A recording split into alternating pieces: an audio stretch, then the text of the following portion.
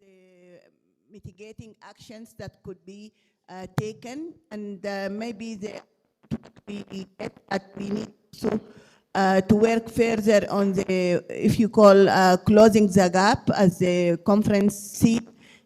It's not only about getting the information, but also about transferring the information to the other stakeholders, so people can be able to mitigate this issue of conflicts. As you know, it is not only related to people, but also it's related to other things that's in a way or another also dependent on the climatic conditions.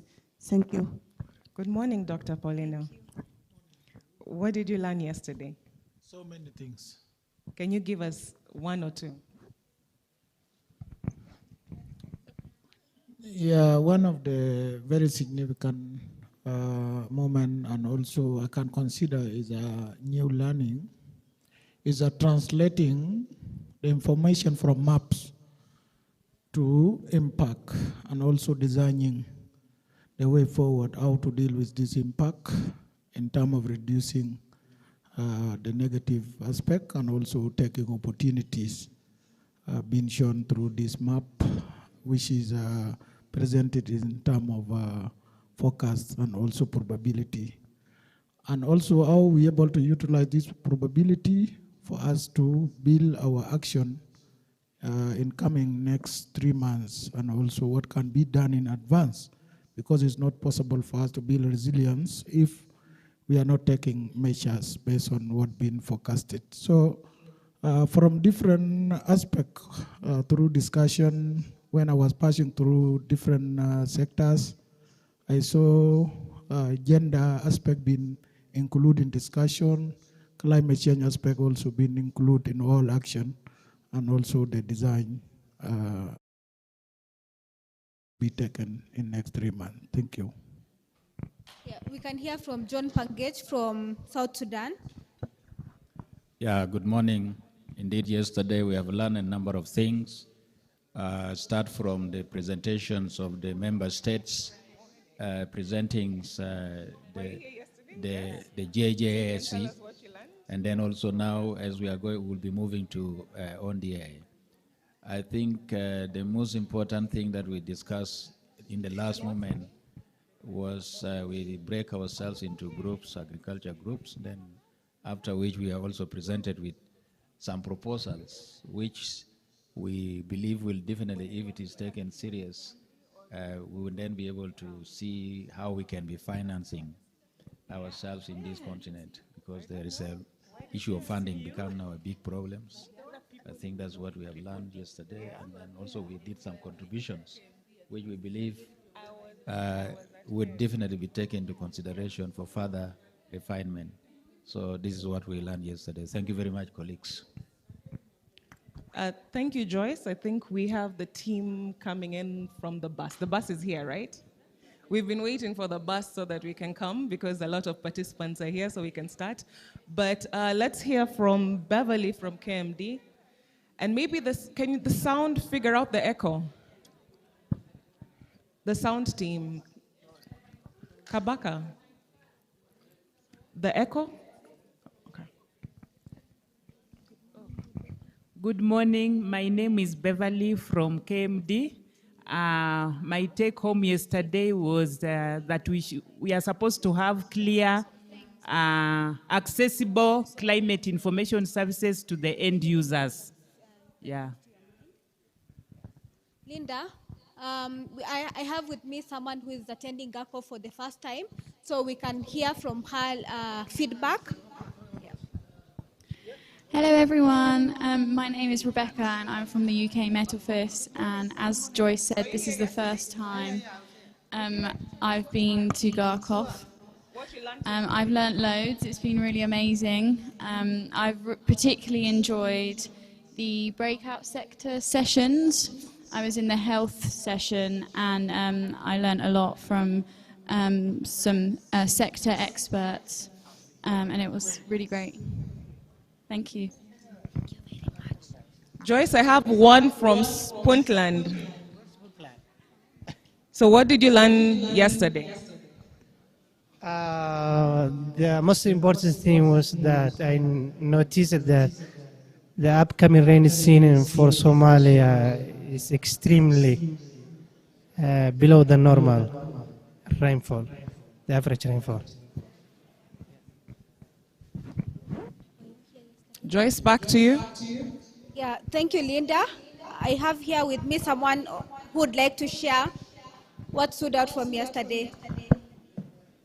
Thank you very much. My name is Wilbert from Tanzania Meteorological Authority. Yesterday, we had presentations from various speakers, especially the review of last season, how it performed, and then we are presented with what is coming.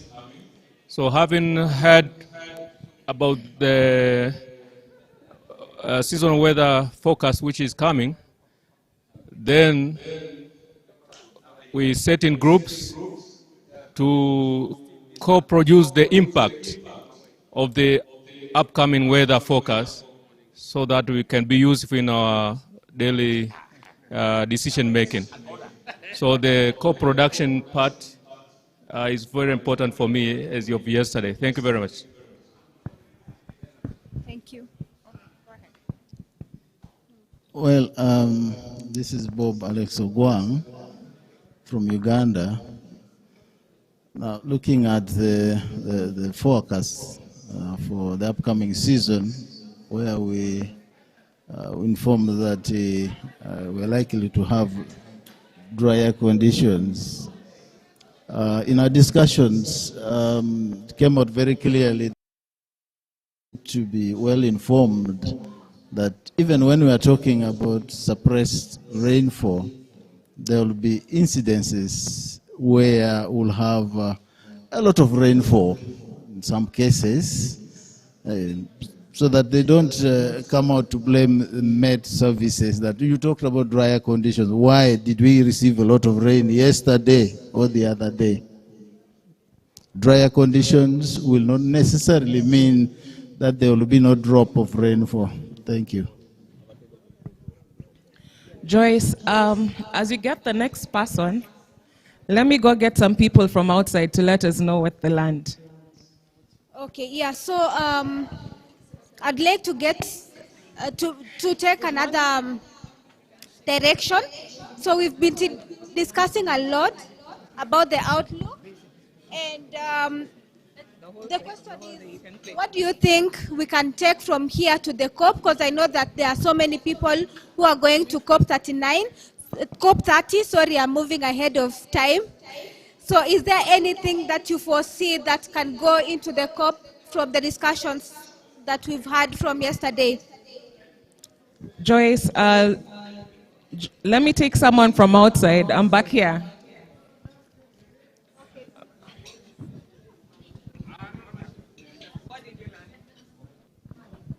So what I came out with yesterday was that closing early warning gaps needs collaboration and partnerships.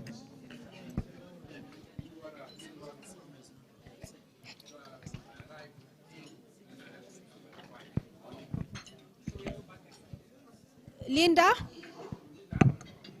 Okay, so we can hear from Dr. Hanan from Sudan. Yes, thank you very much. Yeah, many things we can discuss in this event, very important event.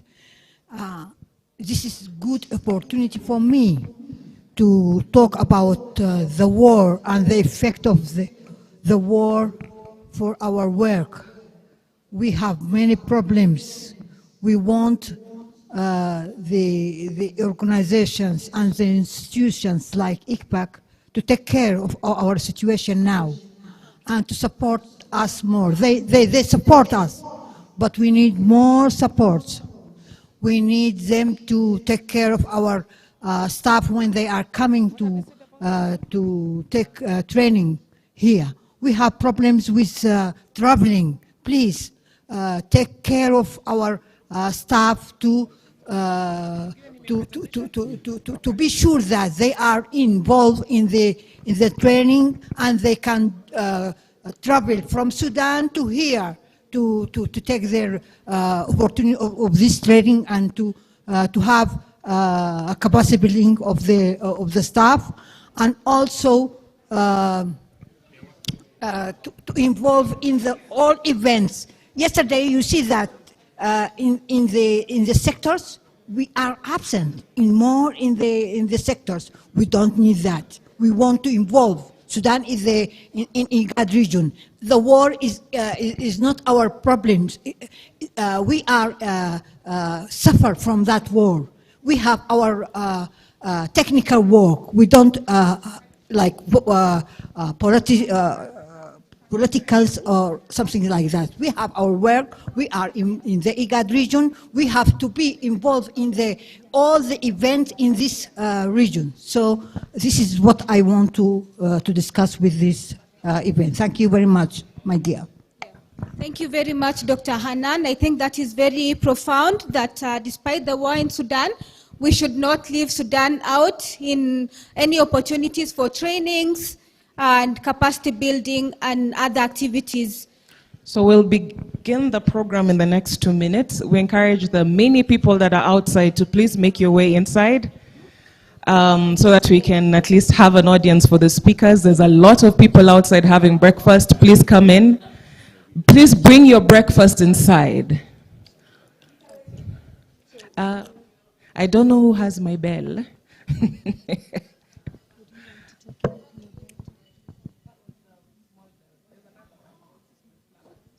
Yes, so we'll begin in the next 2 minutes. So if you could please make your way inside so we can begin the program.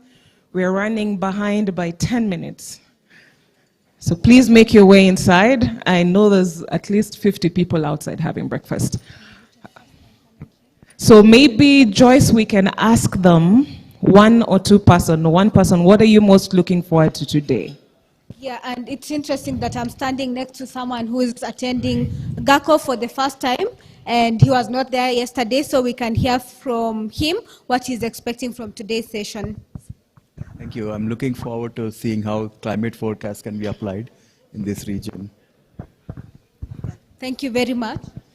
That is very quick and concise.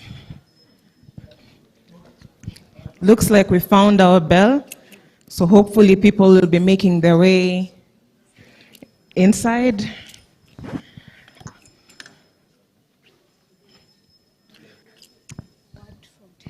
So we can hear from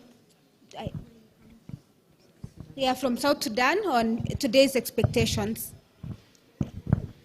Yeah, thank you. I'm Scopus from South Sudan.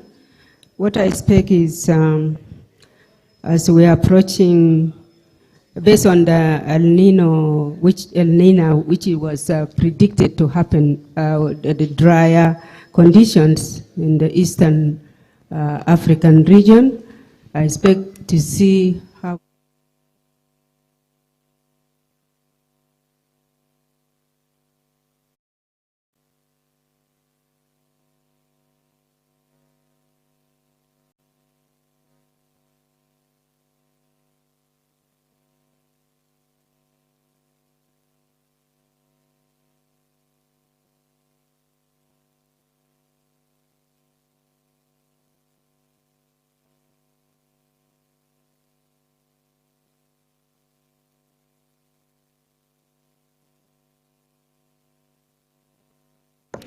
So we're going to start this session, and so I'm going to invite our first chair. I can see people are making their way forward. Thank you for coming in.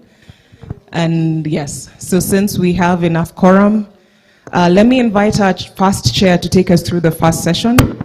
Mr. Wilbert Timiza is the the Tanzanian permanent representative of WMO. He'll be chairing our first session. And let me just give him the mic and welcome him to begin us off.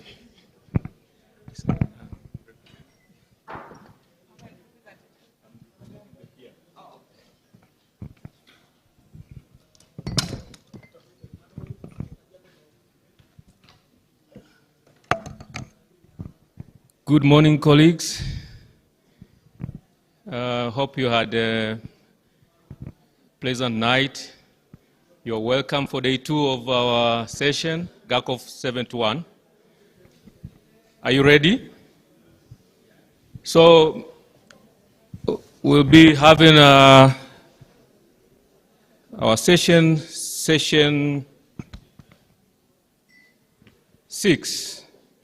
on partnerships, projects, initiatives for resilience building.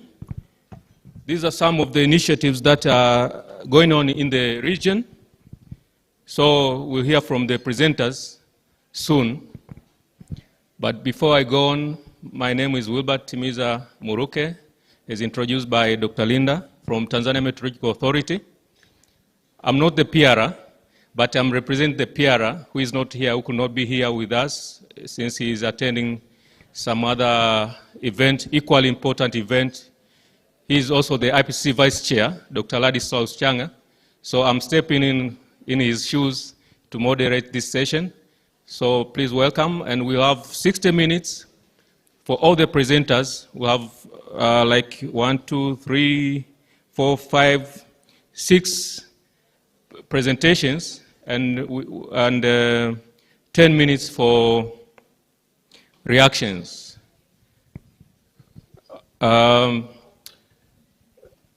These partnerships or this initiative could be new to us or to you, but some are ongoing. Maybe you'll be hearing for the first time, but let's hear from the presenters. Scientists, we are no short of acronyms.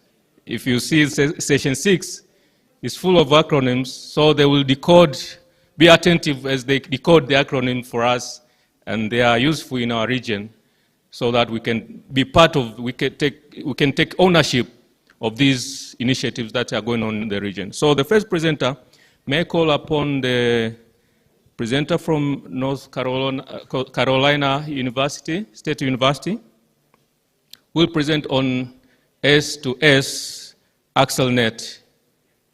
Welcome, sir. ICPA can guide us on how the presenters are going to be comfortable presenting to the audience.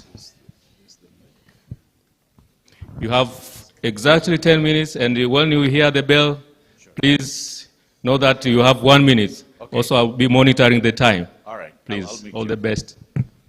Thanks, everyone. First of all, good morning, and thanks to Dr. Maslin Gudoshova and Dr. Hussein Said for inviting us and participating in COF. I'm actually attending COF after 2003, and so it's nice to be back, and I've been to ICPAC before. So the project that we are having, S2S AxleNet, it's accelerating the network building on climate forecast applications and services, not just on water, but also energy, health, public health, as well as agriculture. So this is a project that is with the NC State, CUNY, City University of New York, CGIAR, IFPRI, Columbia University, and Clemson University. And the main idea is to promote forecast application services through dialogues and network building. And in this context, actually, so this is our website, go.ncsu.edu.s2AxleNet. And the main objective of the project is to basically build the network, not just through looking at application opportunities, but also beyond that, in the sense of opportunities including early career professionals development, building network among the scientists, established scientists, and early career scientists through early career programs. So that's our objective 4. The other objectives primarily is to focus on, identifying pilot basins, developing experimental forecast products, and also try to promote the dialogue in identifying the challenges in application of subseasonal to seasonal forecast for various domains, all the way from water, energy, and public health. And in this context, so the project is focused in Greater Horn of Africa, and we are collaborating with IGAD and Ethiopian Health Institute and from agreement from Western Africa will also be visiting there as part of their CAF, and with India and Brazil. So we had three workshops in India, one technical workshop and two early career workshop. And so 10 different institutions and several educational institutions, we are trying to build this network.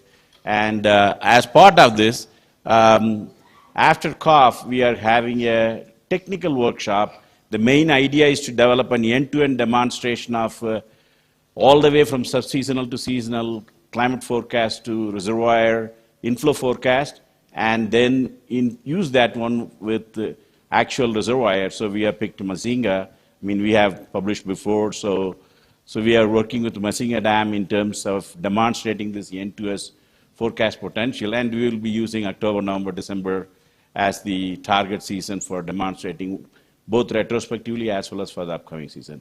So that's my take on what we have on the network building opportunity. So we have roughly around 23 to 24 participants for the 2-day workshop on Thursday and Friday. Thank you.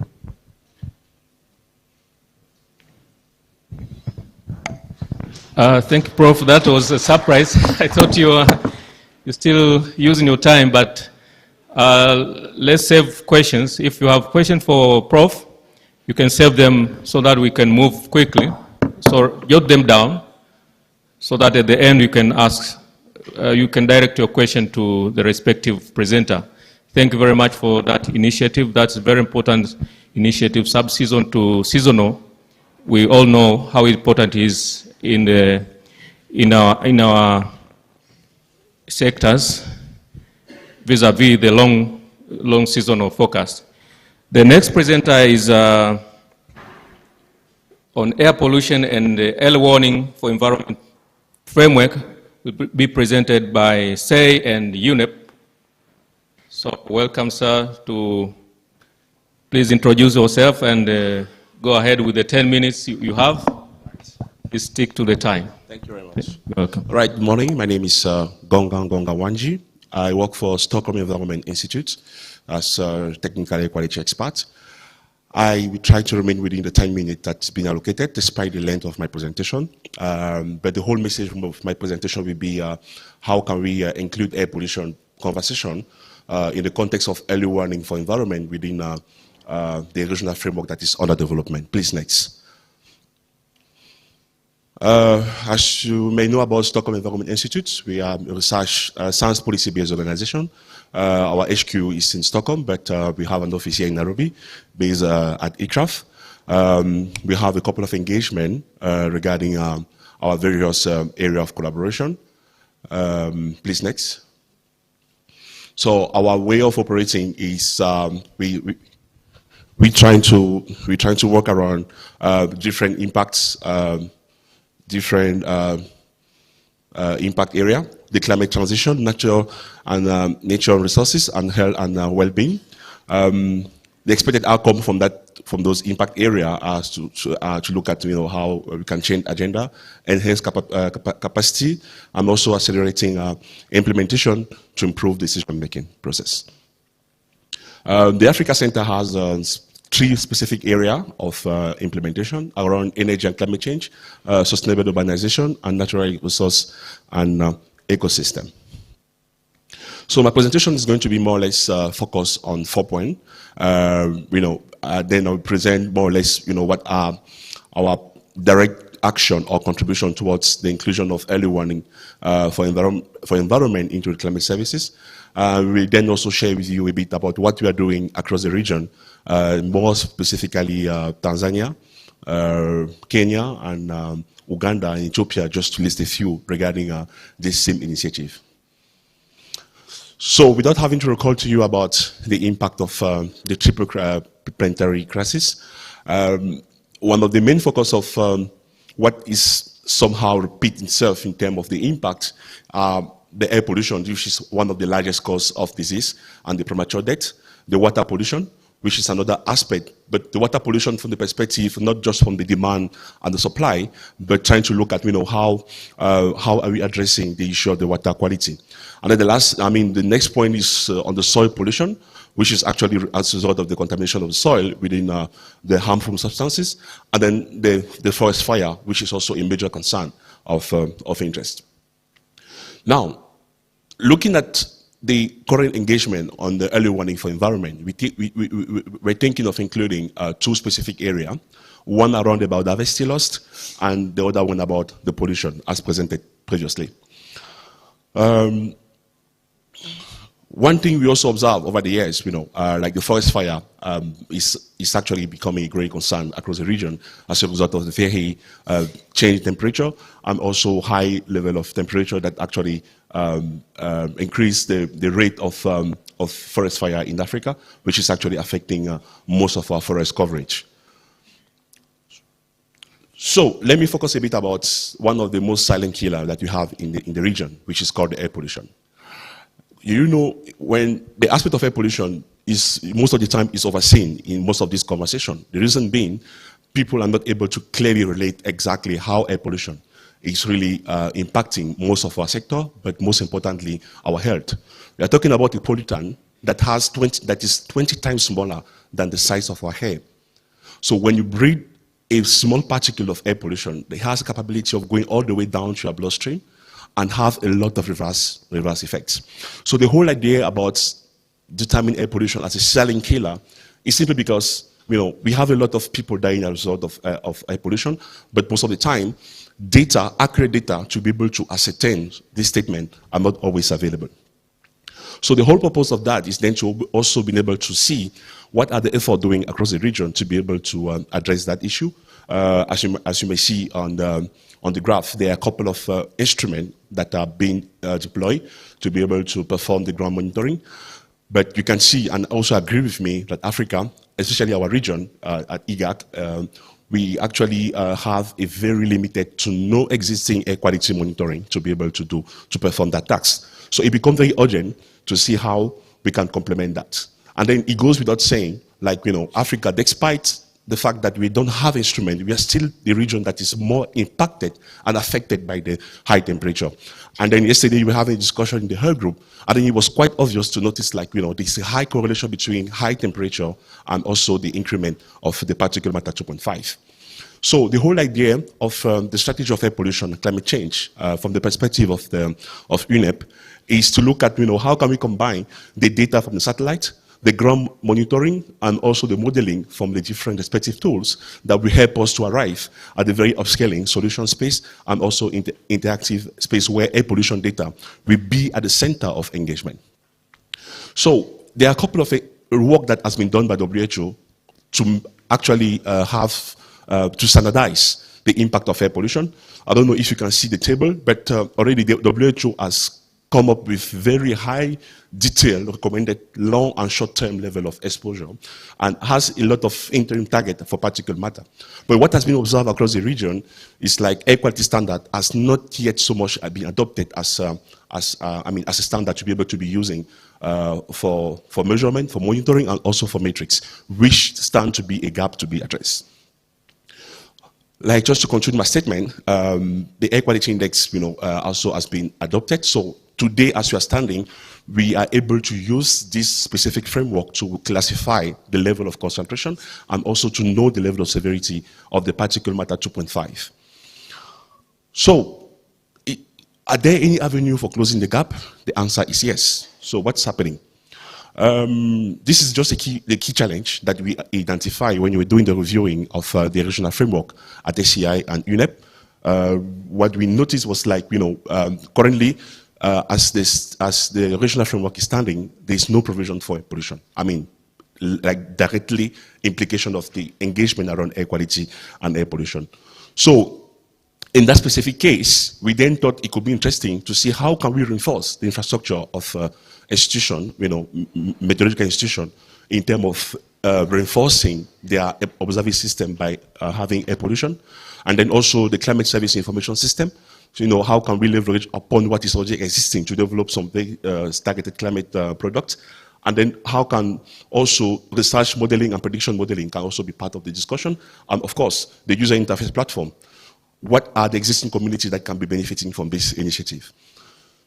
So with KMD, we started something in terms of deploying an air quality sensor across 14 of the weather stations in the country.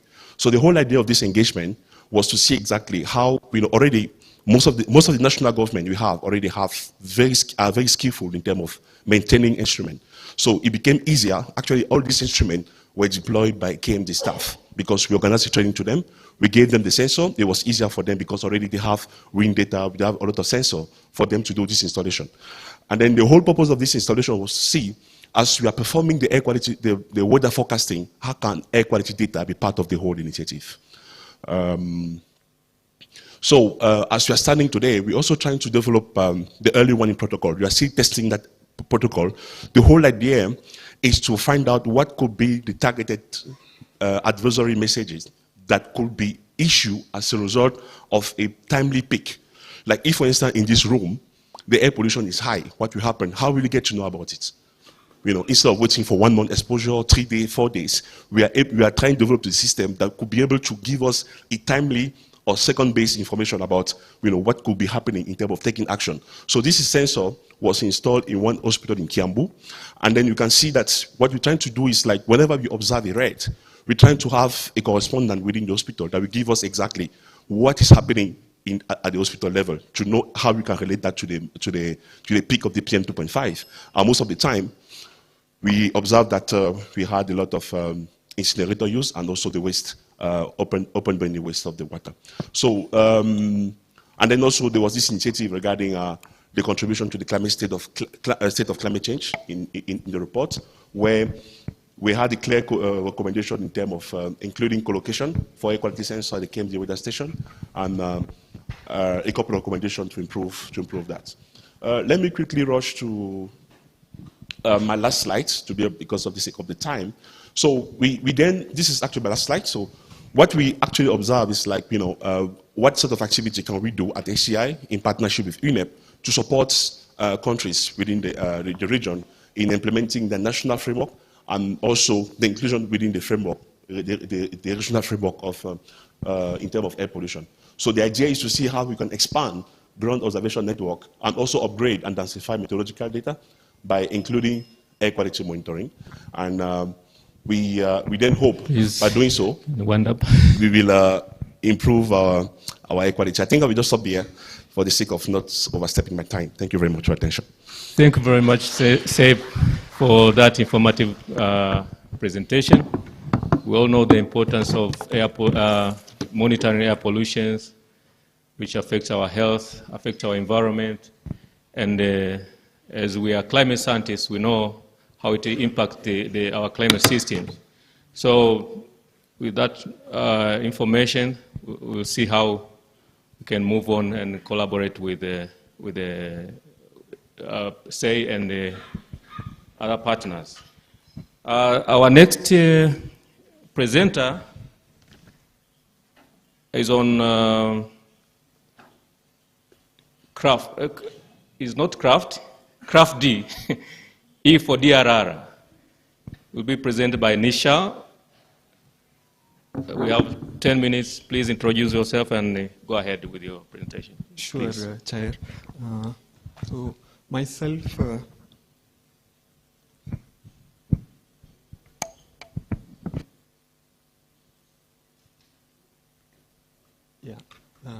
Nishad Kalladat.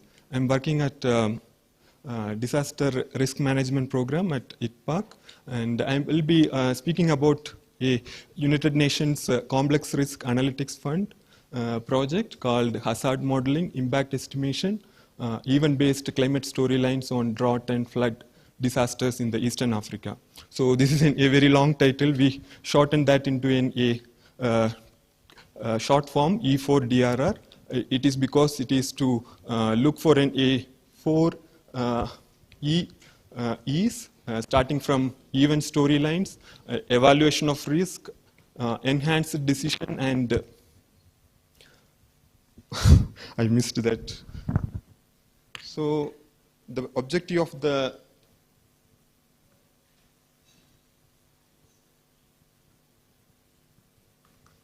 aim and objective of the project is that to enhance East Africa Hazard Watch portal.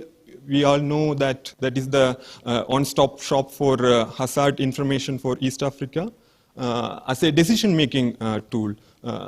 Right now it is a visualization or risk information tool, but to make it into a decision-making is the aim. And through a impact-based forecasting, based on a chain of auditable evidence synthesized from event-based climate storylines.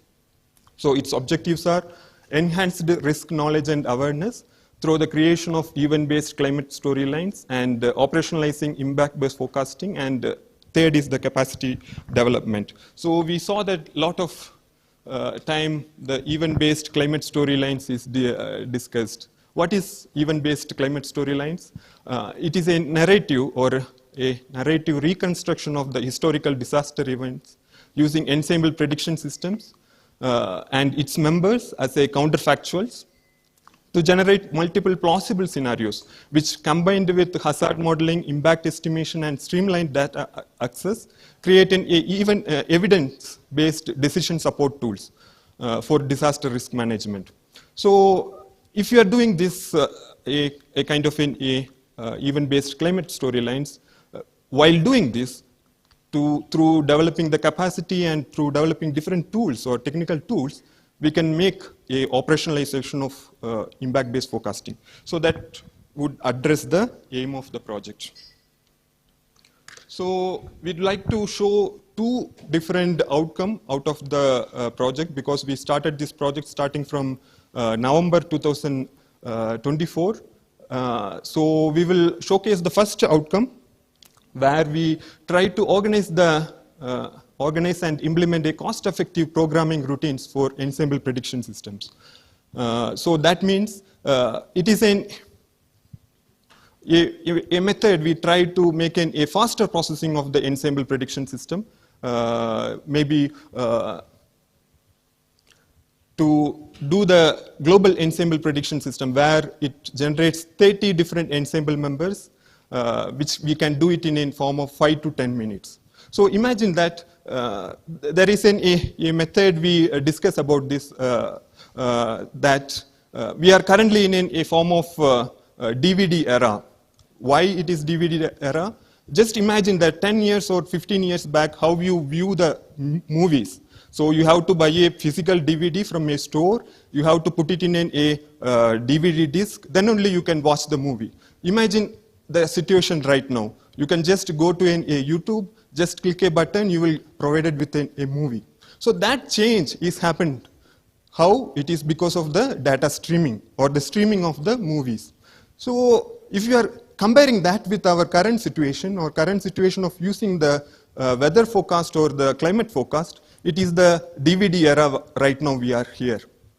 Because we have to download a grip file to our local computer, then only we can start to analyze the data. So that, if you can change that into a YouTube situation, just go to a laptop, just click the button, you will provided with a risk information or the faster risk information. That will provide a faster way of addressing the disasters. So that would be the major bottleneck we are trying to address, and we could provide a proof of concept like 5 to 10 minutes. You can make it in a very small laptop. You can stream the global ensemble forecast system. So this makes a major change, like how it makes a situation that there is a win-win-win situation for the weather forecast developers like NOAA or ECMWF. They are producing every day 4 different forecasts, and they are producing that in a grip format that cannot be used for a data streaming purpose. Then we have a second player in the loop, that is in a AWS data store. They are storing these data sets every day. It comes around 1 terabytes per day.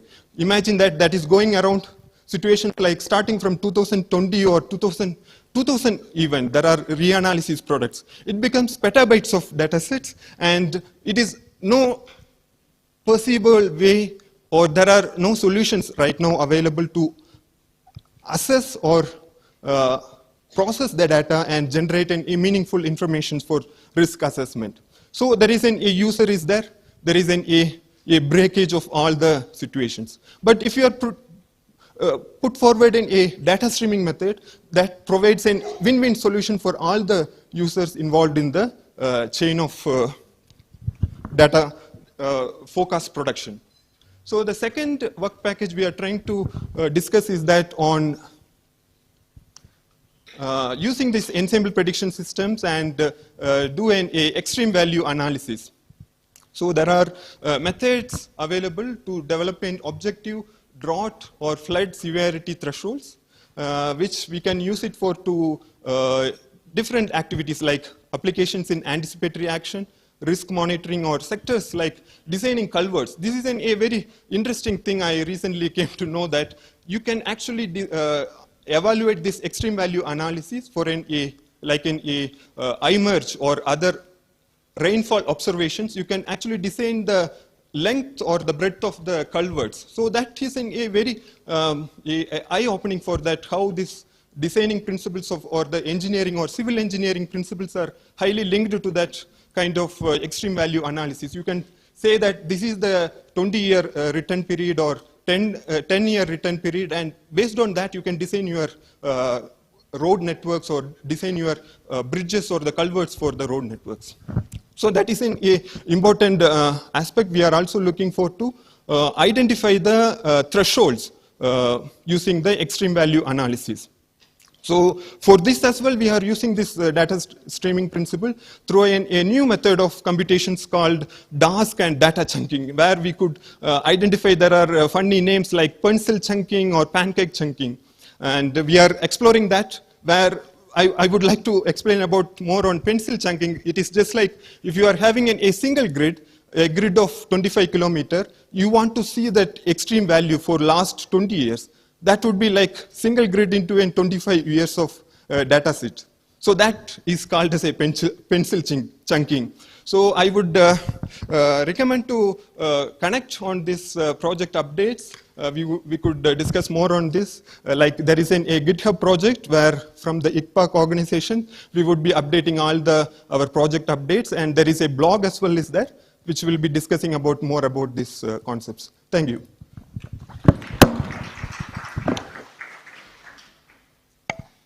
Thank you very much, Nisha, for that technical presentation. I understand from your talk, I can guess you are a modeler, you are an NWP modeler, but it could be too technical for stakeholders who are seated here from farmers, but this is the right time to translate this technical stuff to be practical into the field, to the farmers and someone who is seated in a certain county in the region, or so that it can be useful. So we are bridging the gap, the early warning gap from all the fronts. Thank you very much. So keep your question, your comment, so that you direct it to the respective presenters. So the next presentation in this series is on early warning for IGAD. Will be presented by Maria and Mark. So you're welcome to the podium. You have 10 minutes, so share with us. Yes, Mark and Maria, please, you co-present and stick to your 10 minutes and share with us your technical, if it's, please see how you can send a message, communicate to the stakeholders. But anyway, we'll ask questions. Thank you very much. You're welcome. Thank you. Good morning, everyone. My name is Maria Dewi from United Nations University and my colleague Vincent Okos from ICPAC. Thank you for the opportunity to present our work on behalf of our consortium partners. So this is a UNDRR and EU-funded project on impact-based early warning for the IGAD region with pilot cases in Kenya and Ethiopia, focusing on flood and drought. And our consortium partners consist of UNU, ICPAC, RCMRD, and JIMA Foundation. This project started from end of 2023 and is currently ongoing. So next slide, please. impact-based early warning expands hazard-based warning systems by providing not only information on what the weather will be, but also what the weather will do. So in impact-based early warning, it is crucial to identify who and what are exposed to hazard. Here we have floods and droughts, and who is vulnerable to it and why. So through this project, we propose a conceptual framework in including risk knowledge into early warning system. By integrating exposure, vulnerability, and hazard or climate information into an impact-based early warning, it will allow us to understand potential impacts and losses on key sectors and enable us to have targeted warning to inform early actions. There have been multiple knowledge sources to co-develop this approach with the stakeholders through workshops, interviews, focus group discussions, surveys, desk studies, and statistics. And throughout this project, we co-developed the impact-based early warning approach with stakeholders from Kenya and Ethiopia, ranges from the National Met Services, we have KMD and EMI, and Ministry of Agriculture, Water and Irrigation as well, statistics offices, National Disaster Management Authorities, and also subnational disaster management authorities from the Afar region, and DOC, EDMRC, and humanitarian services, UN agencies, also research and academia. So we also learn from global initiatives on impact-based forecasting and early warning through bilateral meetings. We have two selected impacts here, which are impacts on droughts on crops and small-scale farmers in rain-fed agriculture, and impacts on harm to people due to floods. Here, for the drought impact-based early warning, we use the composite drought indicator, which consists of SPI, soil moisture, and vegetation condition, and through the exposed elements, which come from crop production quantity and crop calendar for specific crop types, to get a quantitative impact estimation of rain-fed crop exposures to drought. And we also develop contextualized warning narrative at subnational level. Then for flood impact-based early warning, we tried to map population exposed to flood by integrating these with hydrological model, such as water depths and water extent, and to provide contextualized warning narratives for people with disabilities and children, also elderly, as well as population living in inadequate buildings or housing, which are prone to collapse. And we also assess the critical infrastructure, such as health facilities. We are currently exploring the implementation of this approach for specific vulnerable groups, such as women and girls, people in camp settings, and people with disability. So next slide, please. From the conceptual framework, we work on conceptual risk models of the vulnerability profiles and then design the workflows to data collection, and we process that with the partners, and data processing. The impact-based early warning method has been implemented in the support tool of the impact team, and it is currently an ongoing process, so Vincent will explain the details of this one. Yeah. So next slide, please. So the methodology that Maria has just talked about has been implemented in the regional East Africa Drought Watch and Flood Watch system. This is very simple. In the Drought Watch, the impact-based early warning information is being triggered by the CDI on a decadal and on a monthly basis. So whenever there is an update of, or the near real-time update of the CDI on a decadal basis, then that automatically triggers the algorithm to calculate the impact-based early warning statistics on croplands that have been affected by the different CDI conditions. And then next, once the algorithm has been triggered, then we have a summary also as a pop-up of the, in terms of a matrix table, where you get summary statistics of the various crops under the different levels of drought. That is a watch, warning, and alert in terms of tonnage. And then on top of that, we are also working on the narrative bit of it. And then this is currently a work in progress. We are trying to incorporate the feedback that we got from the member states recently from a workshop we held that is both Kenya and Ethiopia. Next slide, please. This is just also a visualization of now the implementation of the impact-based early warning methodology on floods. On the floods bit, the impact-based early warning is triggered by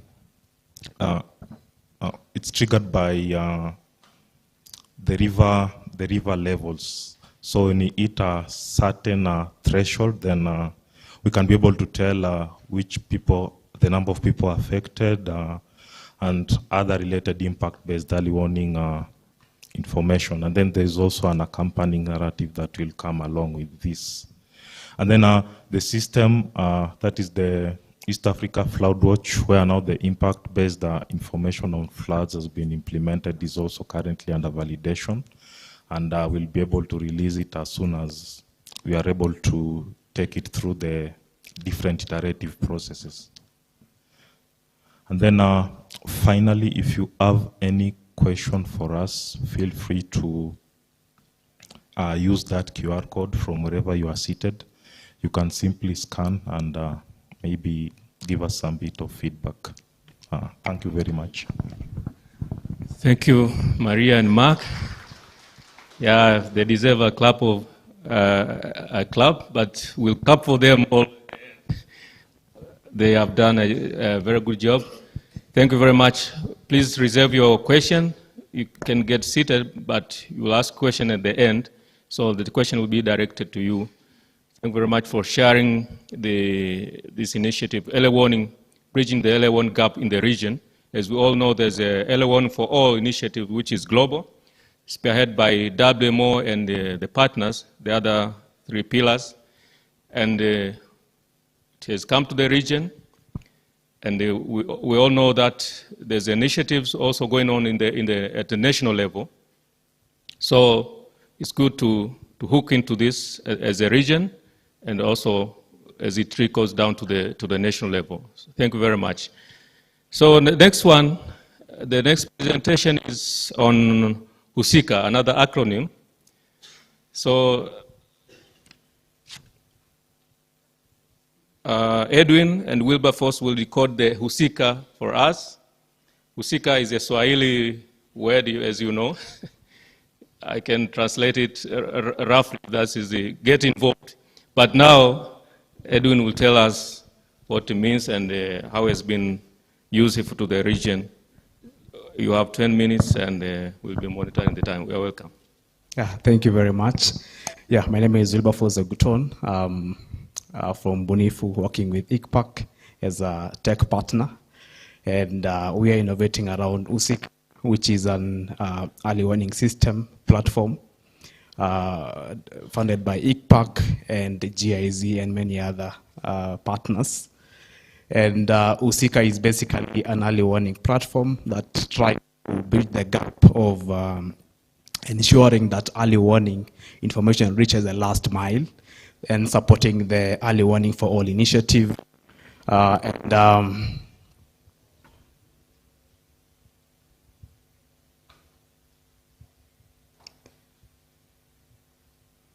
is moving too fast. Yeah, so HUSICA tries to address various challenges. One of them is geographical barriers. To reach many people in a large, vast, varied area with early warning information is a challenge right now. And HUSICA tries to bridge that by ensuring that we are able to reach the last mile person using technology. Again, since morning, you've heard of various entities presenting what they are doing in early warning system. So there are siloed operations, people trying to address early warning dissemination but they're working in silos. So USICA tries to bring them together into one platform and then allow them to be able to send that information to the last mile. Then there's a language issue. So USICA has tried to also address the language issue, whereby it's able now to speak your local language, and we'll get to see more about that later. Again, the other challenge is people do send early warning information, but they don't get feedback. So mostly it's a one-way dissemination, but how do you integrate feedback to early warning system? So USICA tries to address that. So basically what we provide to the end users is a multi-layered, multi-level, multi-channel early warning communication platform. And by saying multi-level, it means that it's able to adapt to how different organizations are working. So if there's an hierarchy or an approval system within an entity, then USICA is able to do that. Multi-stakeholder means that it's able to onboard. Multi-stakeholder means is able to onboard different organizations who are working on early warning projects, and those entities are able to now to send directly to the end user the early warning information. So basically we provide an SMS platform whereby you can now translate that information to SMS and reach the last mile person through even a feature phone. There is also a mobile app available on Android and iOS, and if somebody has a smartphone, they can get the information as well, and then a web access as well. Inside USICA as well, we have a survey tool. We try to get feedback from the end users as to was the early warning message being sent or received, was it effective, was it relevant, and so on. Then we also integrate with now the ICPAC, Drought Watch, Hazard Watch, and that allows the end user to learn more about early warning. Again, under USICA, we have user levels and tiers. For example, the NDMA has a structure that they follow, and we'll see that use case shortly. Then there are smart tags, so you can actually subscribe to a particular tag. For example, if you want to learn more about livestock, or maybe you're in agriculture, or you're in the water sector, so those tags will be there as well. And through those tags, now we're able to send targeted content. So this is an example of an NDMA flow structure whereby there are levels. So we are able to onboard users at the different levels, beginning from the chief or the local area person all the way to the national level. And from then on now, the actors in those levels can send direct information to the end users. Next. Sorry.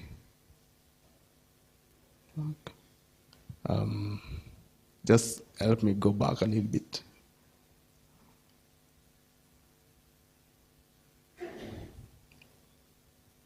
Yeah, just one more back. It's not. Yeah, so next slide. Thank you. So USICA comes with about 4 components. We have alerts. Basically, these are threats we send to the end users. So we aggregate that from the different actors and send via SMS or web or smartphone. Then we also send forecasts. They could be weekly or monthly forecasts as well. Then there's a feed, which is more of a bulletin that the different entities produce, so we're able to send that in a multimedia format for them to consume. And then there are also broadcasts, which are sent via SMS through the app. Next slide, please. Yeah, so currently we're able to support many languages. We support all the languages in the IGAD region. And also we allow two-way communication. Once you send an SMS or a broadcast, we allow for feedback from the end users. We've also incorporated the common alerting protocol compliance for the alerts so that it's scientific and it's relevant to the end user. Multi-platform supports SMS and probably even WhatsApp as well.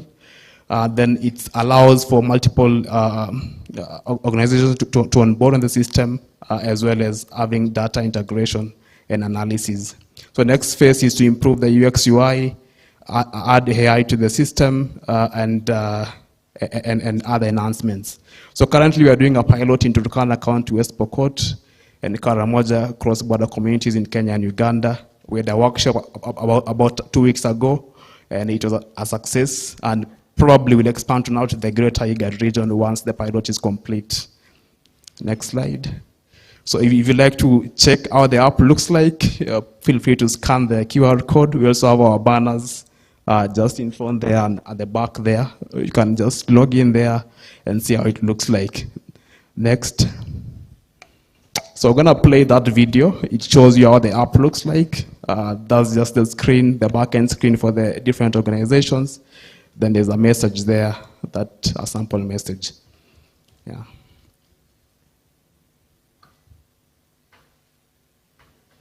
Yeah, so it's easy to log in.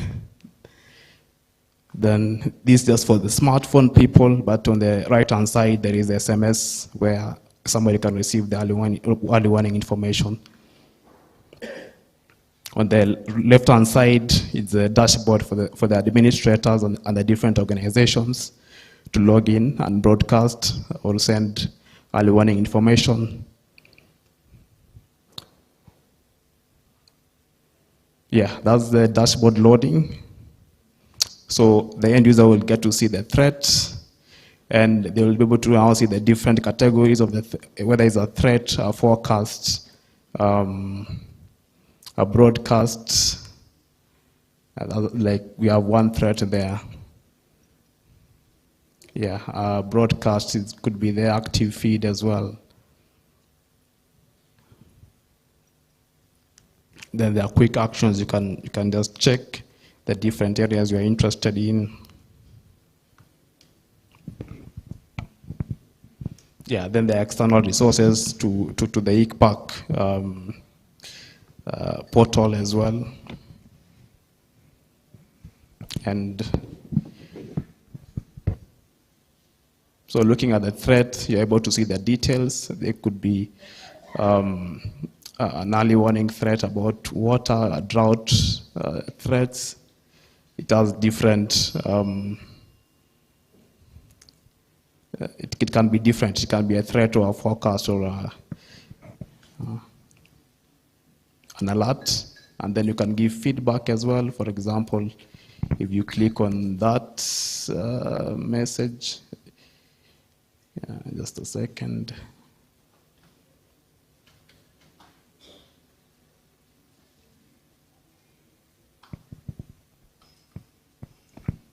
I think you can wind up.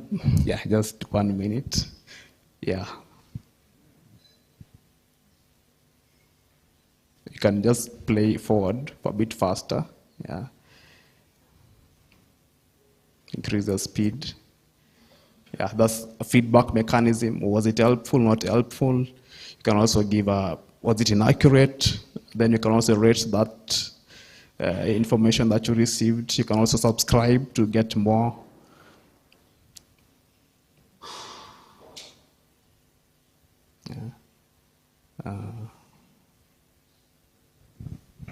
Yeah, so basically that's it. Feel free to log in and interact more. Thank you very much. We look forward to more partnerships to ensuring that we get to the last mile for the end user. Thank you very much. Thank you very much. I believe it's Edwin, is it? Wilberforce and Edwin. Yeah, yeah, Edwin, thank you very much, Wilberforce and Edwin, for yet another excellent initiative as you engage the latest technologies. I believe we are all interested and you get a lot of questions. This is a very crucial area when you come to reaching the last mile and the feedback mechanism from the ground. So thank you very much for sharing, and then we will have time to network with the team and ask questions afterwards. So the last one, let's hear from Wiser Pan-African Seasonal Strengthening for Eastern Africa, PAS EA, East Africa. We have had WISER in the region for a long time, and we appreciate for this support. So please welcome, will be presented by Dr. Stefan. Karibu sana.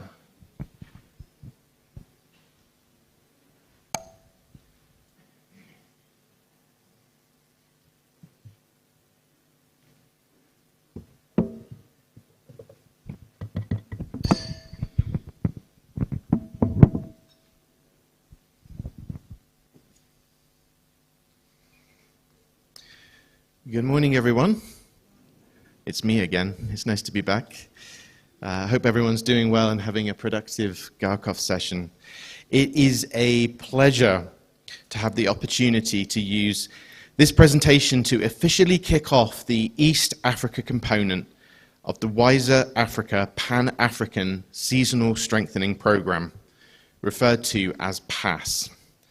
Today marks the beginning of a transformative journey to enhance climate variability resilience across Africa through targeted capacity building, collaboratively improved sub-seasonal and seasonal climate services, and a shared vision to enhance forecast quality and improve information accessibility and reach.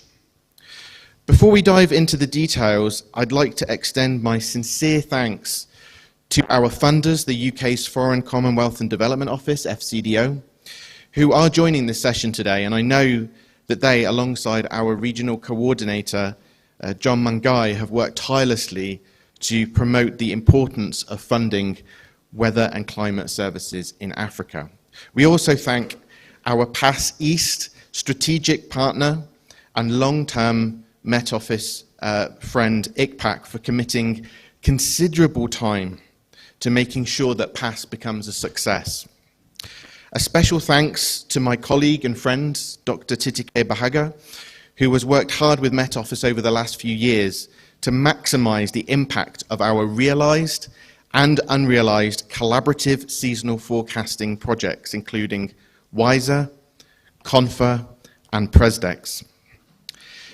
PASS East will also be strengthened hugely by the gratefully received support and expertise of the Climate Systems Analysis Group at the University of Cape Town, Save the Children, University of Leeds, and particularly our long-term partners, NORCAP, whose partnership on the EU Horizon Confer programme led to transformative changes in the relationship between national Met services and the media sector, some of those benefiting from NORCAP's capacity building activities for journalists are here today. So what is PASS, and why does PASS matter? Africa faces increasingly frequent and severe climate extremes.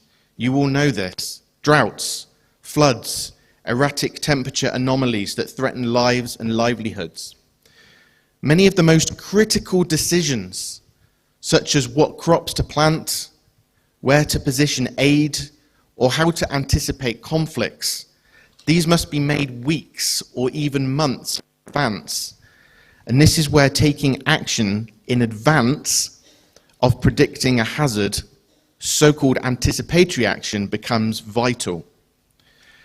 And sub-seasonal and seasonal forecasts offer a powerful and timely tool to guide these decisions. Yet challenges persist. We know this. Forecasts must be accurate. They must be timely. They must be communicated in ways that are accessible and actionable for a diverse range of users. The world's most accurate forecast is of no use if it does not reach the right people and in an understandable format.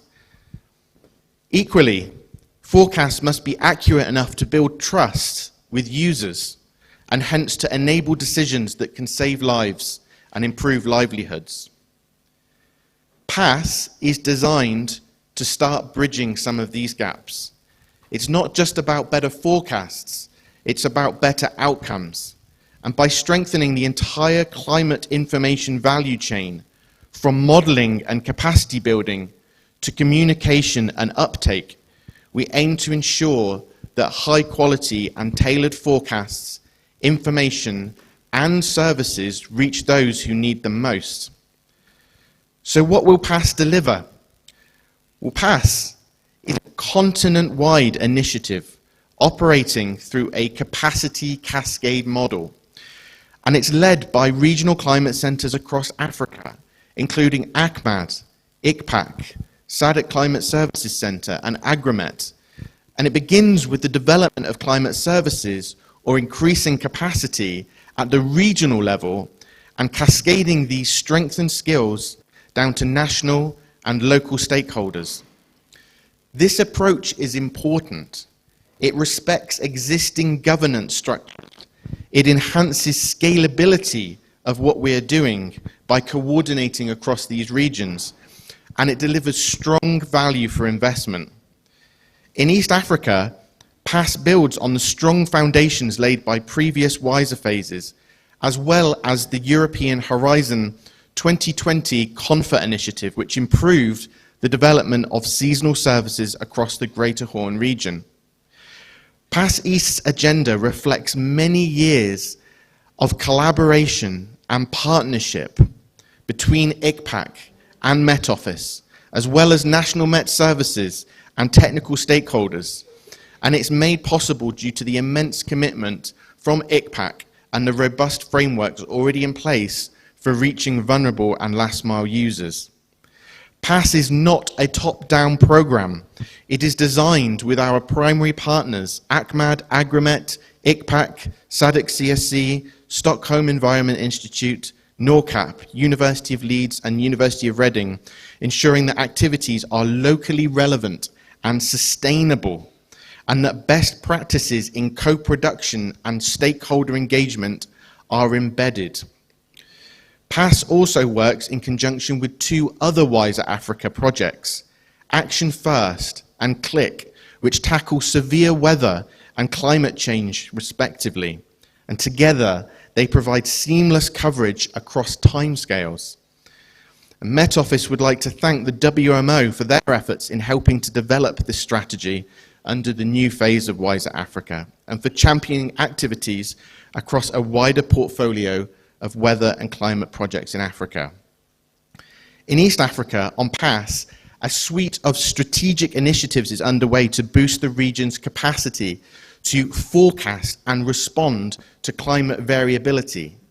These include hiring dedicated seasonal climate scientists to enhance regional modelling, particularly around improving the long rains, and on sub-seasonal drivers like the Madden-Julian Oscillation.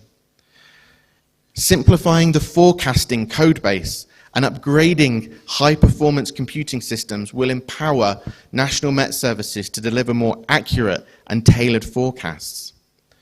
Capacity building efforts are also front and centre, with national Met services being trained to co-produce regional forecasts and develop sector-specific advisories.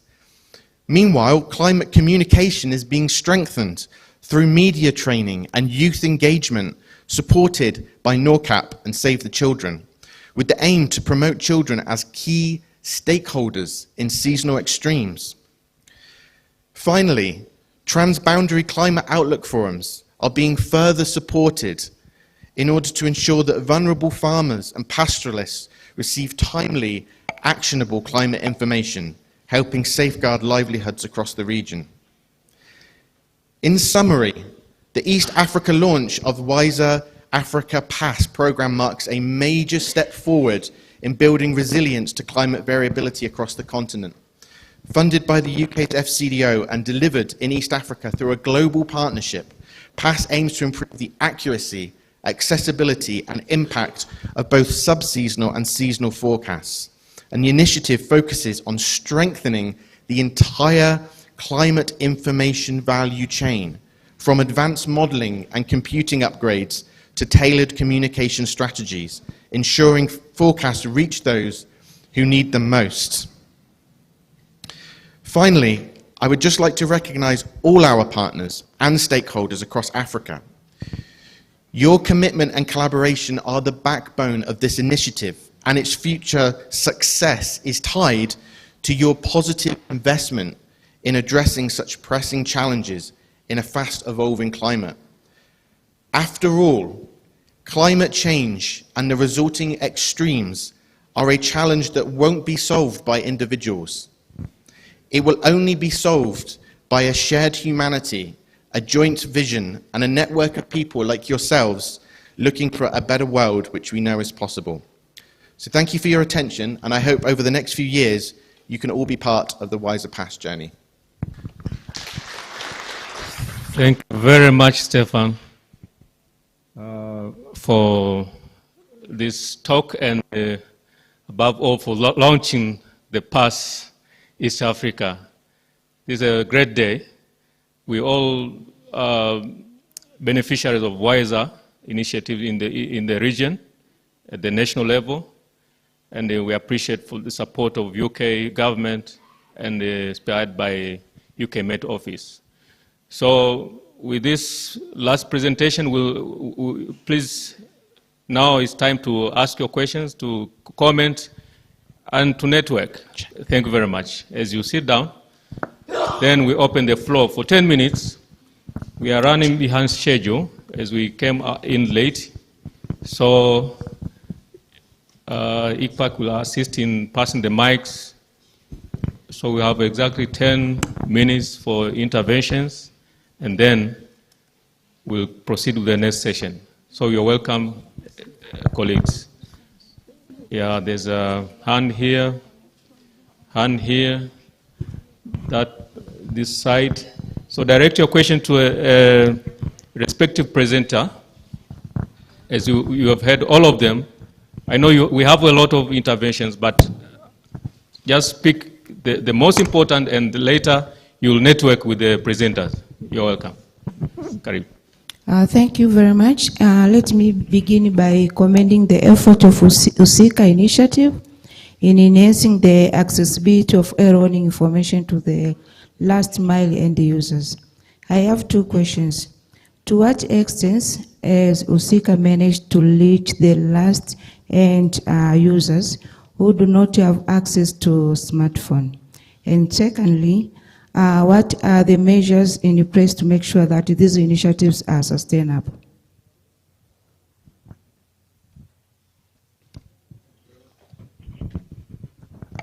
Thank you very much. I saw a hand from that side. Yes. Thank you very much, and also many thanks for all the presenters. And actually my question goes for the HOSICA also. And yeah, one of the questions has been already raised by the previous colleague. So actually, first of all, yeah, I would really congratulate you for this initiative, because we all know that the bottleneck for the forecasters is feedback from the community side and from the end users. So my first questions: how can you report the feedback from communities? Is it only as you shown here, or there are some further reporting aspects? And also regarding the app and also the SMS, is it geographic based or something generic, so that you only share the generic situation about the whole country or something like this, or is it geographic based, so that when I can open the location on my phone or whatsoever, so that I can just receive specific alerts for my location and so on? And also regarding the feedback, is it something two-way, so that this feedback, is it going to be shared also by the data providers, for example, the Met Service and the Hydrological Service and so on, so that they can benefit from this feedback, and they can immediately enhance their forecast accordingly and so on? And regarding the actions, are they co-productive or something also generic? Because you didn't mention that the partners, so that they can co-produce the actions according to the kind of alerts. Thank you. Thank you very much for that. Two questions directed to HOSICA. Let's take another two, then we allow the presenter to respond. From this side, We have Madam. Yes. Oh, thank you so much. My name is Beverly from KMD. I just wanted to applaud the presenter on Husika platform. It is a great initiative within the region to reach the last mile user. But my question is, who are your partners in this initiative? I heard you mention that you are collaborating with NDMA, but KMD is a custodian of national to subnational weather and climate services. My question will be, how do you get the focus of the piloting counties, the ones you mentioned, Turkana and West Pokot counties?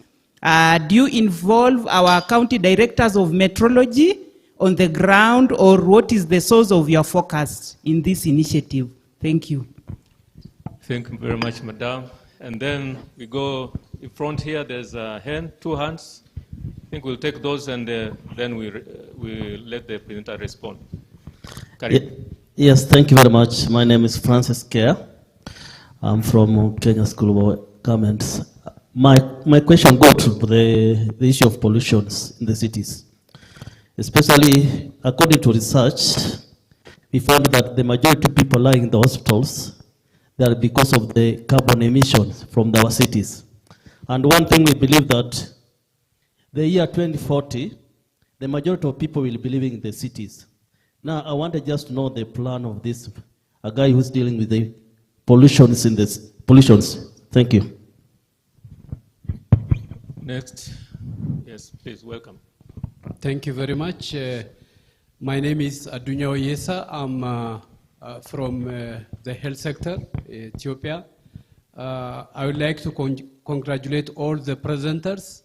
As our theme is about early warning and filling the gap or narrowing the gap, I think they have tackled the theme, but I would like to know more about their local operation. I'm from Ethiopia, so there are a lot of outbreaks, and nowadays the landslide, disease outbreaks, those are the things that we are challenged. I'm very much delighted hearing WISER is going to operate at continental level. We have been with WISER for a long time in this GACOF, and still I would like to know more how they are operating on the ground, especially ACNET, or I don't know whether I spelled it very well, but seasonal to sub-seasonal. I think my institution is mentioned in that, I don't know, yeah, we're together when the application was underway. I'd like to hear more about how they are engaging in institutions and partners. Thank you very much. Thank you very much. Let's presenter respond to those. The last one? Okay. Yeah, thank you. The last one then. Yeah, I also just wish to congratulate the Pan-African WISER project for the great work they have done. Mine is just to suggest that if they can trickle that down to the national level, such that it's kind of a downscaled kind of output. Then my second question, or my first question is to Husika. Are you able to create capacity? Is it one of your maybe intentions as a sustainability? Because I think to reach the last mile, it would be best if you can have that idea within the National Meteorological Services so that they can be able to trickle it down. So are you able to train, maybe even for free? I don't know. Thank you. Thank you very much. We have heard the questions. Before I forget, let's have a round of clap, very big clap for the presenters. They did a very good job to share with us the initiatives. Some of those, we know them. Some of them is the first time, so it's the time to get on board or to ask the question and to get more knowledge. So we have a lot of questions, like 4 direct to Husika. I believe you have noted them. And then 1 to say on air pollution, and maybe 2 to WISER. So Stefan can respond to wiser question or any other partner. I'm looking at IPAC or other in the room. So let's start with the Husika. Husika, you hit the interest of people. Please welcome. Yeah, thank you very much for your feedback. We really appreciate. Husika is still a work in progress as at now. So we may not be able to answer all the questions, but we'll do our level best. Now, the first question was about the last mile. Do you only support the app, or is there something else we support? So we do have the SMS. The SMS is part of Husika and is able to be sent in your local language. So there's a translation mechanism in the back end for the administrators of the system to be able to send an actual message via SMS in your local language. Then secondly, in our next phase as well, we're going to integrate voice to Husika so that we're able to capture people who cannot read, but they can listen. So part of Husika will be just to add voice to the app, then somebody can just play or even get it by WhatsApp. In terms of sustainability, I have Julie here with me. Is going to answer that. Yeah, Julie. Yes, the idea is to institutionalize this system so that even after the project's end, ICPA can still continue with it. So it's a guarantee that we'll have the system serving the member state for quite a long time. And since I still have the mic, I just want to pick on a few. There was a question on the partners that we work with. I think MD is a partner, and I think Jemima has been the focal point. We work with from Kenya Med. For Sudan Med, I think is Amel. Uganda is Kalema. So all Med services for a few countries are already involved, and we'll onboard others as we go along. And the idea also that the question on capacity that was asked, the plan is to train the member state where you also be administrators in the system and can use the same to disseminate your early warning information. So the idea is not only ICPAC to use it to disseminate, but also our Med services, NDMAs, Ministries of Water, drought agencies, to be administrators within the system to disseminate warning to their targeted users. So it's just a platform to help all of us reach the last mile.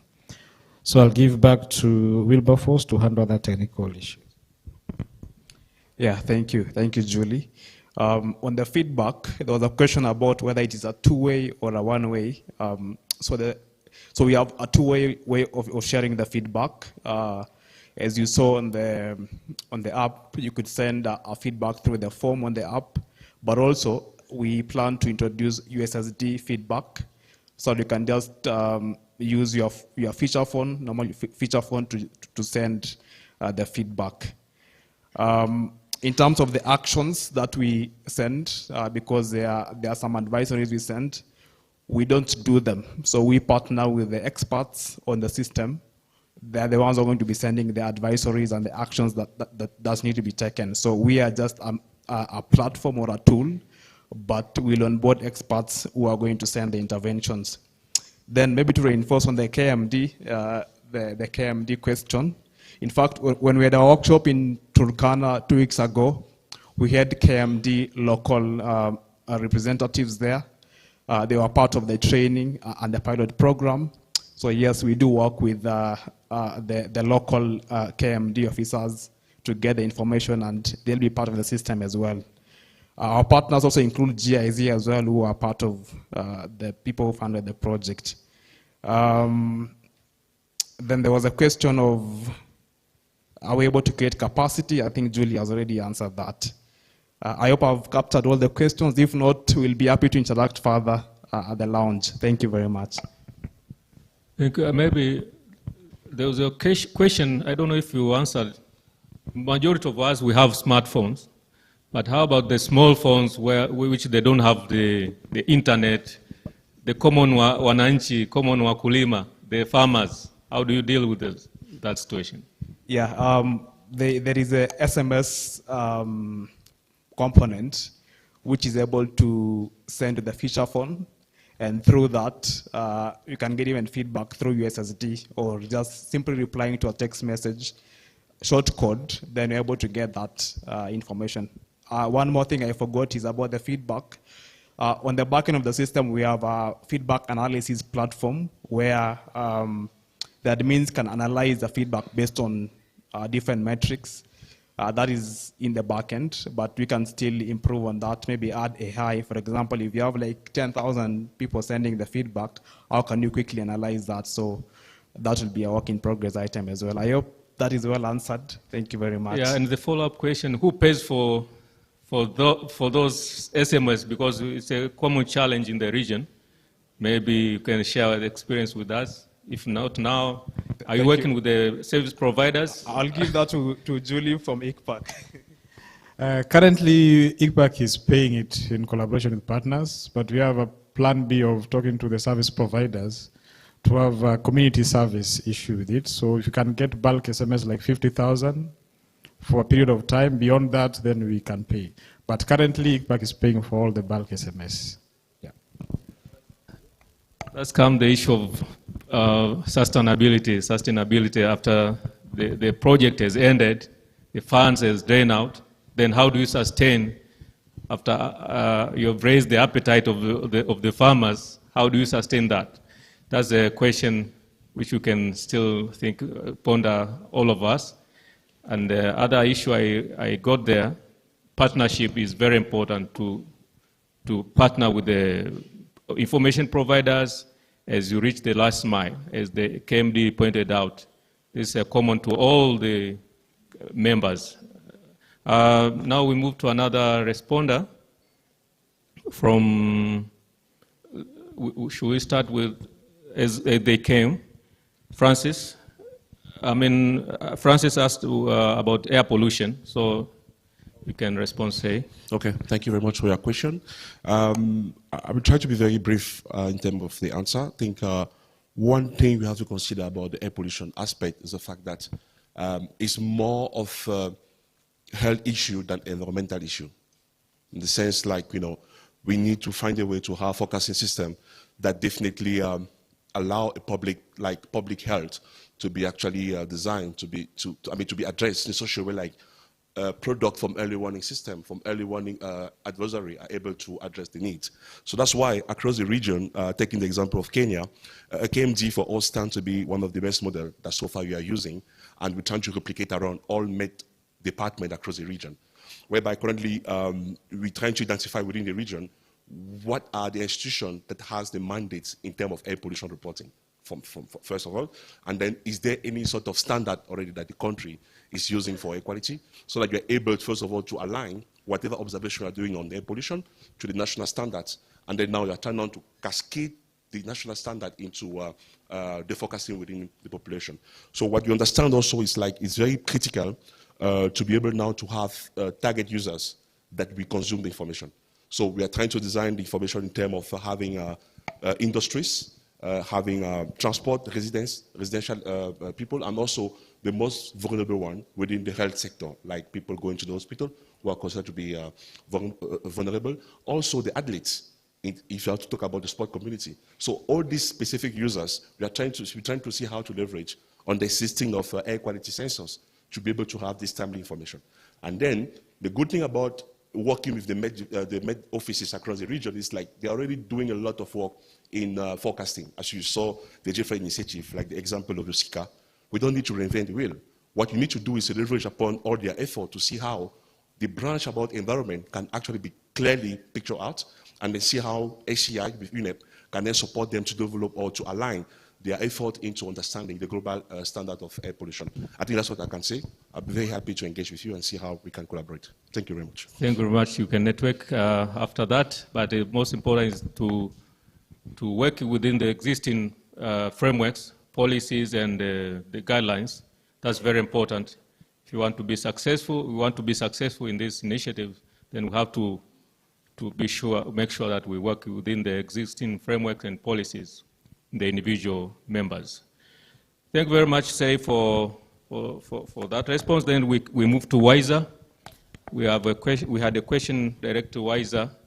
How do we do we move the initiative to at the national level? I think something like you have noted that. Yeah, thank you very much for the questions on WISER. Just very quickly, on the question about interacting with partners and working with partners. We called PASS Pan-African Seasonal Strengthening because it acknowledges that in-country expertise knows best, and that our partners are doing fantastic work, and PASS is here to add a layer of strengthening to the already fantastic work that's being done. I'm going to actually leave it to a colleague from ICPAC, and also we have the director of ACMAD here today, Dr. Usman Ndiaye, who might want to comment on the sort of continental level in which we are working.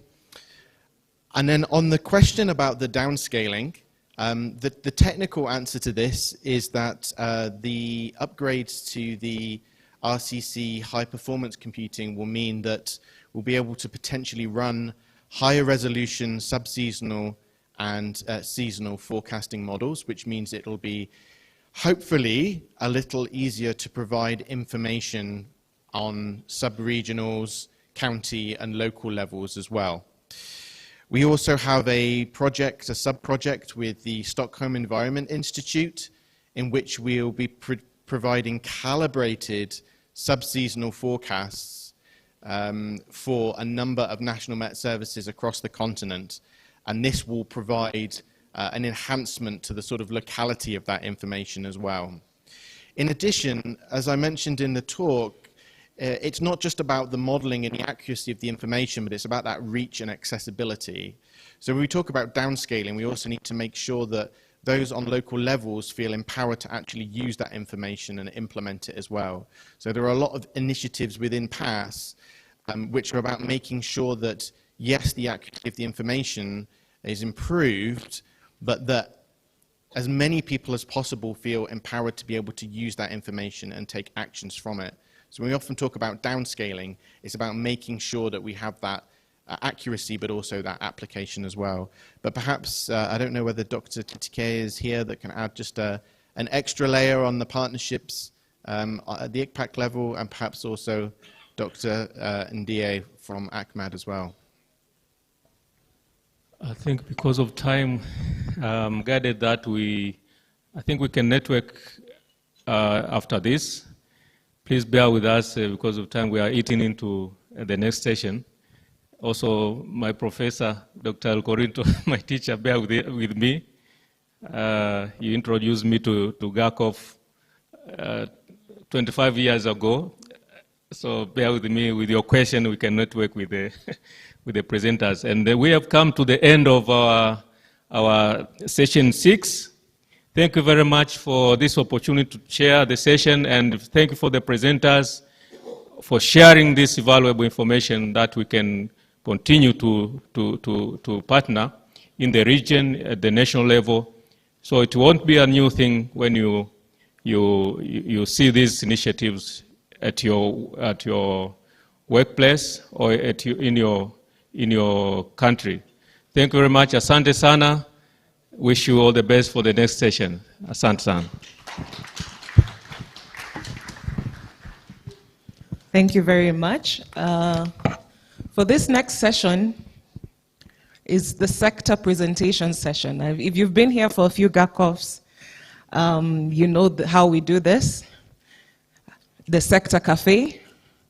If you've been here for just the last few ones, you're going to learn as we go. So, Winnie, how do we do the sector cafe? Good morning. I hope you're all excited. I hope you're all excited for this session because one of the things we are going to do right now is to move around because we've been sitting the whole of yesterday and today. So we are going to have the sector cafe, and around you, you can see places marked with different sectors. So like this corner, you can see DRM. That corner, you can see conflict.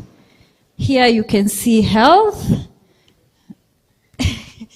The people here will have to turn back to see something. There's and then media livestock here. is there. Media is in this corner. Media, agriculture, and water sector is also somewhere. So And then- what will happen? If those who are seated outside, there's seats inside. So please make your way. There are seats here at the front and the different tables. So you also become part of us. So please find your way inside so you're not feel so far away. Please come in. There's seats all over the room. Yeah, thank you. So on the table where you're seated, there is a card. So I want everybody to hold up their card. Linda will explain what the card is going to do. So with this card, each of you are going to have a turn, okay, unless you're the one presenting for your sector, to visit the different tables. When you visit the tables, if you learn something interesting, write it down. So if you learn something interesting, write it down. So this ensures that after this session, when we click on you, when we come and choose you, because we'll pick randomly, at least you'll have something written down to answer, right? So make sure you write something down, and then we'll also pick them at the end to see what are people learning, what did people learn during the sectors, is this session useful, or are we just speaking for the sake of speaking? So take this, each time you visit a sector, if you learn anything new, write it down. If you don't learn anything, also write, I did not learn anything. That is also information for us to know that we need to do this differently. Winnie? Yes. So as you are all in sections, so the people here, from where I'm standing, going this side, you're going to start at conflict. The only exception is if you are the rapporteur for the conflict sector, or another, if you're not the rapporteur for the conflict sector and you're a rapporteur for another sector, then you have to go to another sector, so you explain. And yesterday, if you are in the conflict sector, you have to go somewhere else, because we are 7 sectors and we will do 6 moves. That means you skip the sector you went to yesterday afternoon, because you already listened in and you gave all your feedback, so you don't need to repeat. And you are an expert in that area, so you go where you are not present yesterday. So the people here going this way, conflict, this is where you're going to start. So you'll just all stand up and go to that the conflict side and start. DRM, this section. Health, this section over here. Water, this section. Media, that section. If you're in that corner, go to livestock. Again, if you're outside, please come and join this seat so that you can be part of us, please. Agriculture, these 4 tables, just turn and go to agriculture. But if you're from agriculture, do not go to agriculture unless you're presenting. So don't go to your sector, because you already knew what you discussed yesterday. You don't need to hear it again. So if you're not from that sector, don't go to that sector unless you're assigned to do the presentations. And then we'll have how much time? 7 minutes. So 7 minutes, when you hear this, it's time to move and go to a different sector. So you'll have 6 rounds. So you hear the bell, even if the person is still talking because we're thinking about time, leave them and move, because someone else needs to come there so that we are keeping time. So presenters, keep it to 7 minutes. We'll give you a 1-minute warning to wrap up, and then you move. So what we'll do now, if you're outside, please come find a seat inside. And then if you're inside, go to the groups, so that we'll give you 3 minutes before we start. So go to the group closest to you. Find a folder. If you're from that sector presenting, please go find your boards. DRM is at that corner. Conflict, water, media, livestock, agriculture. So let's see some movement. And here we have water, yes. Your section is here.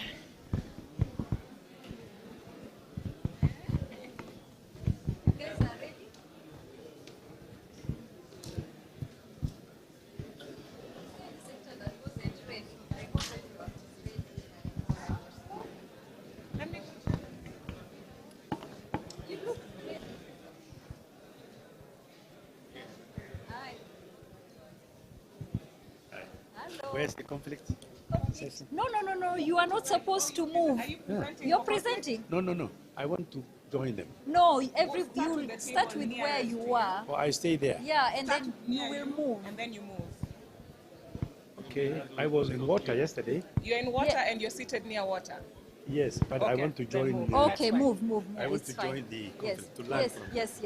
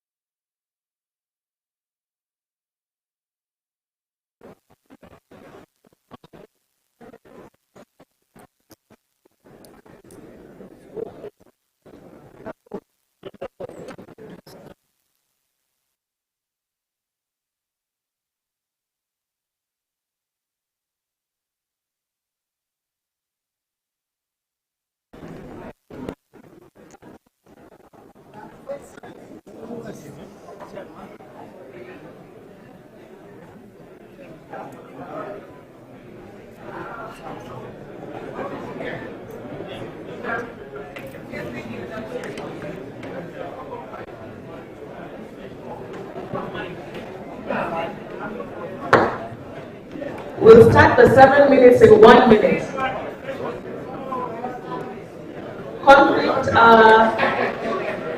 Conflict presenter. Does every table have a presenter?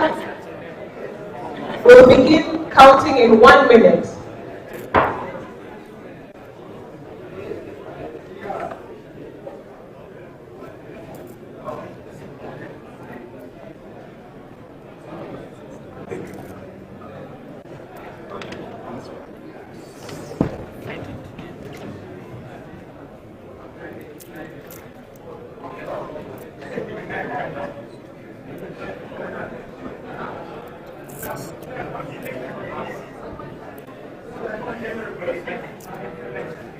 Okay, your 7 minutes begins now.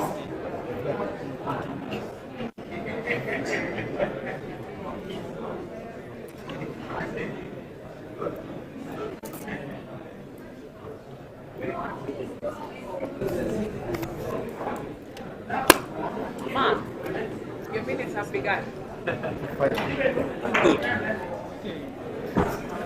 Welcome to the DRM sector. But kwa hiyo group hawajaanza kuongea hiyo bado. So we're looking at possible impacts or the focus given yesterday, and we have the feedback from all countries. We are looking at the possibility of having drought. Basically,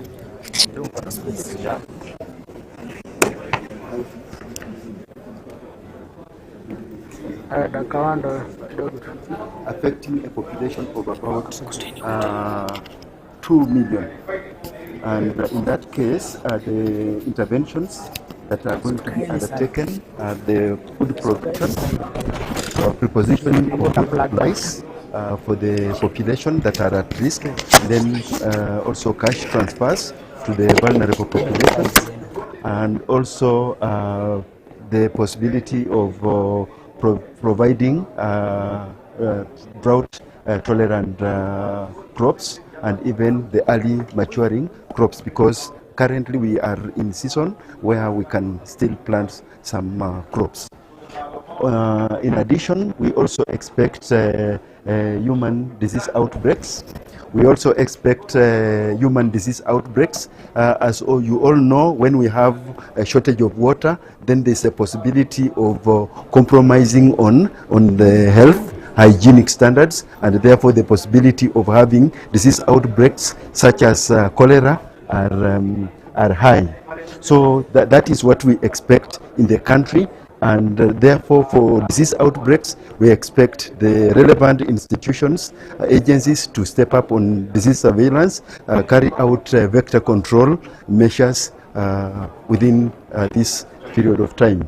In Djibouti, we also expect drought. The interventions are majorly the same.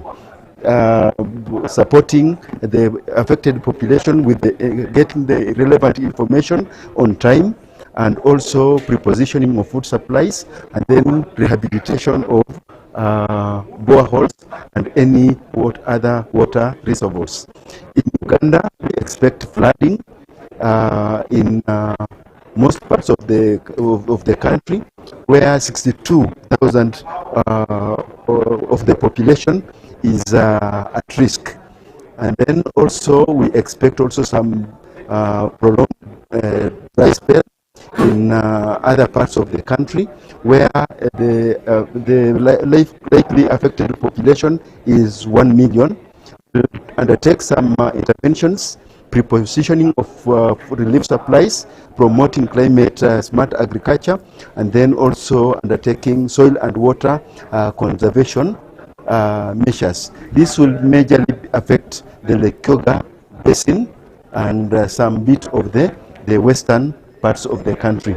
In Ethiopia, they also expect some drought in most parts of the country, and the actions will be the dissemination of the early warning information, stepping up on disease surveillance, and then promoting rainwater harvesting, and then also the positioning of vaccines and feeds for livestock, and then awareness creation for all the communities that are at risk. In Somalia, we expect flood, drought. That is the major hazard that is expected in Somalia, and 200,000 households are at risk of being affected. In South Sudan, we expect flooding, which will, okay, they don't have the target numbers, but majorly in the eastern Upper Nile and most parts of Jonglei, and then the central equatorial states. Then in Sudan, they expect flooding, and then also disease outbreaks. The waterborne diseases, vector-borne diseases are also expected, and they'll affect about 500,000 people. They'll undertake step up on disease surveillance, vaccinations, prepositioning of vaccines and medicines, and then community health campaigns in the affected, among the affected area. So majorly those are the issues that were highlighted in yesterday's discussion. Any question, any clarification? Welcome. Summarize in one word. Yes. Mm-hmm. Summarize in one word. One phrase. Okay. We expect a drought in most parts of the country, in the most parts of the region, dry spell, prolonged dry spell, and then also in some countries there will be flooding. So majorly those are the hazards that we expect to have, in summary. In case of Ethiopia, you mentioned the target number that can be affected. Even when you mention South and Southeast Ethiopia, which region is Southeastern Ethiopia? I think that's part of Oromia and Somali, probably. I agree with you. Some bit of detail needs to be given so that it is clearly stating where exactly, not just a description of the direction. I don't think if you have people from Ethiopia in the group, because they know the people. Southern part of Ethiopia, somehow the southern Ethiopia. Oh, I think that is around Moyale or somewhere. Yeah, I agree. We need more detail in terms of the description of the areas that are affected.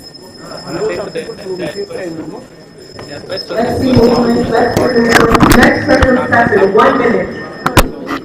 Just take note on that and check the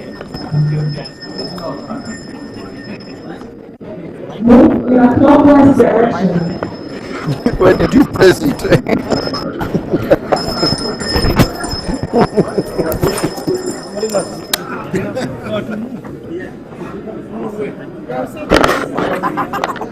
So I have a confirmation. Okay, move clockwise means to your right. Agricultural project to livestock to media to health to conflict to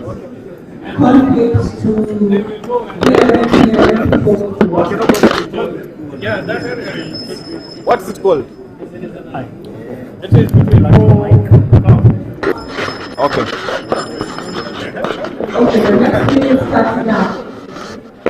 Okay, thank you. You're welcome to the conflict sector. I will just share. Now, I'll start straight away. You know, we don't have a lot of time. What we did in the conflict sector is we first identified the hotspot areas, the zones, the sub-ecosystems that are affected by extreme weather conditions. Because here we're looking at the relationship between extreme weather extremities and conflict in terms of cause effect. So we identified the sub-ecosystems, as you would see in this map. There are about 7 of them. They are vulnerable areas. So we looked at, in order to predict what happens, first of all, how is the situation with the current weather condition? Is it good or bad? Okay? And then how did it translate in terms of insecurity or conflict incidents? So we do have focal people who relay this information. In one of the areas, for example, they will tell you during this time of the season, June, July, August, the weather was good, and we only had perhaps 2 incidents of conflict. So our logical flow and scenario building is that how has the weather been predicted for OND? Is it going to be bad or worse or good? So that transition from, say, bad to bad would sustain a bad situation. A transition from bad to good would portend a better situation. Or even from good to bad would portend a bad situation. For instance, if I may just share this, we don't have enough, but maybe we can just have one of these. You can just pass it around. We don't have many.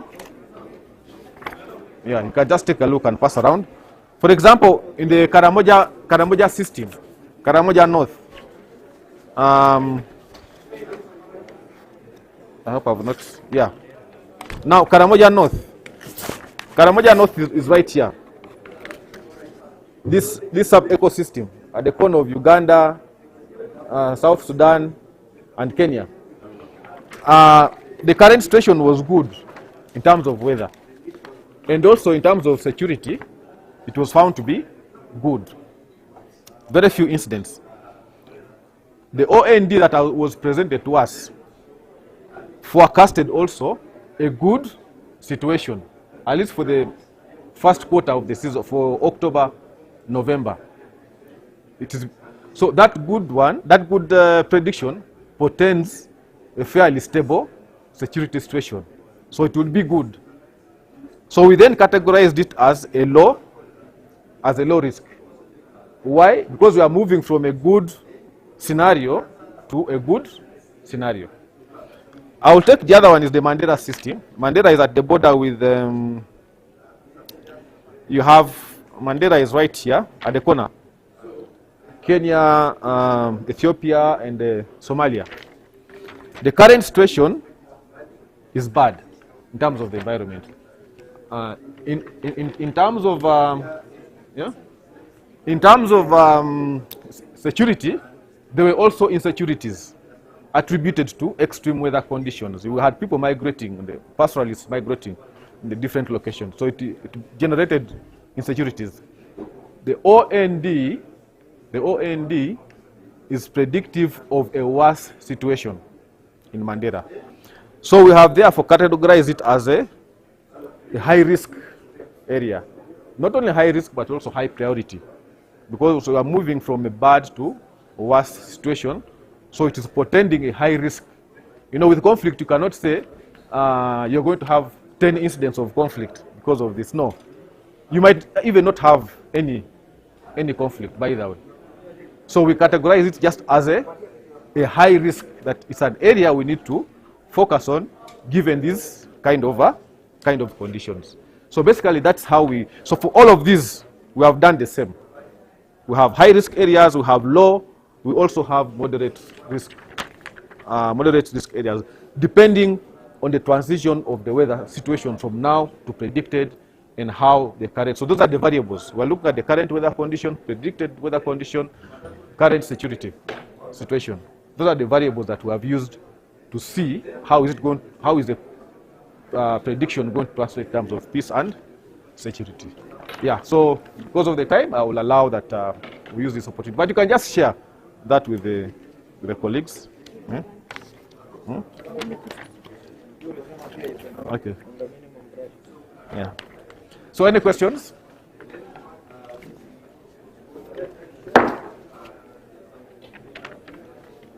So we have also looked at, we didn't only stop at that, we also looked at aggravating factors. Okay? What can make the situation worse? Or what can make the situation better?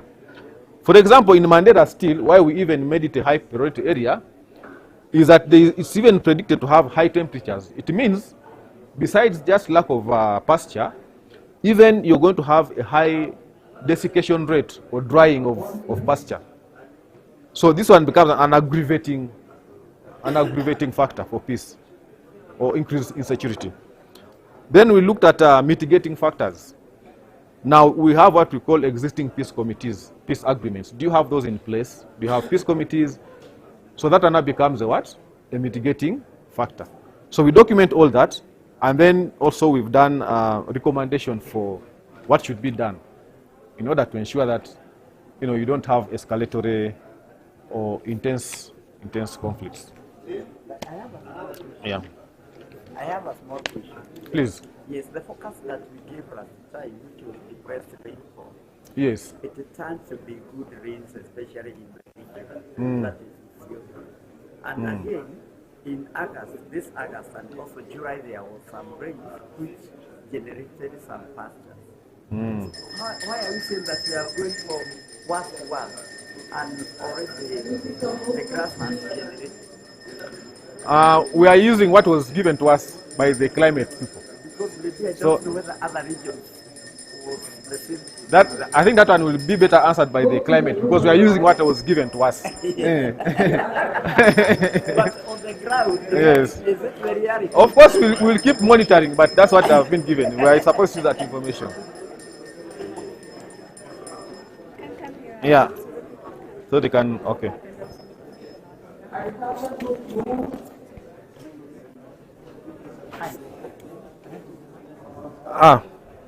You want the mic? The next session begins in 30 seconds. Move. Agriculture, please move. Agriculture, you're looking at move. No, exactly.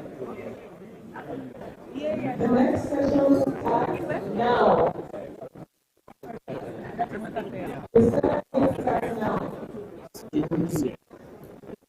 I think we can continue with the other team. Okay.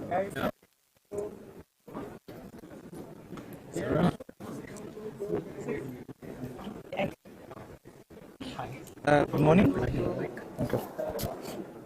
Good morning. Good morning. Yes, so my name is Quinto Juma, and I will be presenting what we did on health. So these are basically the OND focus, what we anticipate would be the situation or the scenario across the different countries in the IGAD cluster together with the other countries.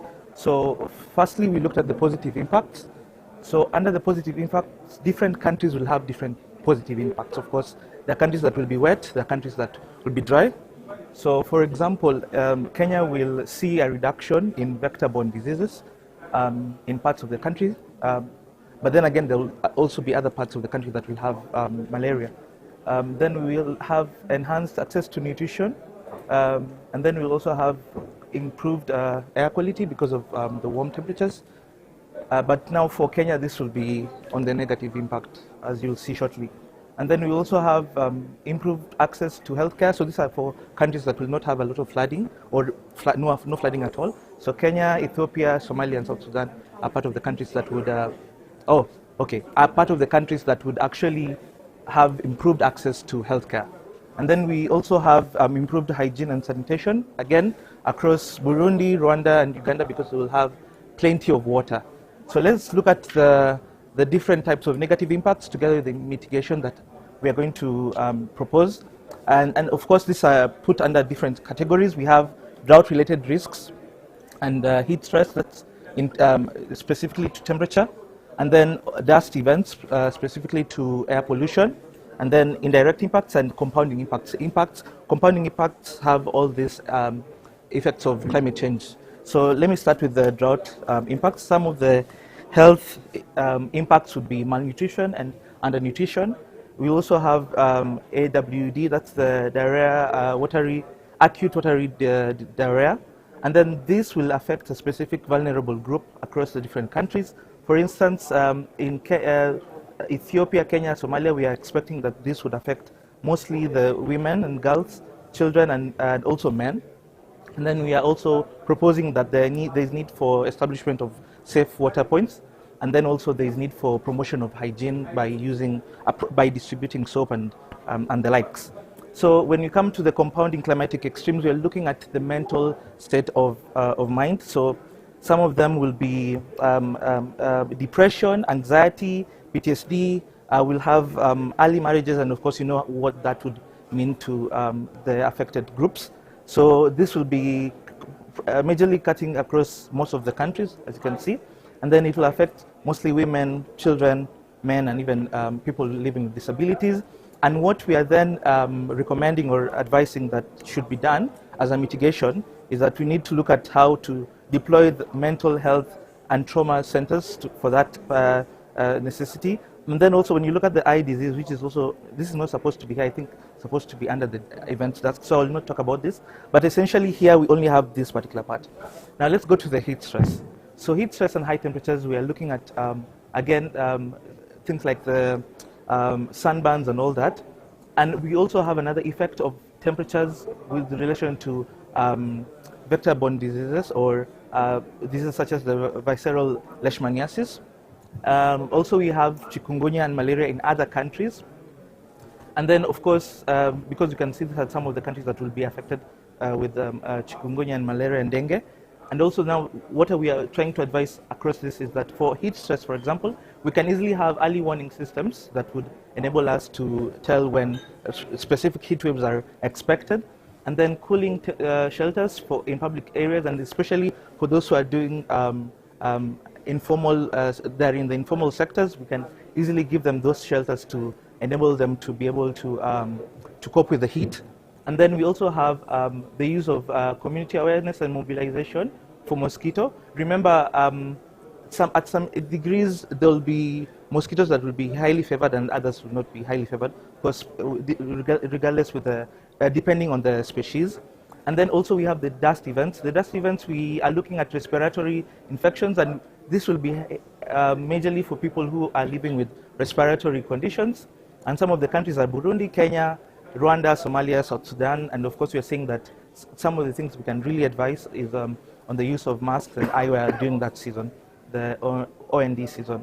And then indirect impacts, we are looking at impacts that might be as a causative effect of climate change. For example, injuries from climate-related conflicts, and also gender-based violence. And of course, for gender-based violence, one of the key things we are also recommending is that we need to give women and children who go through this some physiological support in terms of counseling and the likes. And then also, if you look at the injuries from climate-related conflicts and landslides, we are looking at things like, so the people who will be vulnerable, again, PWDs, women and also men, because the issue of pastoral communities when it comes to the conflicts. So what we again advising or recommending as a mitigation is that we need to have rapid reassurance of medical records, and also we need to establish GBV safe spaces and hotlines. So I wanted to save some time for questions before we move to the next. Thanks. Thank you very much to the team. I think this is a great work, but I might be wrong, but the advisories that you're giving, are they targeted at the government or the communities? So thank you so much. So of course, these advisories we are it's a policy. We propose that all both stakeholders, be it the government and the people, should be able to get. But we are also highlighting the people who are vulnerable. So these are the people we are targeting when it comes to such advisories. The basis for my question is, and like I said, I might be wrong, but again, looking at the advisories, they are more targeted at the government, not the communities. But my question would be, in all of this, there are things that the communities could also do themselves. There are things we could advise them to do. So we could do maybe to add some more in terms of community-led advisories or the roles of the communities and all of this. Okay, thank you very much. Thank you. Quick question. What is Somalia? I see the enhanced access to nutritional services for Somalia. Somalia's already had 2 below-average rainy seasons, and we're going to be looking at a 3rd here. Why is Somalia listed as... why is Somalia listed why as... Somalia? Because I would think that Somalia's already had 1 to 2 below-average rainy seasons. We're looking at a 3rd one. Yeah. So I think there's going to be a major increase in malnutrition in Somalia. And then particularly given the reductions in humanitarian funding that we're seeing right now, particularly for nutrition, I would have been surprised Somalia would have had enhanced access to nutritional services.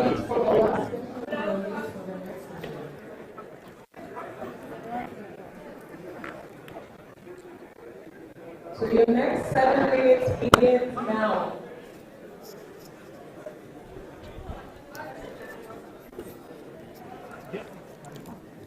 Thank you.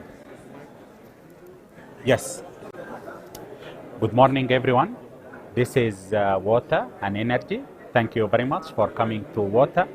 And as you can see here, we divided like per catchment here, because the nature of water, it's like a kind of transboundary. So we divided per catchment like the Blue Nile. So it is like transboundary between Ethiopia and Sudan, or Juba, Shebelle. So these are like transboundary catchment.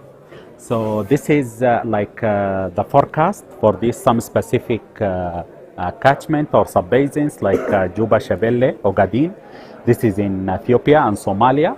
And also we have like Iwaso, Athi, and Tana. These are in Kenya. We have also like Bangani, Rivubu, Rufiji. These are like in Tanzania.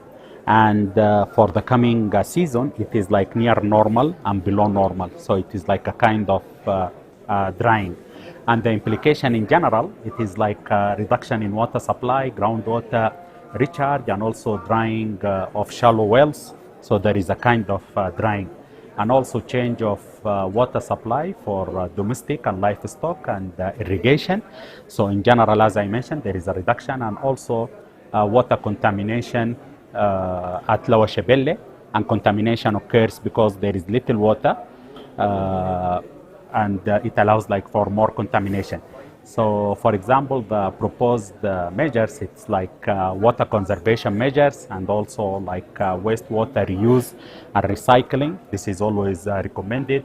And rainwater harvesting, we should do that, because the system, it is like a kind of moving to a drying system. And the conjunctive use, now we need that more use of groundwater with the surface water, not depending only on the surface water. So we should have that conjunctive use of ground and surface water. Provision of water treatment and chemicals, this is also important. If we look at like some kind of some selected hydropower dams, like for example Masinga in Kenya, maybe Mwalimu Nyerere, this is in Tanzania, and also Melka in Ethiopia, These are like different hydropower dams. So in general, the forecast, it is near normal and below normal for this Masinga, and there is a kind of reduction for hydropower. And we need to have like a proper water management, also optimize power by balancing plants, switch to other alternative energy. For example, for this one, this is in Tanzania, like Mwalimu Nyerere. So it is near normal. So there is a potential for a stable hydropower production because the previous season it was good. So it can also continue for the coming season if it is normal, also to have that stable hydropower. And also like water conservation measures, this is proposed, and continue monitoring of the system, for example. And we can move also to other sub-basins. These are like some sub-basins in the Rift Valley, lakes like Turkana, Tanganyika, and we are expecting near normal and above normal in that area. So we should have like good water supply for domestic and livestock. Also potential and further rise in lake levels, which is good. But also there is a possibility for flash flood and also riverine floods. This is the other like kind of negative impact. So the proposed response, it is related maybe awareness raising on water flood risk. This is very important. And also communication and coordination with disaster response team, and also implement flood early warning, maintenance of drainage system. These are like some key areas. These sub-basins, for example here, these are on the Nile Basin, starting like, for example, from Lake Victoria, Victoria Nile, Lake Albert, all these, they are in the Nile Basin. And we have also here some other sub-basins, like for example, Bahr al-Jabal, Bahr al-Ghazal, and these are on the White Nile. We also have like the Barwa Kobo Sobat, so it is near normal and above normal. These are in the Nile Basin. So it is like above normal water levels, which will sustain maybe stream flows and high lake levels, which is good also. But also there is possibility for flash flood and also potential like riverine flooding, which comes with some risk also. So these are like some kind of risk. Maybe the proposed response is, the key one is to develop also preparedness and response plan, also to improve, of course, like the drainage system, reinforce dikes. But one of the key areas also sometimes we ignore, it is also related to gender. Sometimes we have issues related to gender. We need to consider them during those risks. Maybe I can go here also to the Blue Nile. This is like between Ethiopia and South Sudan, but also we have like Takazi Adbara. This is also like coming from Ethiopia to Sudan. It is not the main rainy season. So the coming season, it is not the main rainy season for those like big rivers. So we are expecting maybe less flows in those rivers, and also potential reduction of hydropower production because of the low flows, and also shortage of water. So maybe water conservation, it is always good, and also awareness creation for protection of women and children when fetching water. This is what I mentioned related to gender. We need to consider always gender issues in this, like even high flows or low flows or drying. We need to always consider gender. This also like some general advice is also for some other rivers like the Gerd, Roseris, Nar, Khashmal Girba, and some other rivers. So it is also not the main rainy season in those rivers. And these are like the key responses, measures, and advisories. These are general advisories. Maybe if you have your mobile, you can take maybe a photo or a picture of this one. Yeah. Thank you. If you have any quick question, but thank you. There was a time. There was a time when a journalist wrote in the paper that Lake Victoria Yes. is the lake of poison. Thank you.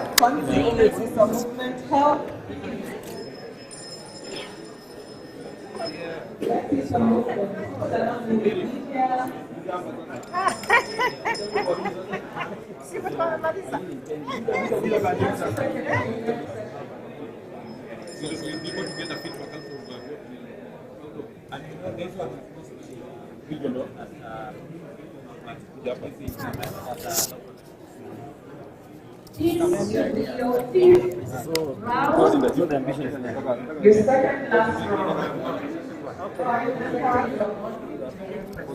Oh, positive impact. Okay. Okay, your next round begins now. Okay, so thank you. Yeah. So welcome to our sector. Yeah. So this is some of the impacts that we identified yesterday, agriculture and food security.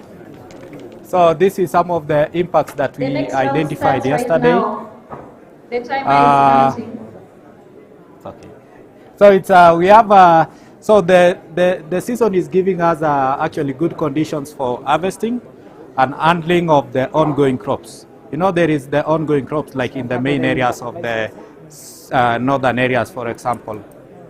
And as a result, there will be the low risk of aflatoxin, easy access to markets given the situation, also reduction in drying cost, and also the issues of food safety will be enhanced.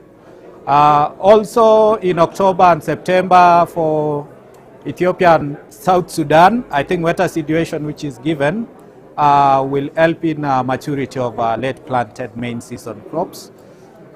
Also, the season is not conducive for breeding and spread of some pests linked to wet conditions.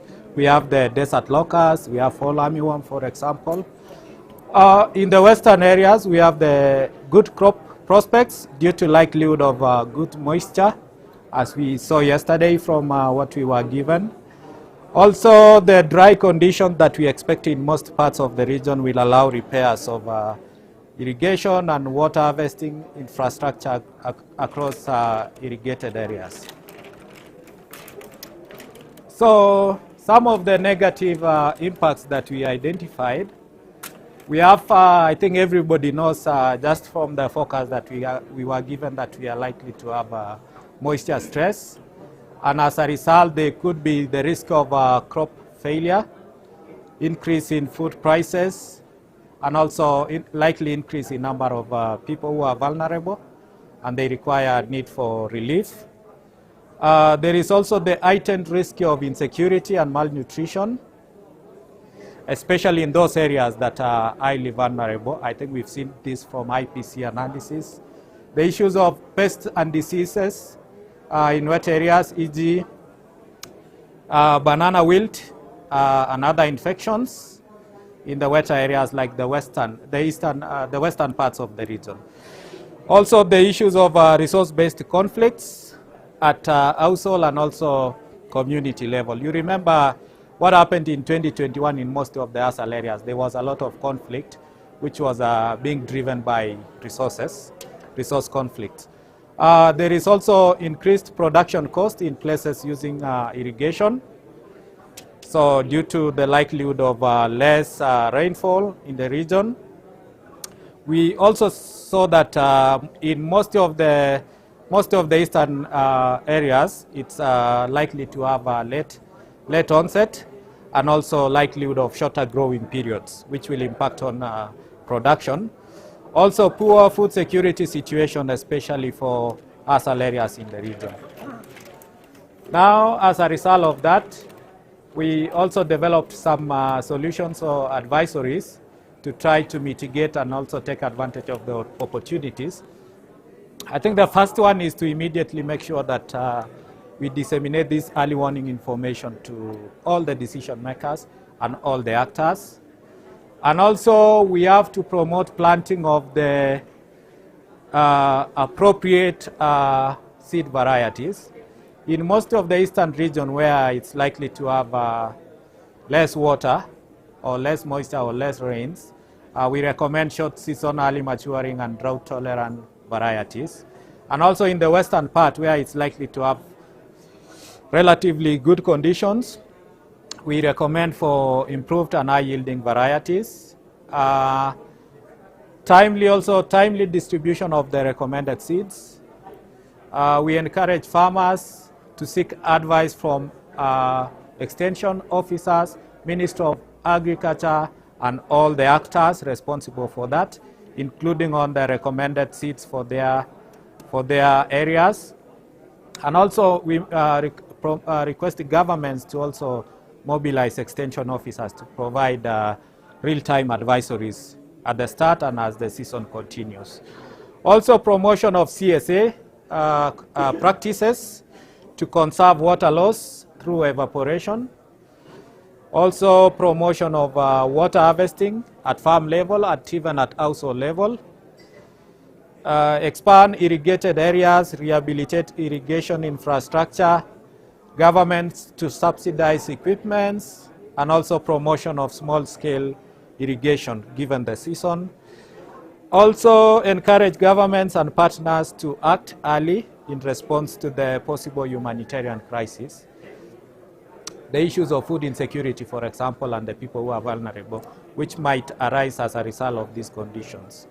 Also promotion of subsidies, financial support and crop insurance by the governments.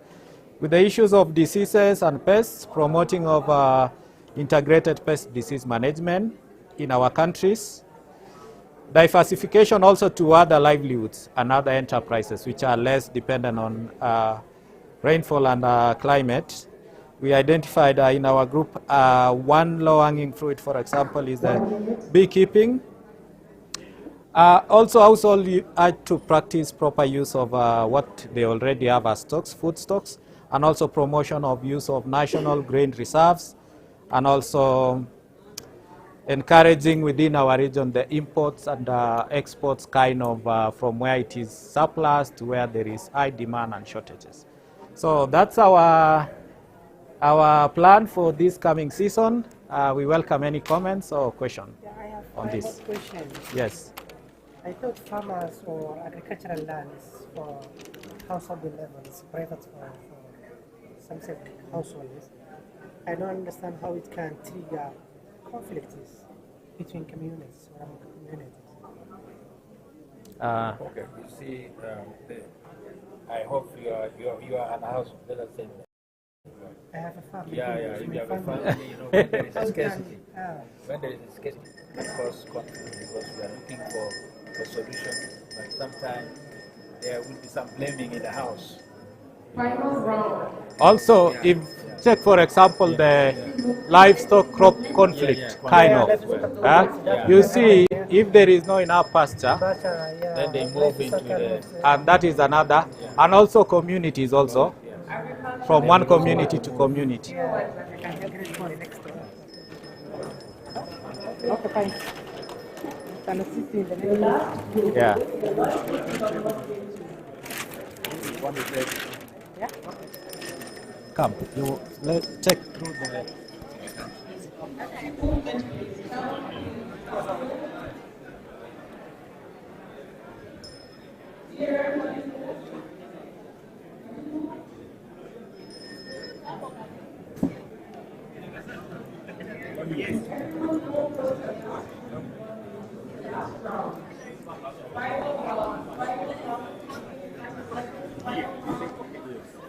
I might forget and go with it. I'll remember. Yeah. Oh, hapa. Okay, wake up.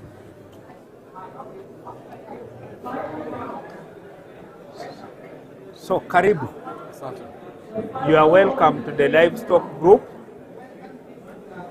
Ladies and gentlemen, there might never be a delicious meal without any livestock product on that meal. Therefore, livestock is part and parcel of us. So you are most welcome to the livestock group. According to the OND, climate outlook, we provided with the 2 scenarios which will happen or which might happen in the IGAD region. We shall have areas that will receive more than normal rains, and then there are also other areas of the IGAD region that will receive less than normal rains. Therefore, we tailored our discussion according to the 2 scenarios. In the wetter than normal, we shall have opportunities, but also we shall have risks associated with more than normal rains. The opportunities that we might have during this scenario is that there will be much water, and once there is much water, there will be regeneration of pastures, and therefore this will lead to improved livestock production and productivity, including better body conditions. And because there will be improved production of livestock, we anticipate food and nutritional security plus better incomes. And areas that will receive more than normal rains include southeastern South Sudan, northeastern Somalia, southwestern and northeastern Uganda, and parts of north Rwanda. But there will be also risks associated with heavier rains in these places, and the risks that we anticipate include flooding and mudslides, for example, in southwestern Uganda. And because of more rains, we anticipate an influx of vectors and also vector-borne diseases. We might have vector-borne diseases, for example, Rift Valley fever, lumpy skin disease, trypanosomosis, transmitted by tsetse flies, and there might be increase of endoparasites, the worms, and other. There might also be snake bites, and there will be also disruption of infrastructure, for example, roads, impacting on movement and the marketing of livestock and livestock products. On the other side, when you look at places which will receive less than normal rains, there will be mainly risks.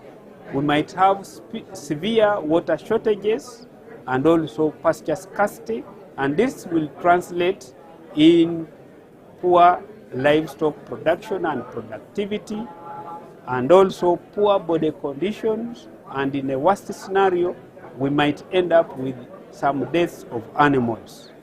And because animals will also be forced to move to lower places where there might be some sort of pastures, there will be over-congregation of animals in specified places, and this will lead to overgrazing of the scarce pastures that will be provided. And once there is overgrazing, the overgrazing will expose the spores of anthrax, and therefore there might be emergency of transboundary animal diseases, some of which are zoonotics. Zoonotics are diseases which are transmissible between animals and human beings, and anthrax is one of them. There might be reduced food security in such areas, and therefore also the prices of livestock will go down because animals will be emaciated, and farmers' incomes will also go down.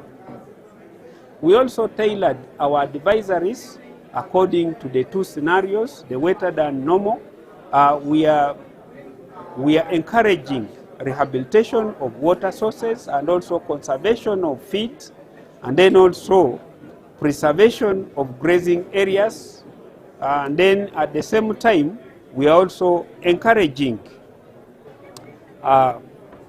planting of early maturing fodder crops, and we are also encouraging reseeding in rangelands. There might be degraded areas of the rangelands, but because of these rains, if we took advantage of the rains, we can reseed, we can plant seeds in those degraded rangelands.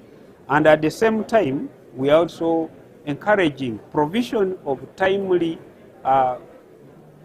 advisories tailored to the local zones. For example, zones that will receive more rains, there might be flooding. So we advise that either governments or the responsible stakeholders should provide that timely advisories. Then on the other side, when we look at areas which will be drier than normal, we are encouraging voluntary destocking before animals emaciate too much.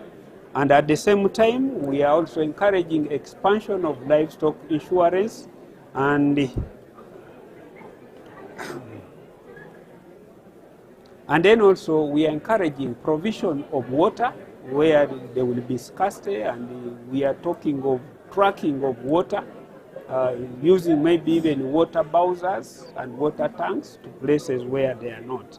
And we are also encouraging timely delivery of climate advisories, because there might be heat stress associated with these dry conditions which might end up killing the animals.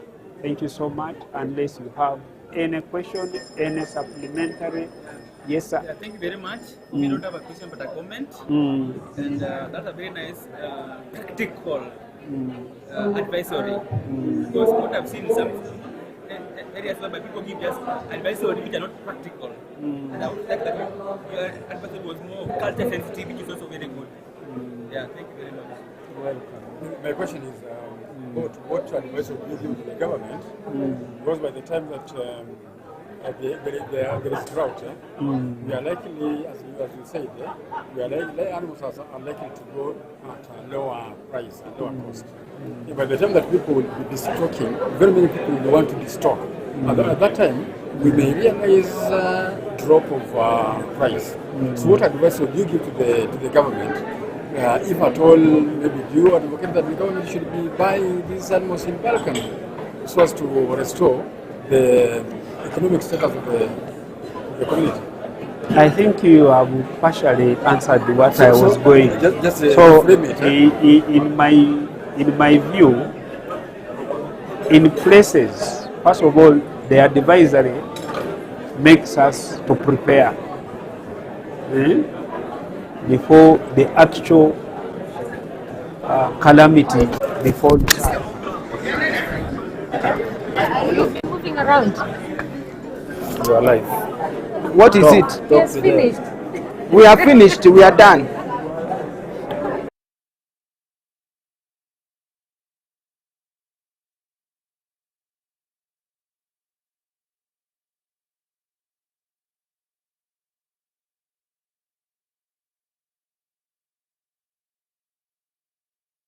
Bringing cameras when people are not. Yes.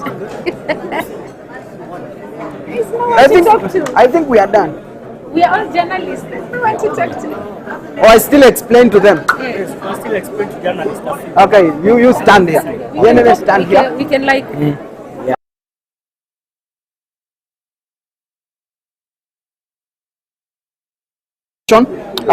During the OND 2025, we are putting much emphasis on pastoralist communities. Why did we decide to do that? It's because these are people who are marginalized, and we want to reach out to the people who rarely get weather and climate information.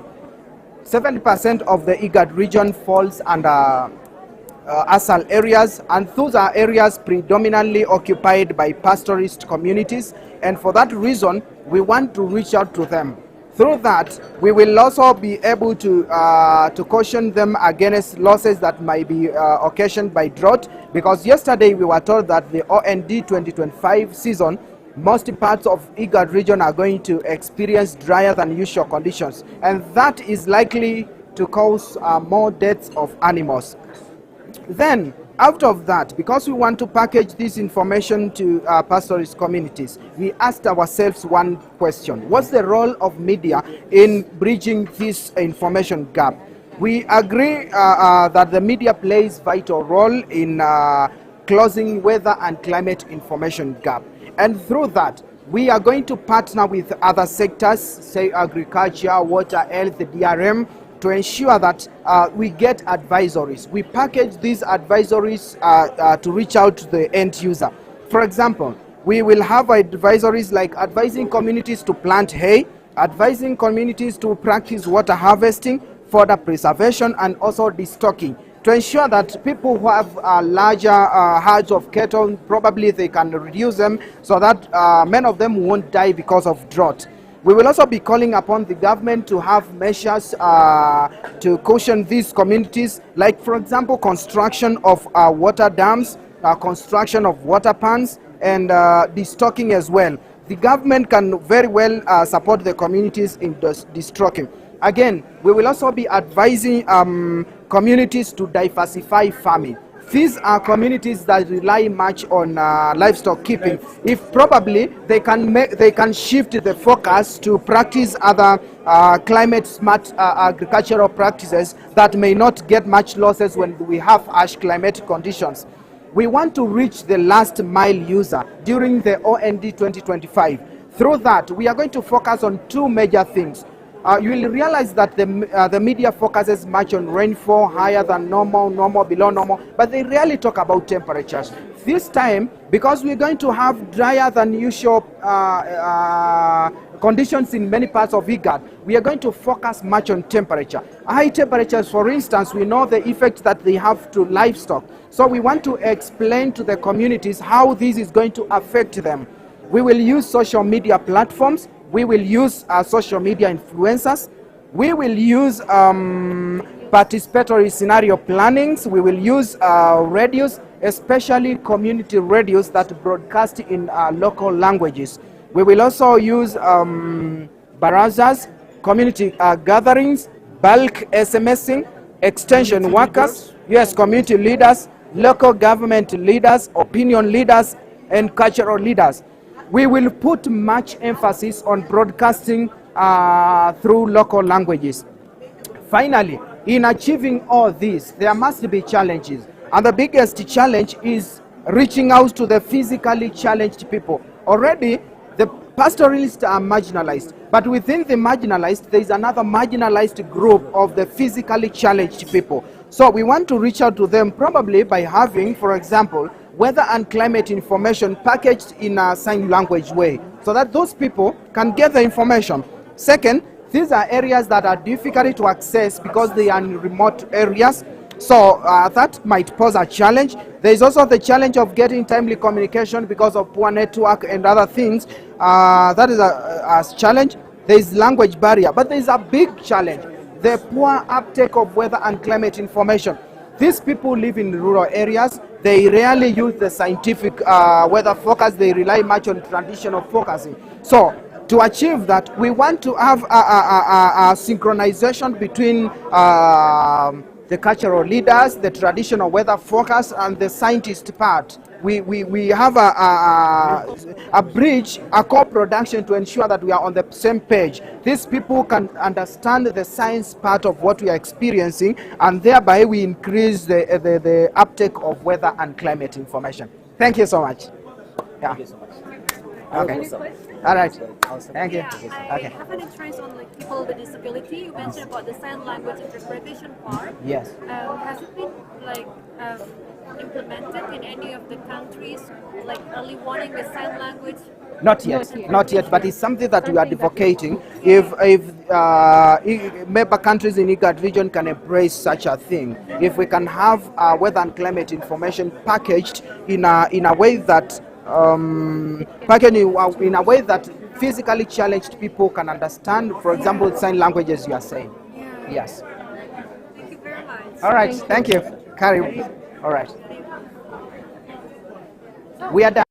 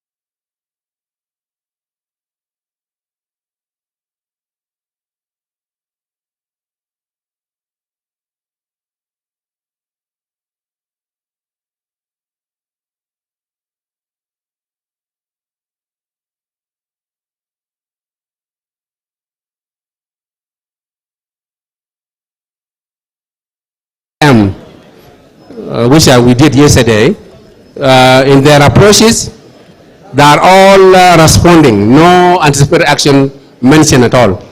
Maybe Dr. George Otieno have to take note of this. He has to do a lot of work to give more anticipated action away. And this is where we need anticipated action, really. One last thing is, I think most GACOF, I realize that people concentrate on the negative impact, and this is what worries us most. But this time around, I have seen that most of the sectors, they have captured huge positive impact, which I think is a promotion of this COP, that we should not, GACOF, we should not only be really concentrated on the negative impact, we should also consider the other parts of the coin. What could be the positive impact that we could also share with communities? Thank you. Thank you very much, Winnie. Let me find someone. Should I tell? Good morning, if it's still morning. My name is Mukhtar. I'm from Somalia. I work with SODMA, the Disaster Management Agency. I share the same experience with my colleague from South Sudan. Most of the sectors, they didn't focus on inclusivity, especially the gender. People living with disability, I remember the media team they did, but the agriculture, they didn't do it, the water they didn't. So I share with him those lessons learned from the presentations. But also one of the key components that was not mentioned in the media is how they present if a conflict arises based on resources.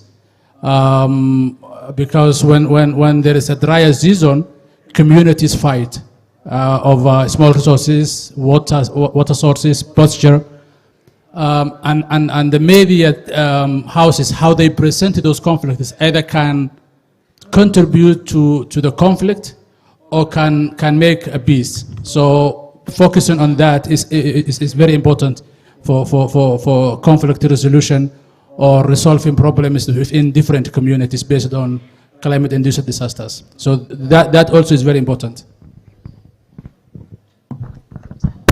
Yeah, thank you. This is Abdurazak. During our tour, I did see a positive thing on media. I did see that the media people are trying to reach out the local communities and vulnerable communities who are living in vulnerable sites. That's a very positive. The other issue that I want also to recommend in the issue of conflict, it has been emphasized that the issue of conflict regarding to climate-induced conflicts, rather than also political conflicts. There are also political conflicts in the region.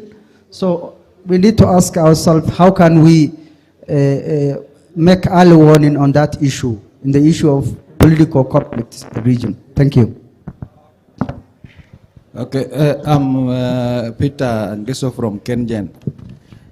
Through my work, I realized that all the sectors are focusing on less privileged children and women having problems. But I realized that there are two parts that are not captured. One, there's no government involvement in these areas.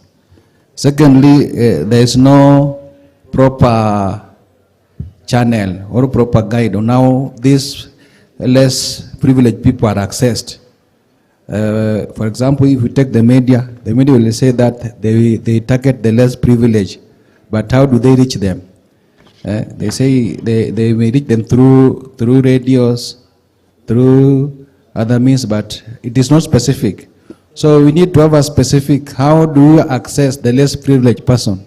How can that person be informed so that it get the real data at time? Thank you. Thank you. I'm Pascaline from KMD. I learned a lot across the sectors, one being the water sector, about sharing information on water levels for the transboundary neighbors.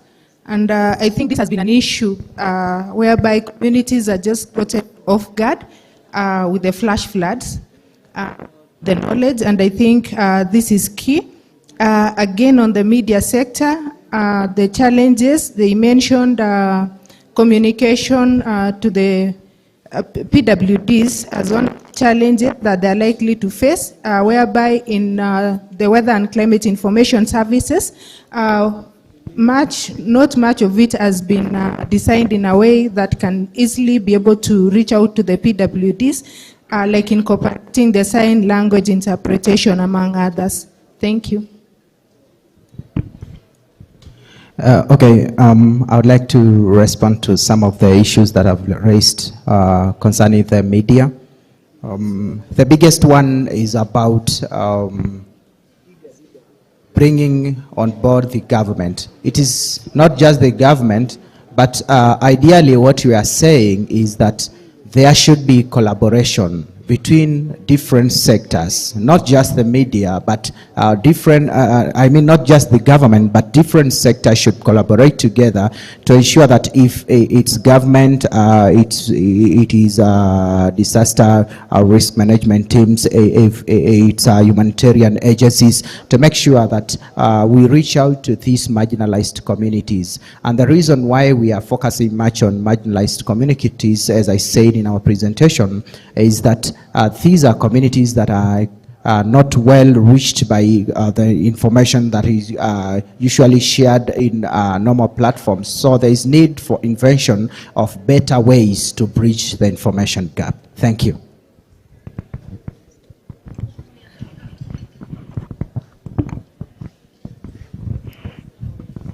Okay, morning everyone. My name is Shina Ogutu from the University of Nairobi. So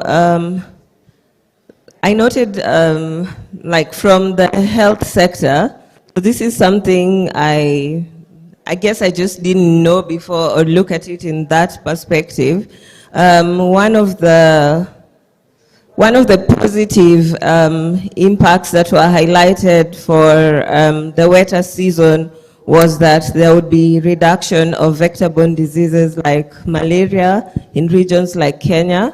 And the main reason being when it rains, then the larvae for mosquitoes are washed away. I just didn't look at it from that perspective. So let's just say I learned something new in terms of rainy season and malaria. Then for the disaster risk management, the main disaster that was highlighted for most of the regions, clearly based off the forecast, was drought. And the trigger that was used, one example for Kenya was VCI and WRSI, but these are more satellite-derived kind of indices. So I think it would be good to also highlight more ground-based kind of information that can be used to show or to indicate that there is drought or any other disaster for that matter. Then one other highlight from the media sector was that the media pointed out how they will be working with all the other sectors to disseminate information. I think that is a good approach because then the other sectors also have, based off their advisories that are specific to the sector, how this information should reach affected communities or affected groups. So if media collaborates with those sectors, then probably, and they would be able to find the best ways to reach their target audience. Yeah. Okay, I just have a short comment, I would say. So when I was at the DRM booth, we had a very heated discussion about the numbers that were up there. So one participant was advocating for the affected people to be increased for her country of origin. And I just feel like this is not the way to go. This should be about statistics and actual science. So I would just plead to leave the politics out of that part. Thank you. Yeah, thank you so much. This is Mera Sin from Action Against Anger. Two things. One thing that cut across all the sectors was the issue of conserving this water when it rains. It actually came out in almost all the sectors. So the big question will be, how will integration be done in a way that we are also not duplicating efforts, there is synergy in use of resources, so that we can reach more with the less that is available. Secondly, this one came somebody raised under the DRM and also in the water sector. The challenge now around the backflow of the lakes, when especially the Rift Valley region, for example, in Kenya. So the question is, there is a lot that needs to be done, maybe government, partners, everyone, because a contributory factor besides those floods is also sometimes the invasive species of plants that encroach the river beds. Then water finds other ways to, water will always find ways, so sometimes causing now the challenge in where people live. So efforts around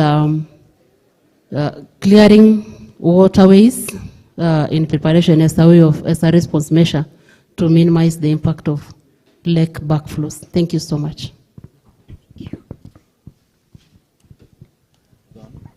Thank you. For me, one thing that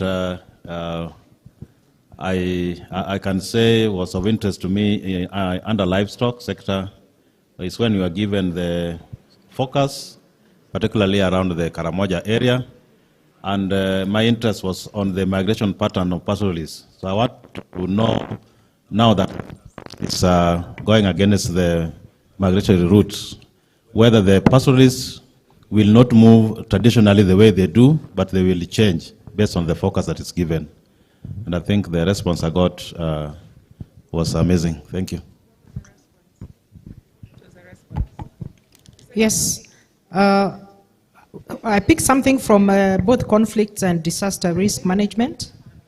And what came out is that different regions are affected differently by conflicts and also disasters. So it is important to do the risk profiling and also identify the hotspots and also understand how maybe like now the JJA season impacted on those communities and how it translated into conflict, so that we can carry the lessons learned into the next planning season, which is the OND. And then on the water, there is the issue of gender-based violence that comes about as a result of the long trekking distances and also conflict related to when there's scarcity of water, there is that can generate a conflict, a gender-based conflict in that case. In the case of livestock, there was the issue of expanded insurance. Insurance is something that people don't take seriously. And there's something I picked from the media about community influencers. And what came out strongly with the media is that 70% of the IGAD region falls within the ASA region. And most of the areas, there is no connectivity. So in those areas where we cannot even have the phones or even we cannot have media communication, the community influencers now become key avenues for communicating to the communities and making sure that the information is packaged and disseminated in a way that the communities understand. And finally, on health, we don't give much thought to the heat stress. Sometimes when it's dry, we just think about the stress that is caused to our crops and maybe how it affects our livestock. But I also realized on the side of human beings, the heat stress can also be a health challenge that needs to be addressed. Thank you.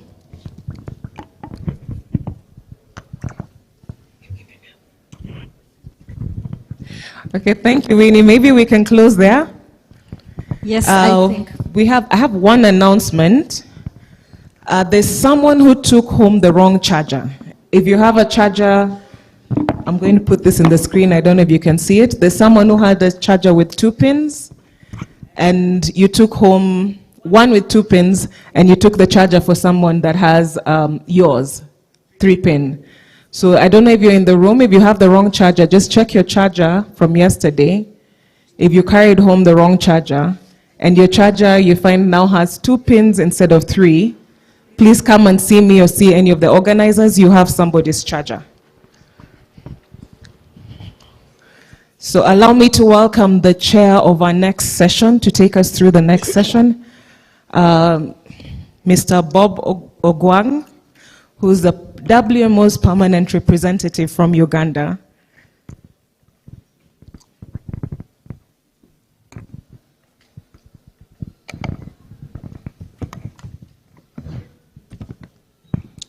Thank you very much, moderator, for this opportunity.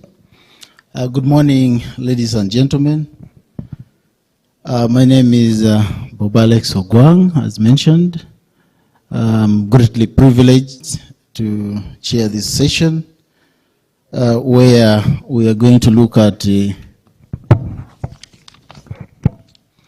collaborative climate insights, and we'll have 4 presentations.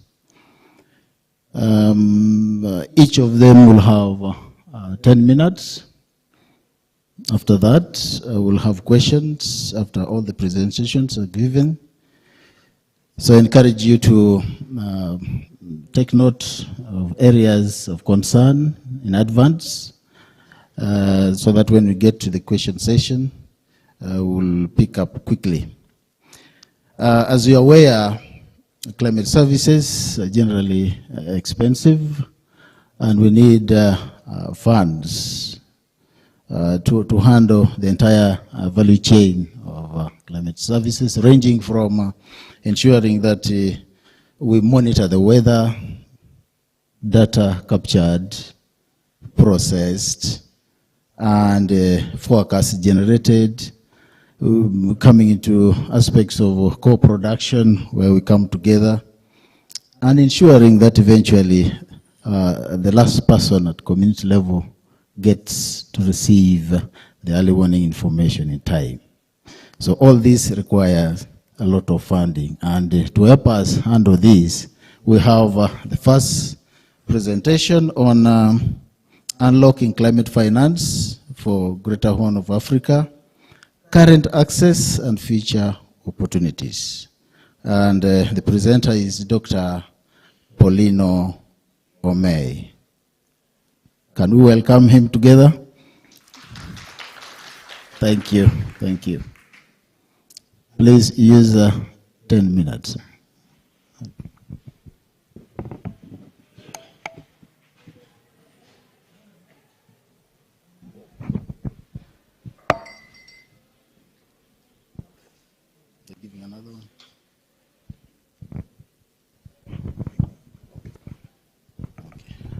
Good morning, everyone. I'm Paulino Umoi. I work for ICPAC, Acting Climate Change Aid of the Climate Change Unit. So in this presentation, as you've been seeing since yesterday, the climate change is there, and the impact also, it is very clear in our region. Then every seasonal forecast also, we are expecting a negative aspect of the season, which require action. This action also require finance. Once the climate change is there with us, the financing of these activities are very important in terms of adaptation and mitigation. And also, if you look at the nature of our Greater Horn of Africa, in general, our region is one of the region been affected by climate in general, and also there are so many losses related to changes in climate, which is estimated around $3 billion per year. Also, if you look at the impact of a drought in last 10 years, also that number was significant. Therefore, it is very, very important for us to take action, because the impact been seen in terms of migration, security risks because of change in the climate. And also we are facing 2 big gaps in terms of climate financing assessed by Africa, and also what's supposed to be implemented. In ICPAC Climate Change Unit, we are driving a small vehicle where now we are able to put the all pillars for this vehicle able to drive climate change aspect in different. And we 10 main thematic areas for us able to drive this vehicle, starting from generating up to also capacity building, passing through adaptation mitigation, and climate finance, which also require partnership and also participating in climate negotiation. Those 10 pillars of vehicle for us able to drive the climate finance aspect. Then also when you are observing what been recorded in our region, climate responding in different ways, and also our region being affected in different ways. Some areas getting wet condition and also others that are getting dry. If you look at the climate signal in last 43 years, due to extraordinary rainfall around Lake Victoria Basin in 2018, 2019 and 2020, the Lake Basin showing wet condition because of this significant rainfall observed in those areas. Also, June, July, August, which is a main rainy season in Sudan, also we are seeing the season expanding into the arid and semi-arid part of Sudan, which is also another positive aspect of the season. Then again, also onset, changes in onset, cessation, lengths of season, also increase in rainfall intensity, and also number of dry days is one of the factors controlling the changes in seasonal and also interseasonal characteristic, which is also very clear. So we did analysis for all our region, all district, and also we give you here example for Somalia, how the onset and also increase in number of dry days driven the 2021-2022 drought, which was one of the very significant drought of our Horn of Africa. Then also, when you see the nature of the temperature anomalies in our region, in last, for example, since 1999, all part of our region witnessed or recorded very significant warming. This is one of the significant evidence of changing in climate in our region. Therefore, it is very, very important for us also to assess the losses related to this climate change. Going forward, one of the areas climate change unit in ICPAC going to advance on also advocate and also putting into action is loss and damage, where now we're able to assess the losses related to productivity and also some of them related to trade disruption. All those ones are losses related to economics. Then also the other losses related to non-economic losses in terms of the health losses and also loss in biodiversity. Then also some aspect like recurrence of cyclone. All of them that are associated with the sudden onset event, where also associated with so many economic and non-economic losses. Going forward, in every GACOF, the UNFCCC working group, they're going to take action and also start quantifying and also saving this data into ICPAC database for us able to see which type of losses and how we can attribute them into the changes in seasonal and also the long-term climate. Then again, if you see the nature of financing at the global level is very skewed. You can see most of the fund allocated to activities related to mitigation compared to adaptation, which has less than 30%.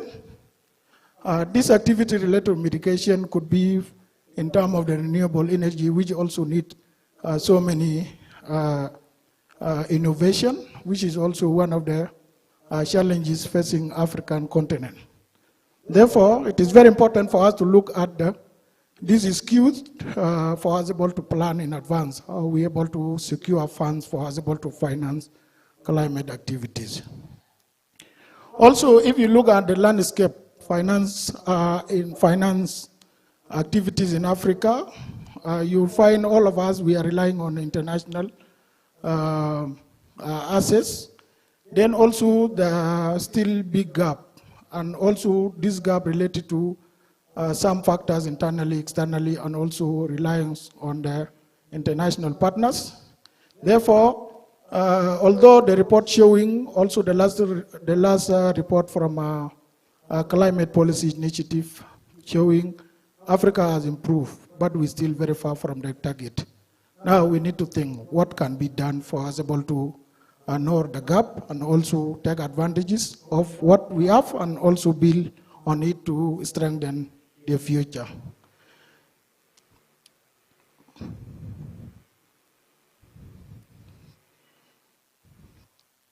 So for ICPAC, IGAT in general, for us able to deal with these gaps, we are working on very important 4 areas where now we are supporting member states for them able to develop a bankable proposal, because this is the way for us able to really strengthen the activities related to climate in general, and also regional coordination up will be helping 8 countries for them able to assess the climate finance and also building the resilience.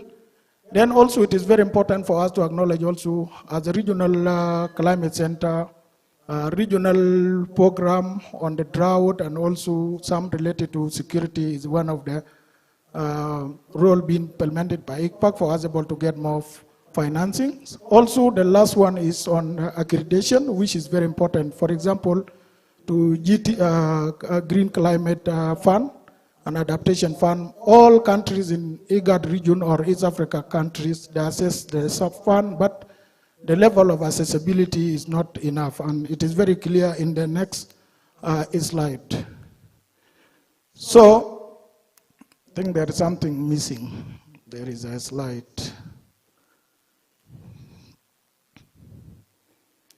Oh, sorry. It's moving very fast.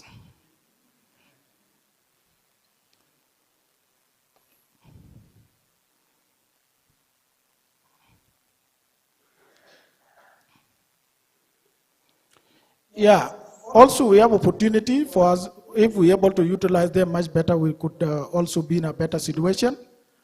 We are going also to navigate how the country is going to assess the loss and damage, and also which depend on what we are doing in GACOF. So the GACOF also can serve this agenda. Also, looking into the renewable energy is one of the opportunities, and also cross-border project. This project can be accepted easily by partners for you able to access finance. So this is some of the areas ICPAC investing on.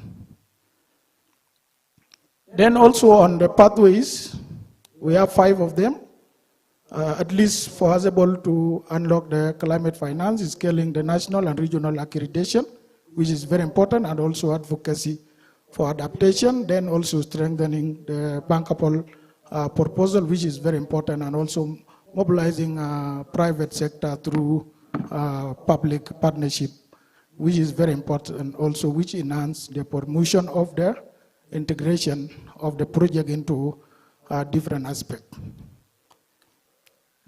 In conclusion, it is very important for us also as the East Africa countries, IGAD and EAC member states, we have to work collectively for us able to advance climate change agenda, also through investing in resilience for today, because we'll secure for tomorrow.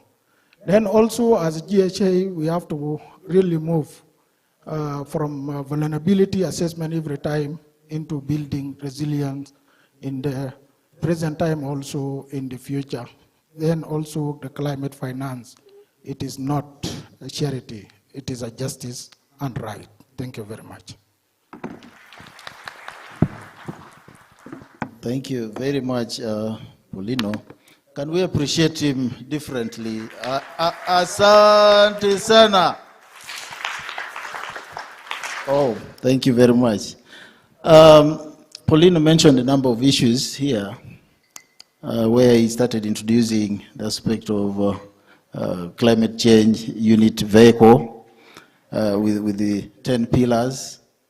But he also he noted that in the research unit, they have observed increased seasonal rainfall over the Lake Victoria Basin. And he also noted that there is an observed late onset and then early cessation, which is indicating that there is something to do with the reduced length of the seasonal rains. He talked about loss and damage, largely linked to climate change. But a bit of worry came somewhere when he talked about African finance share is nearly 3 to 4%.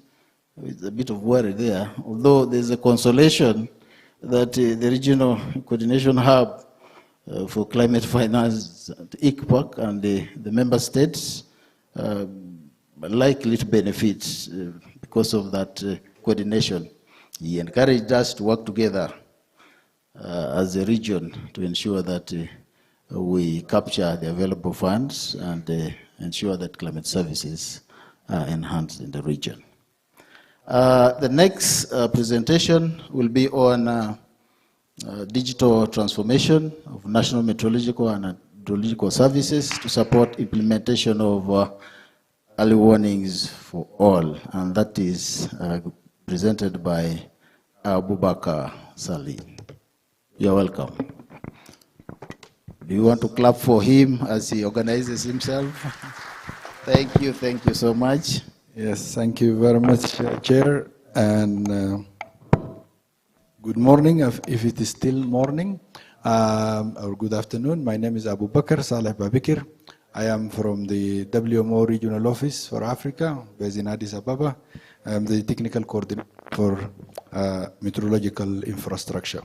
I would like to thank ICPAC for the opportunity to share this collaborative work, and I myself am no stranger to ICPAC or to the COF. I am part of the family. I worked for ICPAC for good 4 years. And so it is home. When I come back, I come home. And it is an African tradition that when you come back to the family, you don't come empty-handed. We come back with something. Yeah, so I came back with something to share with you today. That is our work on digital transformation of the National Meteorological Services in support of the implementation of early warning for all. I'm very glad also that my presentation came on the foot of my colleague, Dr. Paulino, on resources and financing of climate change adaptation. So mobilizing resources to finance and support, to finance the adaptation process is one aspect. And the work we are doing here on digital transformation and providing technology, it is coming along that effort. So either you mobilize funding or you mobilize technology to support national institutions and in the adaptation effort. We are doing this work in collaboration with Norwegian Capacity, NORCAP. I would like to recognize them and to acknowledge the support they provided to this program. So let me move now how this thing works. Okay, now it's, I think I figured it out. As Paulino said, this thing moves very fast.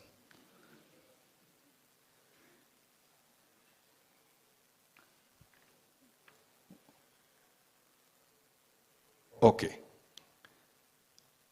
This is my first slide after the title. So this work started from identifying a problem, And the problem that we identified, we looked into the status of the digital presence of the national meteorological and hydrological institutions in Africa, and we analyzed their digital presence. And we realized that there is about 52% of the national Met services did not have, for example, website and digital presence.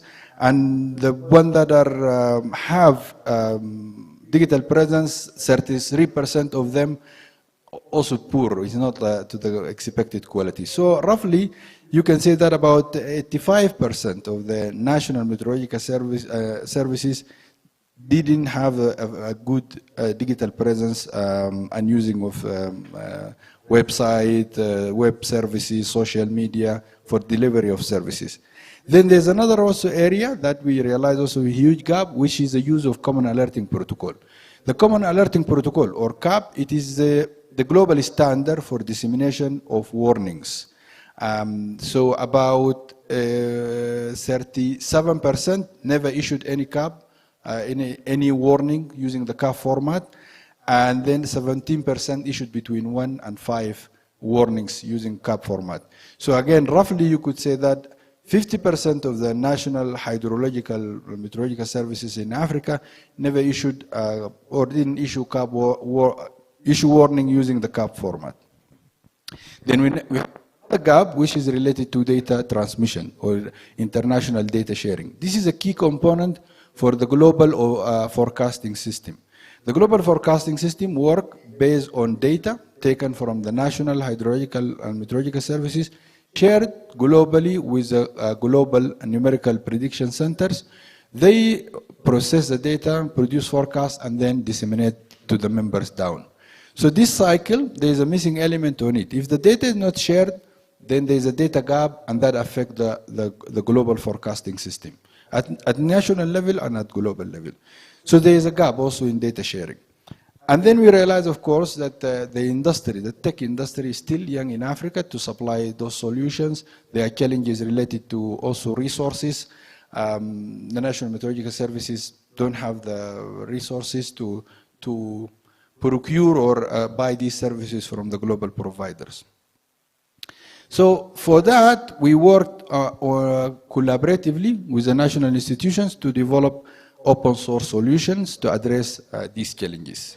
And we used an agile approach, engaging the users in the process of the developing the softwares and reiterate and improve to make sure that we really producing something that is usable, that address the user's needs. So the open source approach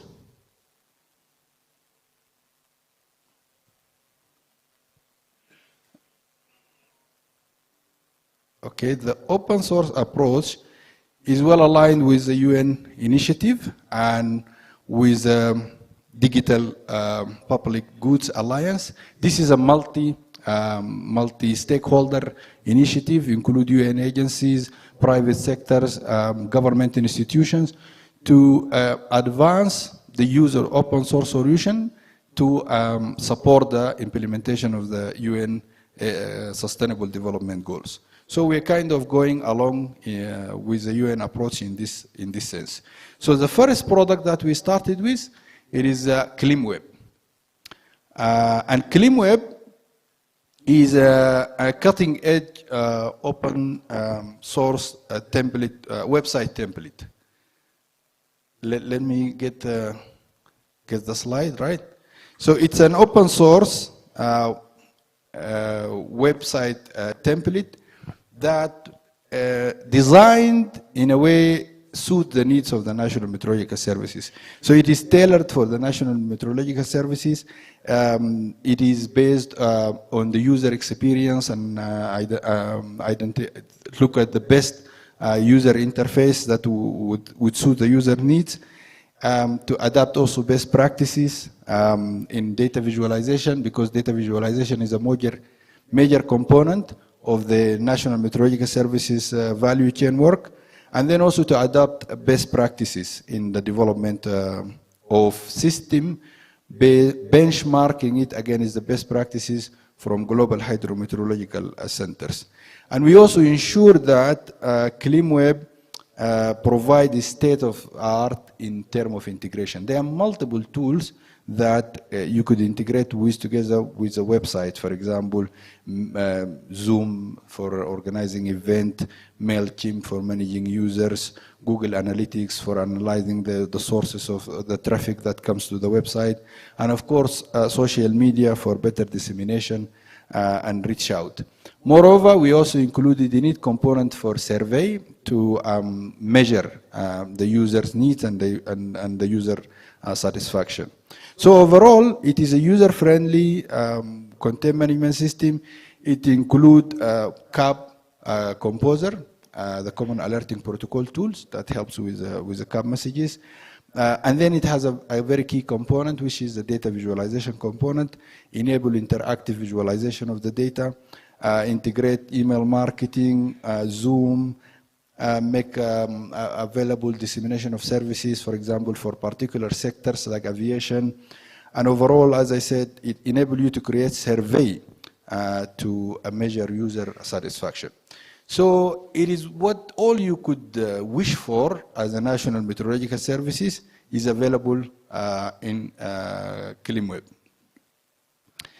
So we started piloting it with countries from August 2023, and these are the current instance of ClimWeb. So we have about 22, actually we need to update the number.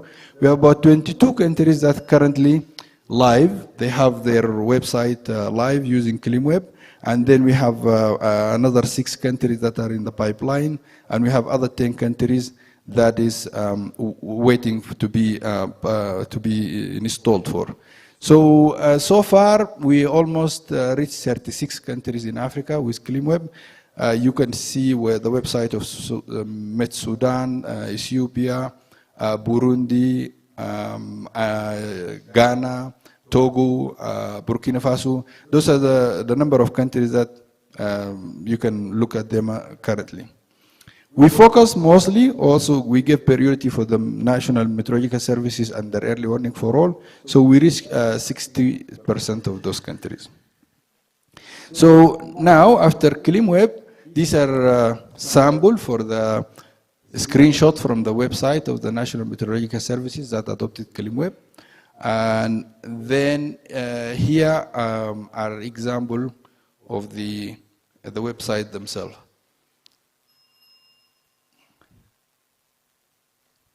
So these are the example of the website, and the interesting part here is that we have the website, and then together we have the CAB composer that enable quick dissemination of services and warnings.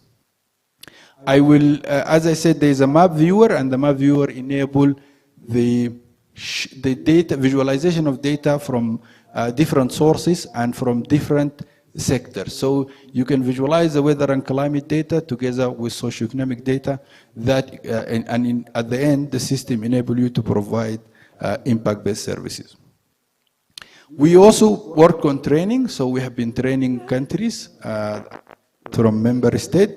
So we have about now, as I said, 22 countries that are live, and then we have about 424 experts from the National Meteorological Services have been trained in managing ClimWeb.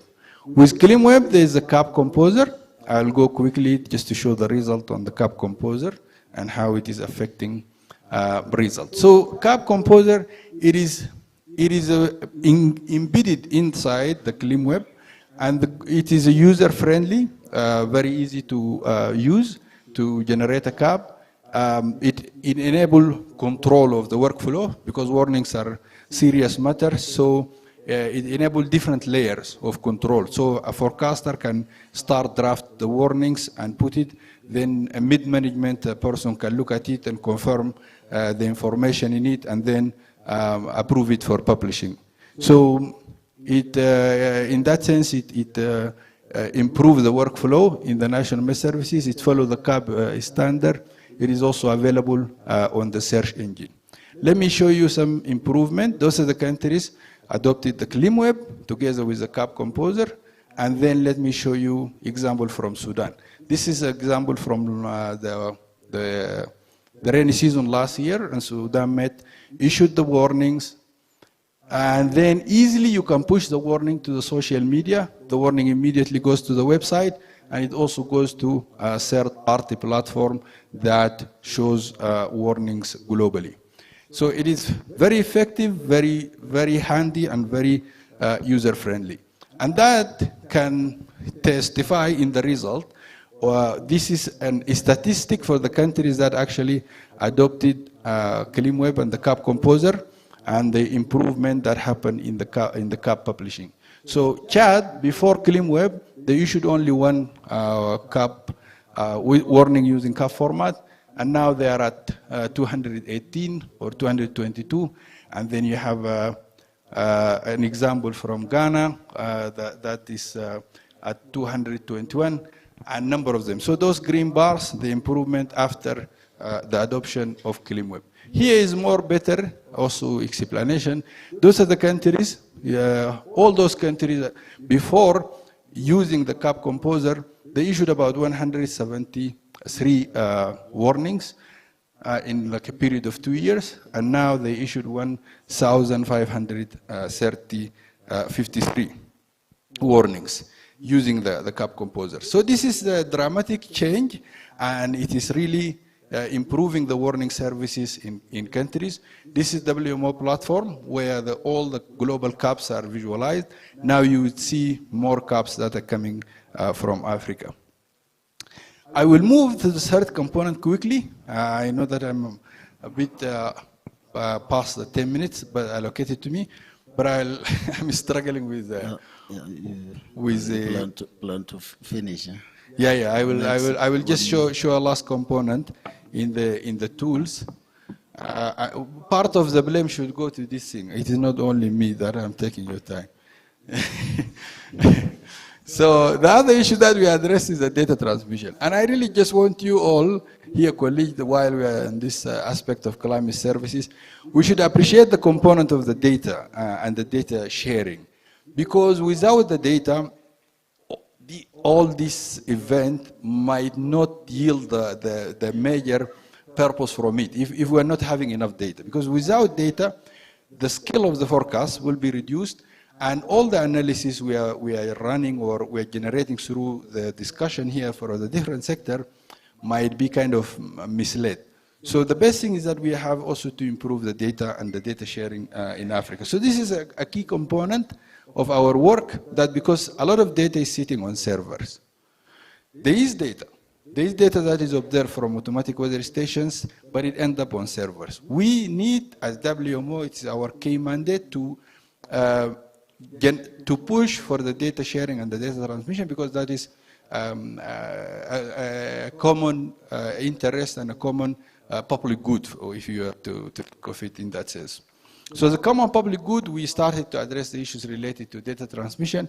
Registering, started with registering stations, but I want to go further to show you more key results. So a key result on the data transmission. These are mostly registering stations, but I want to just to show you, this is what we call the automated data loader. The automated data loader is also another software, part of this component. It collects data from different type of automatic weather stations, because in Africa we have observing network that is diverse. It has the observing stations from different vendor, Faisala, from Atcon, and from others. And this makes it very challenging for data sharing. So to solve this problem, we developed this component, automated data loader, ADL. And now what does ADL do is to collect the data from different vendors or from different observing systems, and then make it available for global sharing. Let me just show you directly the result. So this is an example of the countries that way we gave them ADL together with another software, we call it With2Box. I know we give funny names, but bear with us. Those are the system that we use for global data exchange. But here, look at the case. Burkina Faso, this is the situation in February 2022, and this is the situation after ADL. And this is our friend in South Sudan. Dr. Before that, you can use the next 30 seconds. Yeah, I'm finishing up. And this is the situation of improvement also in South Sudan, and that is Chad before ADL, and that is the situation in Chad after using ADL. Another last example, Togo and Seychelles. I will stop here, not to take much of your time, but we have a booth outside here, and we have a very beautiful brochure. Please find my colleagues there, Marta Baraibar, Eric Oteno, and Stella Daguerre. They are sitting out there. Grab one, and we're happy to talk to you. Thank you very much for your attention. Happy to answer questions. Thank you so much, Wanambubaka. I deliberately gave you some minutes because I was following you keenly. I'm a beneficiary of this, and I know so many people are interested in this. This is too, because it will go a long way in ensuring that data is shared.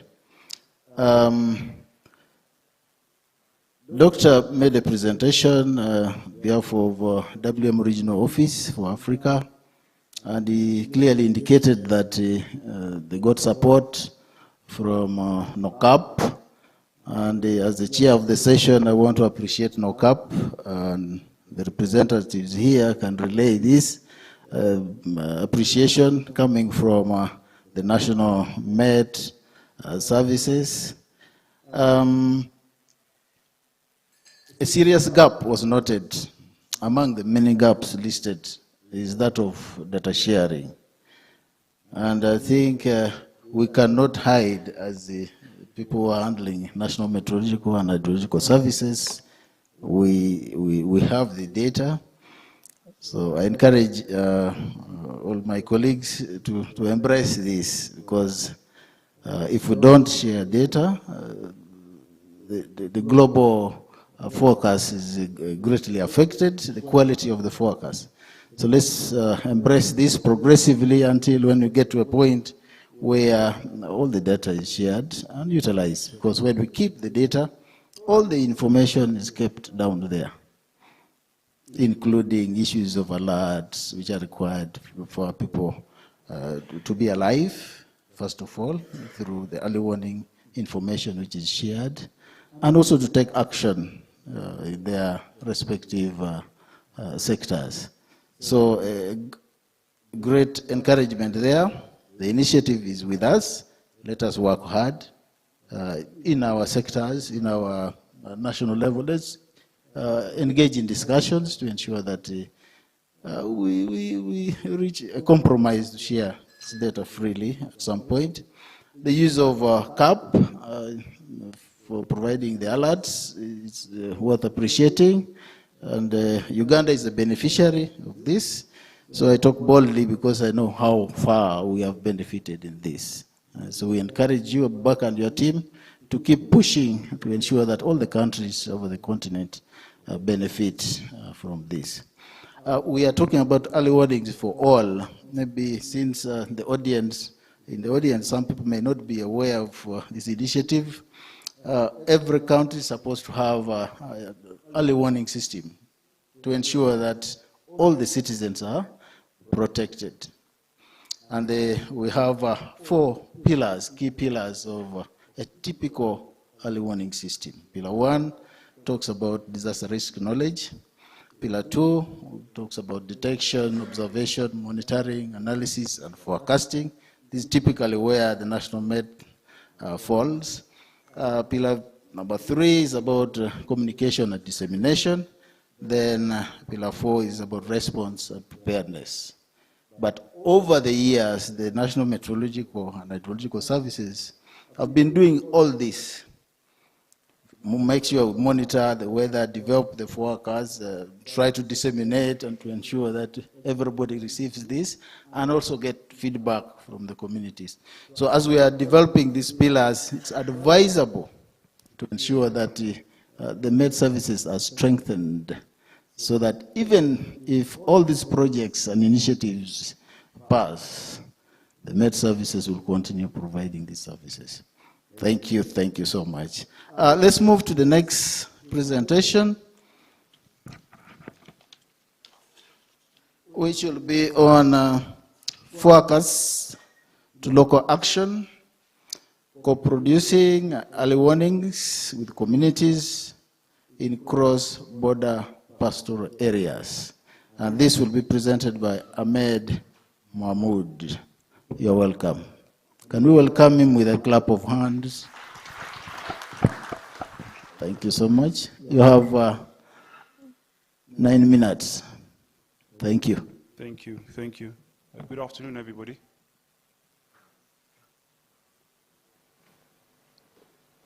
Maybe we need a tutorial on how to use this thing. The technical team, please help us on how to use this. Maybe it is too sensitive, it moves very fast. Okay. Thank you. It's not working, so I'll just put my hand up move to the next slide. Good afternoon, everybody. My name is Ahmed Mahmoud, and I work with ICPALD, the IGAD Center for Pastoral Areas and Livestock Development. And today I'll be making the presentation on FOLA, Forecast to Local Action, which focuses on co-producing early warnings with communities in the IGAD pastoral areas. If you just please go back a little bit, I want to give a context on the project. The project is under the PASSAGE project. The PASSAGE project is funded by the International Development for Research Center, IDRC, under the CLARE program, which is funded also by FCDO.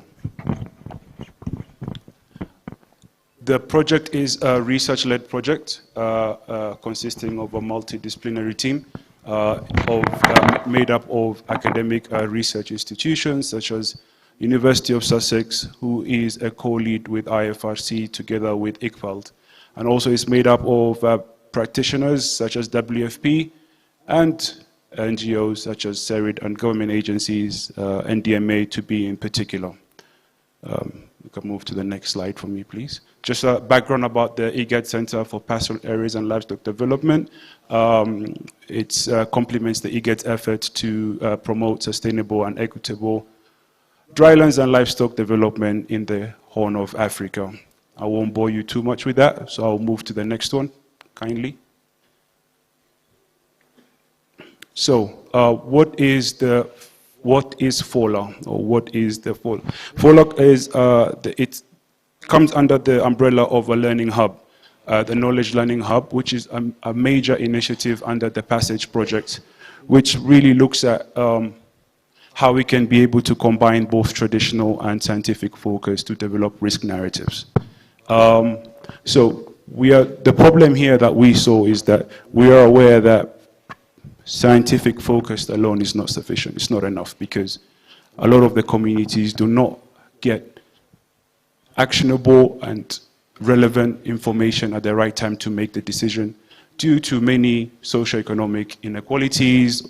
So we know that the gap means that focus may not translate to action on the ground.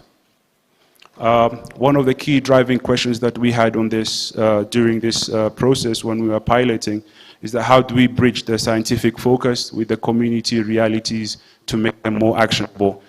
This we piloted in the Moyale cluster between Kenya and Ethiopia, and we also piloted it in the Karamoja cluster in the Amdet Kacheliba corridor. So just to give you a FOLA enables the communities to be able to combine the traditional and scientific knowledge, allows us to be able to identify the population at risk, and also be able to develop anticipatory action plans according to that. The hub also brings in the communities together, climate advisories and climate providers and other government agencies. It's working now. Thank you.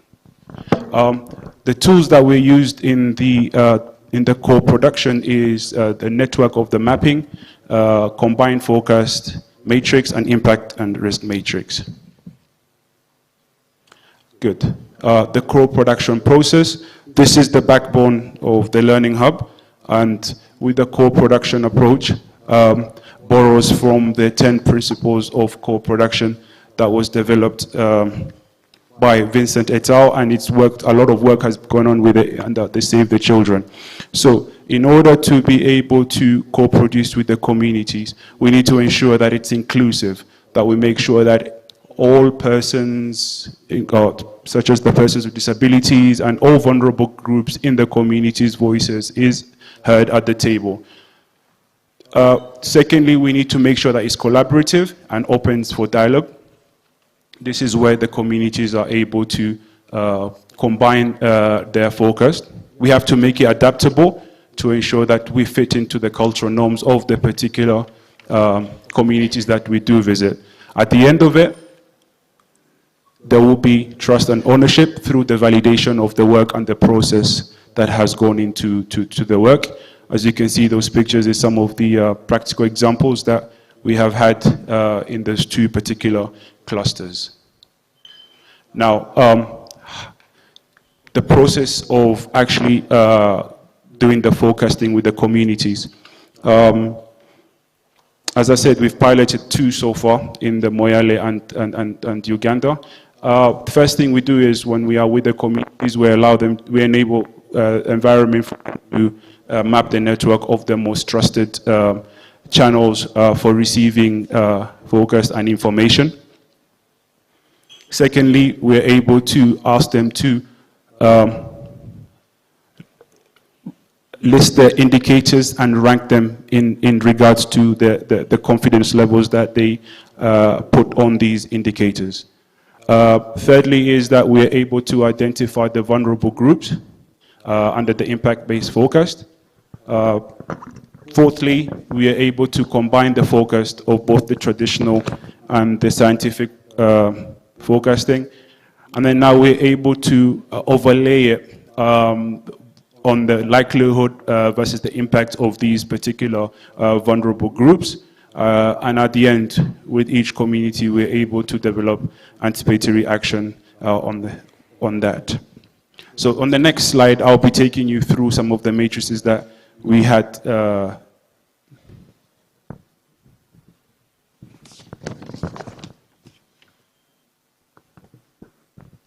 Okay, thank you. Ahmed, you may want to skip some and then give the summaries. Let's move on. It's the last slide, so I'll drive through it quickly. So if you look at this matrix here, it's able to identify the vulnerable groups against the impact. As you can see from the top of the quadrant, that lactating mothers of children of 0 to 6 months are always vulnerable despite the effect. I'll just move to the next one, and the other one now combines the focus of scientific focus against the traditional focused. We can move to the next one. And then this is the third one that I had mentioned, where we are able to overlay the impact-based focus and see how each group will be impacted versus how likely those impacts will be. The practical example is the photo on the right, where we're able to do that. Then after this, we're able now to develop the anticipatory action plans for each particular community.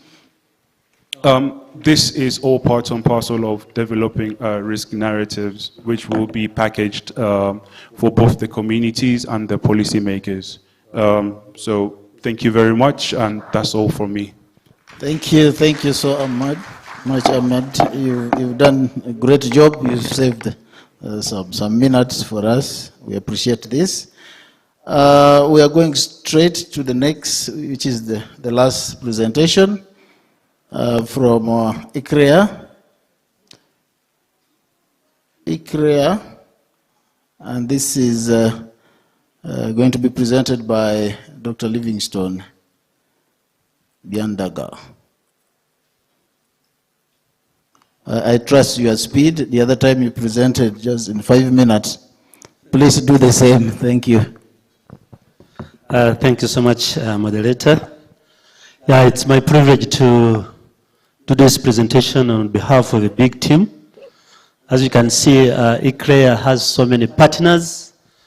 And allow me, before I do the presentation, to appreciate FCDO that provided funding through the UK Met, and also, of course, the various partners for the work that they're doing. And especially let me thank ICPAC for the opportunity of bringing us together here in this GACOF for cross-learning and sharing experiences from the different countries that are represented here. And yes, I'll try to be so quick because as the moderator says, normally my speed is not so bad. But once you want me to go by that speed, you better be prepared and put on your seatbelt so that we can appreciate the speed. So I appreciate the leadership of the different institutions here, and credit goes to different DGs and other top officials in the room that made this project a success. So ICLEA is enhancing climate change resilience in East Africa, and I hope for me it will work. If it doesn't, then it will be very hard. Okay. So we are basically looking at how we can tap both the supply side and the demand side of things, because sometimes we have so many experts in the room and they produce a lot of science which needs to be translated to the knowledge of the local people down there, the smallholder farmers, so they can be able to appreciate the kind of good work that we are doing and the type of effort that we're investing into this. So we are trying to see how we can improve the resilience of people and the adaptive capacity of Eastern African countries to prepare for and respond to the effects of extreme weather, seasonal events, and long-term climate change. And we do this by facilitating access to and use of timely co-produced WCIS and IBUs. And of course, on the demand side, we're looking at the national research systems. How do they tailor some of these agroclimatic advisories to the bean sector? So our target was very ambitious, let me say that.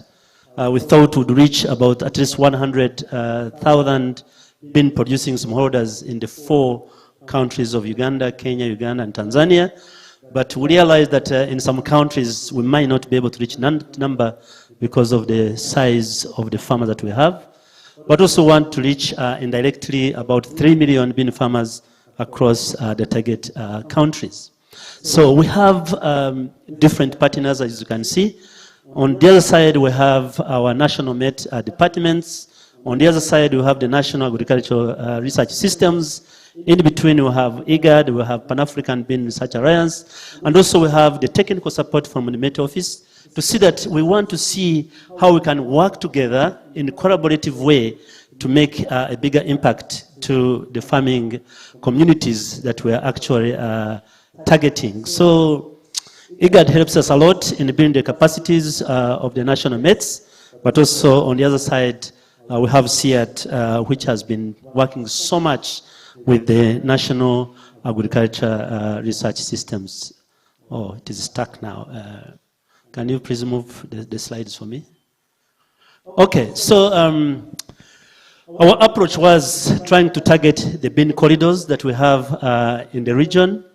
And within these corridors, we have farmers, we have traders and service providers.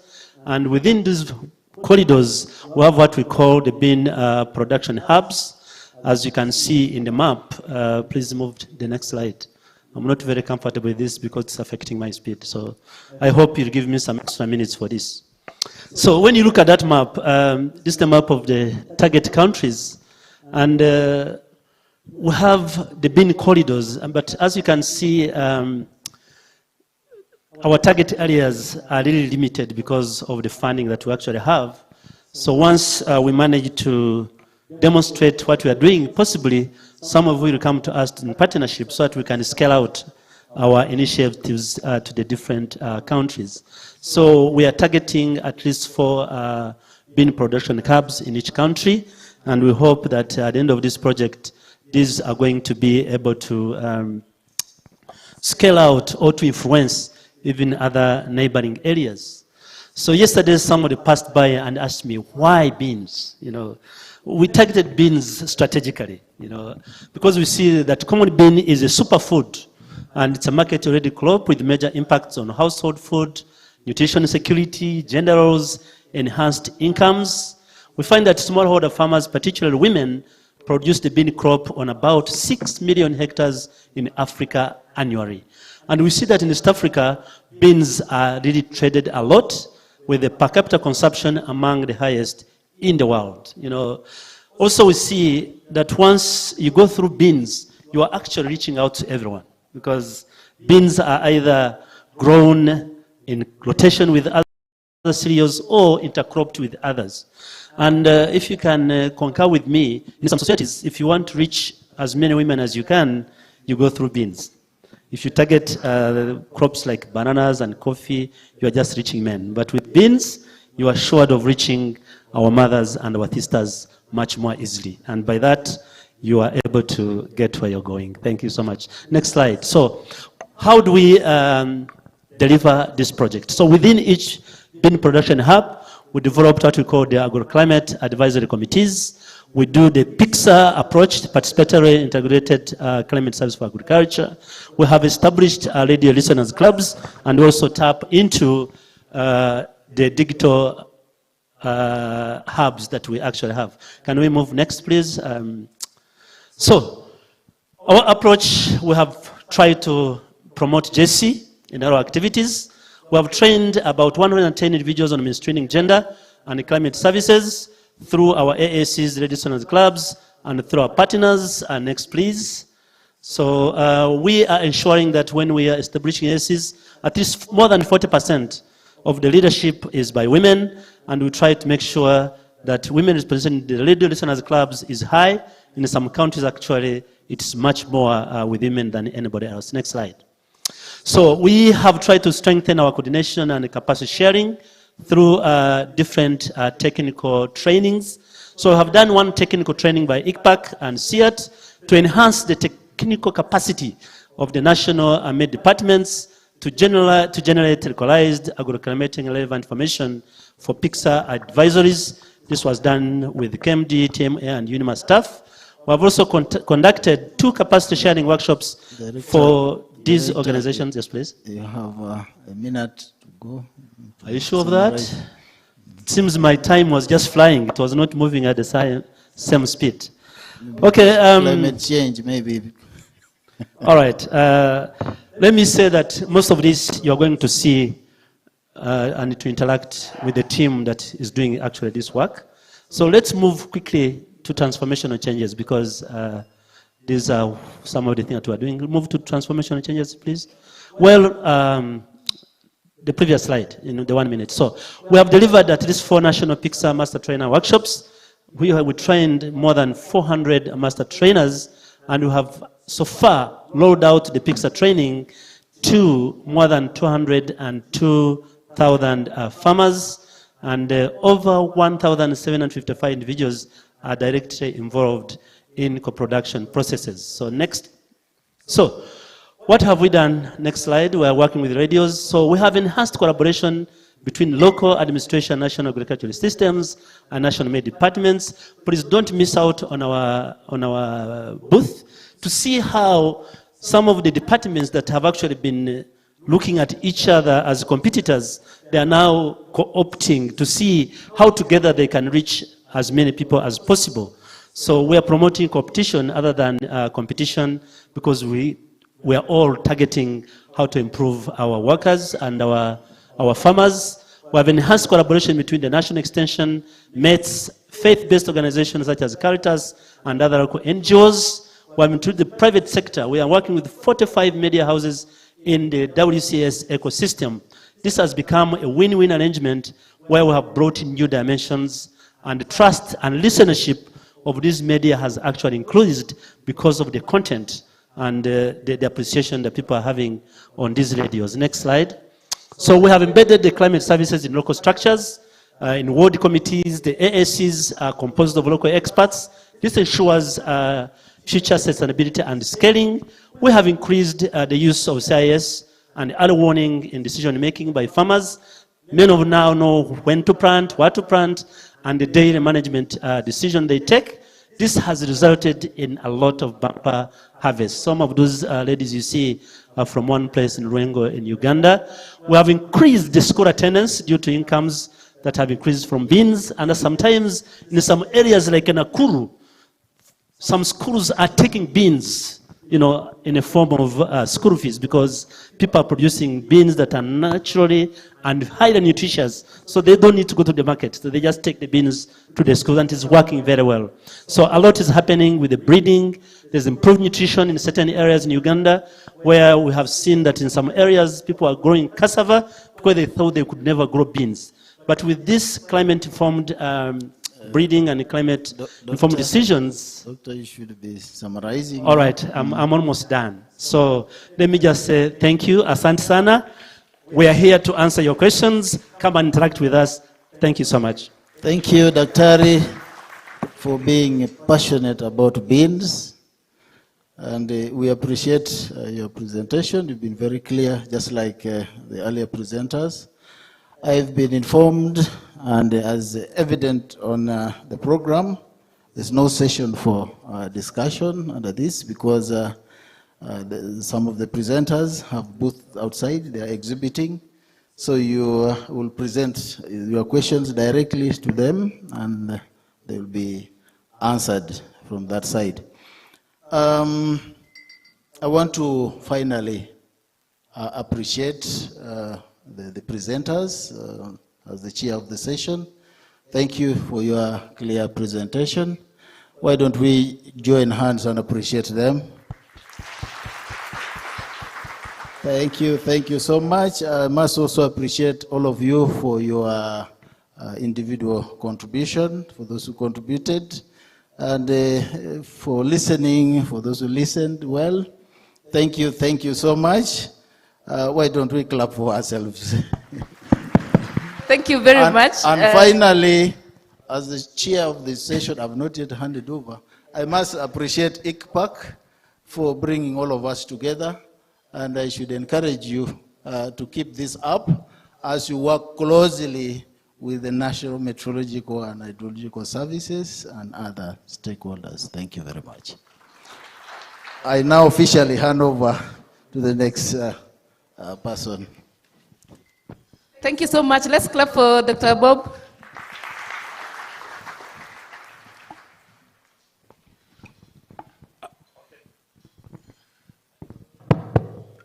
Thank you, Dr. Popo Kwang, our PR for Uganda with WMO, for good work. I just want you to prepare you for tomorrow's work. I know we sent updated regional framework for climate services document, but some of your email were bouncing back. So just with your phone, just scan, okay? So that it will be easier for us tomorrow in terms of following up the work we have done. This is the updated version. Okay. Thank you. Eunice? Thank you very much. So as you continue scanning this, we want to go to the next session, and I think this past session has really taken much of our time, and we really have very short time. I want to be very, very fair. If you presented and you have a booth, I'll exclude as you've already pitched. Can we have the other exhibitors to pitch their work? Please, I'm giving you 1 minute here. If you presented, you've already pitched, ICRE has pitched, WMO has pitched. Who else is presenting and they pitched? Who presented and they have a booth? I'm not seeing people who have booths. No, that's what I'm saying. WMO has already pitched. Thank you very much. ICRE has also pitched. Thank you very much. The rest? Where are the people with booths outside? Winnie, looks like no one is here. Can I give them the second time? Yes, second chance, please come. No. So if you have a booth outside, please come. We have only 1 minute for you to say what you are doing and attract people to come to your booth. Okay? Exactly 1 minute. I'll be holding the mic for you. When 1 minute is over, what you didn't say, you will say it in your booth. Okay? Is everyone here? Please, chap chap. Chap chap.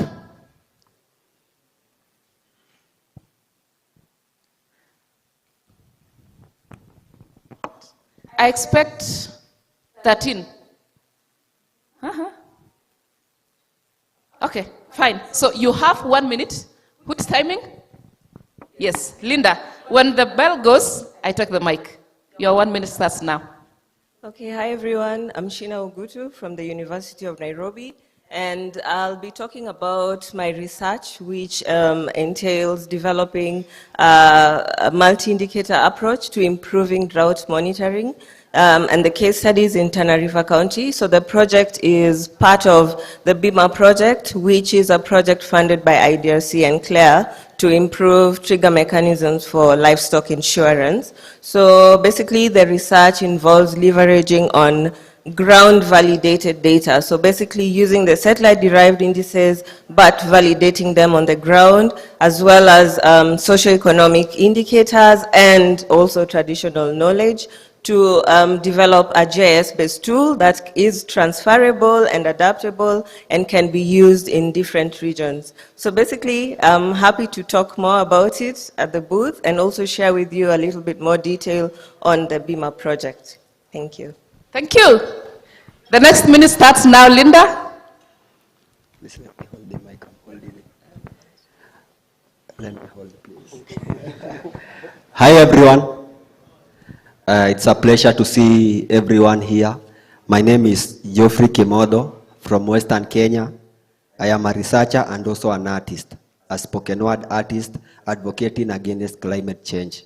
My project is called Bringing the Weather Closer, using stories and simple tools to share climate information with communities. It highlights in many parts of Kenya, people face floods, droughts, and crop losses. The problem is not the lack of weather forecast, it's that the information is too complex for the farmer to understand it. A farmer does not need a technical report. She or he just needs to know if it's safe to plant or not. Bringing the Weather Closer project make forecasts simple. We turn them into stories, short videos, spoken word, and even community theater, using local languages and everyday example. We work with youth, farmers, and artists to share message in a way that people understand. Thank you. Thank you so much. Your 1 minute starts now. Good afternoon. My name is Tamara Thakala. I'm working for ICPAC as climate modeling expert. We are doing this heat stress monitoring and forecasting for East Africa under the Passage project. So we believe that this extreme heat is really underestimated, which is overlooked. So far, even in the discussions, I see that most people are talking about normal, below normal rainfall, but nobody cares about the temperature forecast. But equally likely, you can see that the rainfall is below normal for this season, and the temperature is above normal. So how these kinds of incidents are really stressing the region. So at the moment we are doing this project in the three ICPAC clusters. So far we have some preliminary outputs, and we are developing methods. Your 1 minute starts now. Thank you so much. My name is Bernard Maranga, a student at Catholic University of Eastern Africa, and also a climate journalist at KBC. Now, my research is about climate information and agricultural production in Trans Nzoia County. Now, I was assessing the uptake of climate information amongst small-scale farmers, and also the effectiveness of climate information during climate variability, and lastly, how to upscale the uptake of climate information. Now, first of all, what we realized that farmers were aware of climate information, but it needed to be upscaled.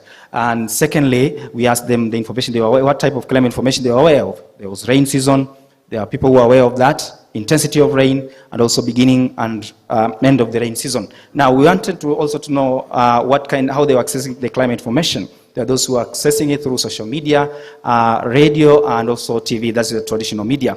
How do you upscale it? There are those who said, by a large percentage, television and also radio, but cumulatively, social media is what people prefer. Your minute starts now. Good afternoon. My name is Quinto Juma. I am a geospatial research modeler with the International Center of Insect Physiology and Ecology, and I'm currently registered at the University of KwaZulu-Natal in South Africa. And my project is basically on cereal stembora. There are two specific cereal stemboras in Kenya, the main ones. So the Busolophuska, which is mostly a highland stembora, and also the Kylo, which is a lowland stembora. So the analysis will look into the shifts, because there has been that interest in the department where I currently am, but there could be potential shifts that are driven by climate change. And so there's a little bit of modeling in my work, and I hope you come to my booth.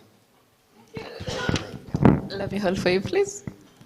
Okay, my name is Shato Clemiso from Narok, a student of Seku University. My innovation is around livestock. I run a company called Asili Feeds. Asili Feed is a company that encouraging farmers to adapt to climate change in agricultural way, whereby we have Asili Feed is a combination of bagasse, which is local sugarcane waste product, and maize cobs, which are locally available, as you can see. This also has a combination of jungao and napier grass. So when we combine all of them, we come up with an holistic feeding of livestock called Asili Feed, which is pelletized and sold to the market. Welcome to the booth, and I will explain more. Thank you very much. Great.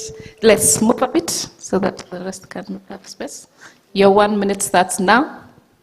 I am Dora Momanyi, a food system researcher at C4 ICRAF and a PhD candidate working on mapping agroforestry systems in agroforestry buffer zones around Mount Kenya Forest.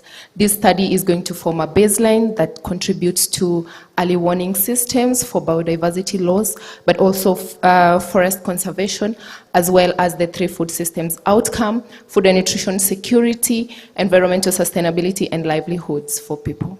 Thank you. Good. Good afternoon. My name is Levis Kitonge. My project is about urban heat island, so mapping it, integrating it with AI. So when you come to my booth, I'll be able to show you how the model is able to predict the urban heat island and how it is able to map out, especially large cities. Thank you.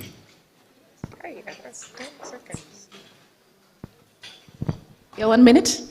Good afternoon, everyone. My name is Arnold Omoja from the Technical University of Kenya. We are working on a project called Green Map.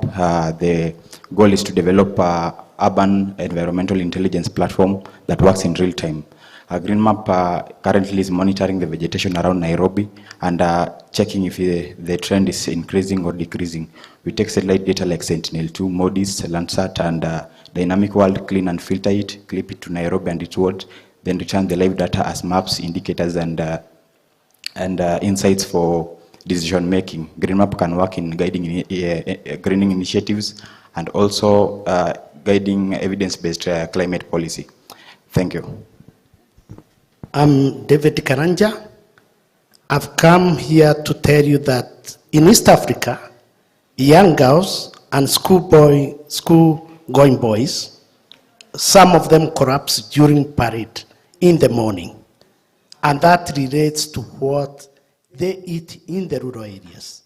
To avoid that, come, don't just eat any bean. Come, we show you. Thank you. Okay. My name is Teresia Evelyn. I graduated from the University of Nairobi. My startup is all about climate change.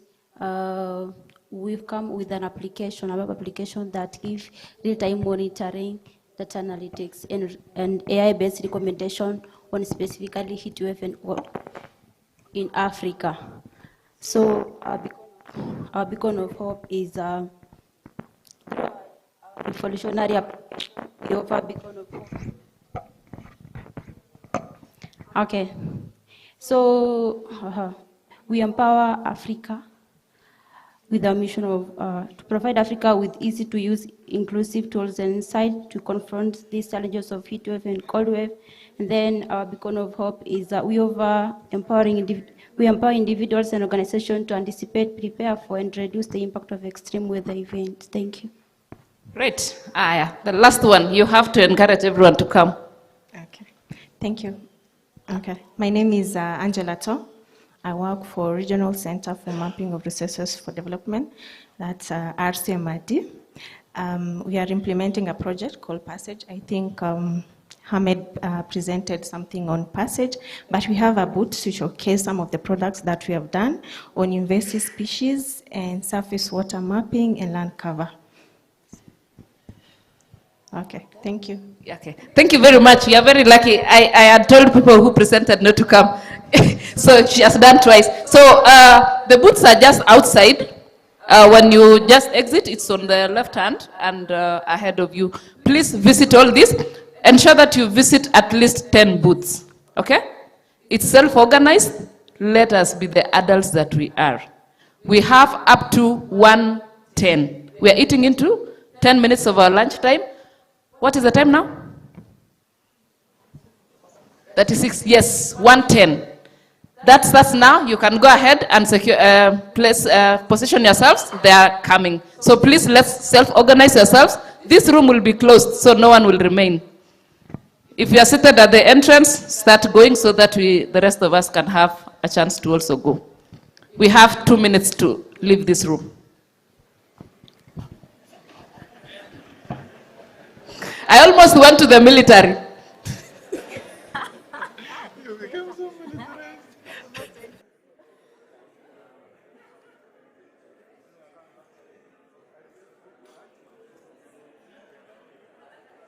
So while at the booth, you will be able to pick your vouchers.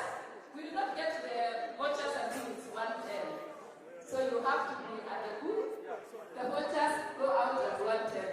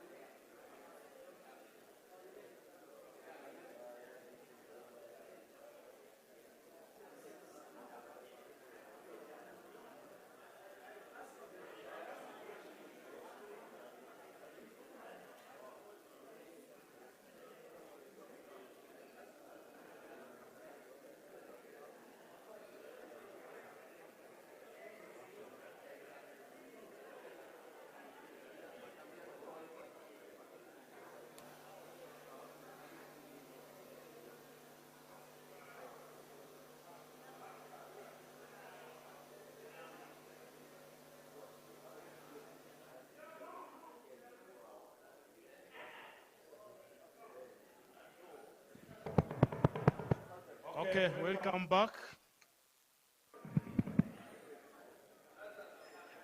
Okay. Well, yeah, where is that bell?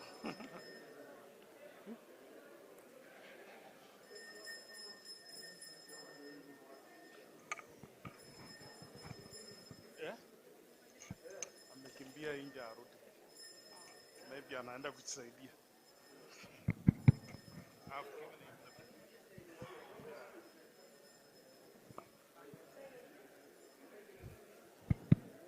Good afternoon. How was lunch? If you have not registered, you have not signed for today, I request you that you go to that corner.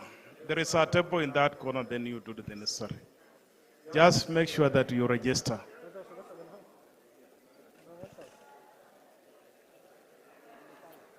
What?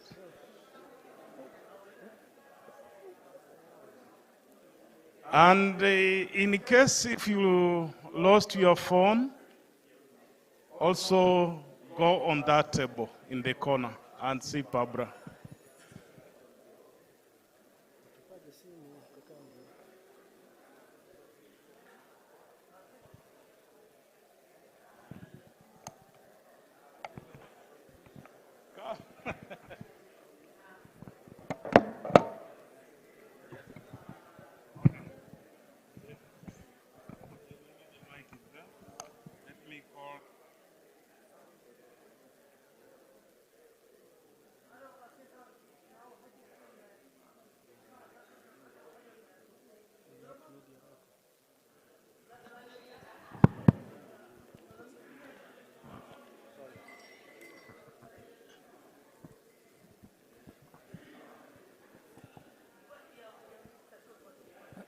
Good afternoon, ladies and gentlemen. May I have your attention all? Those who are outside, can you come in?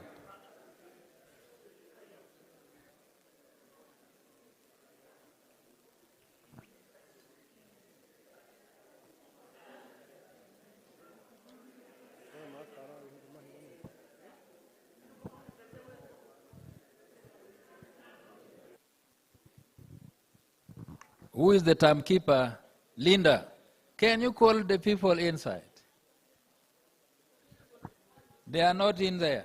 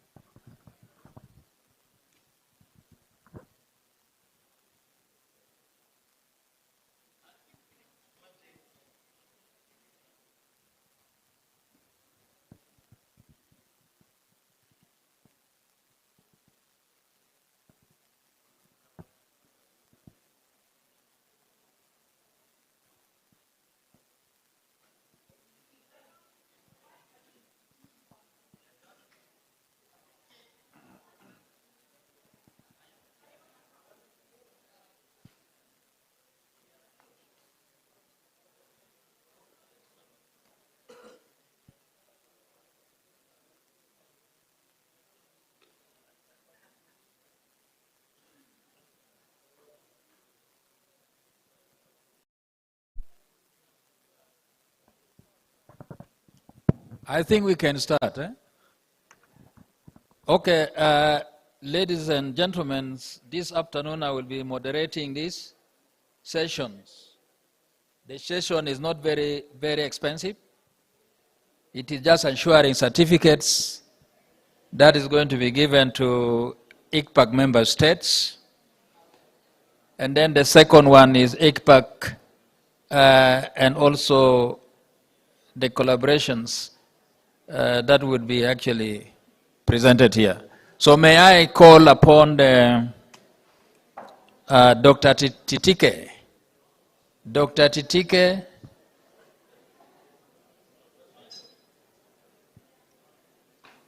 Do we have, yes, Dr. Titike, come and start doing things because it appeared our colleagues are still enjoying lunch.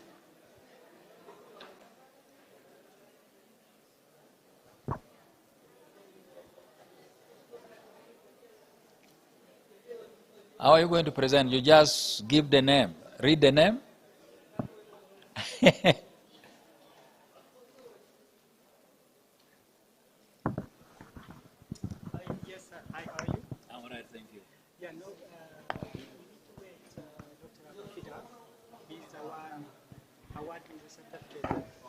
I'm just calling, I'm facilitating. Okay, I think Dr. Titike had said we have to wait for one person who is going to hand over this certificate. So we have to wait at least some 5 minutes.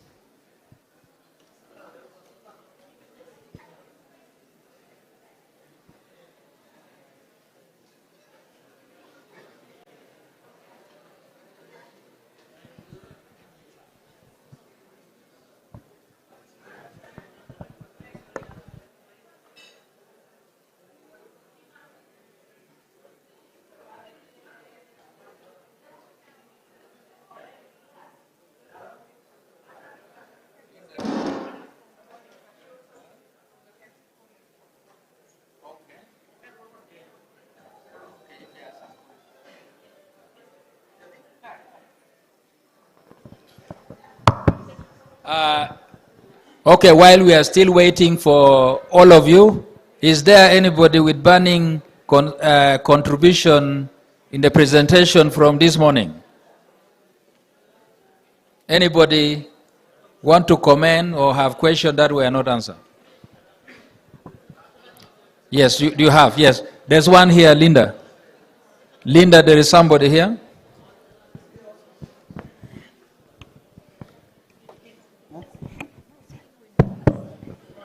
Can you give the mic here? Someone has something to say.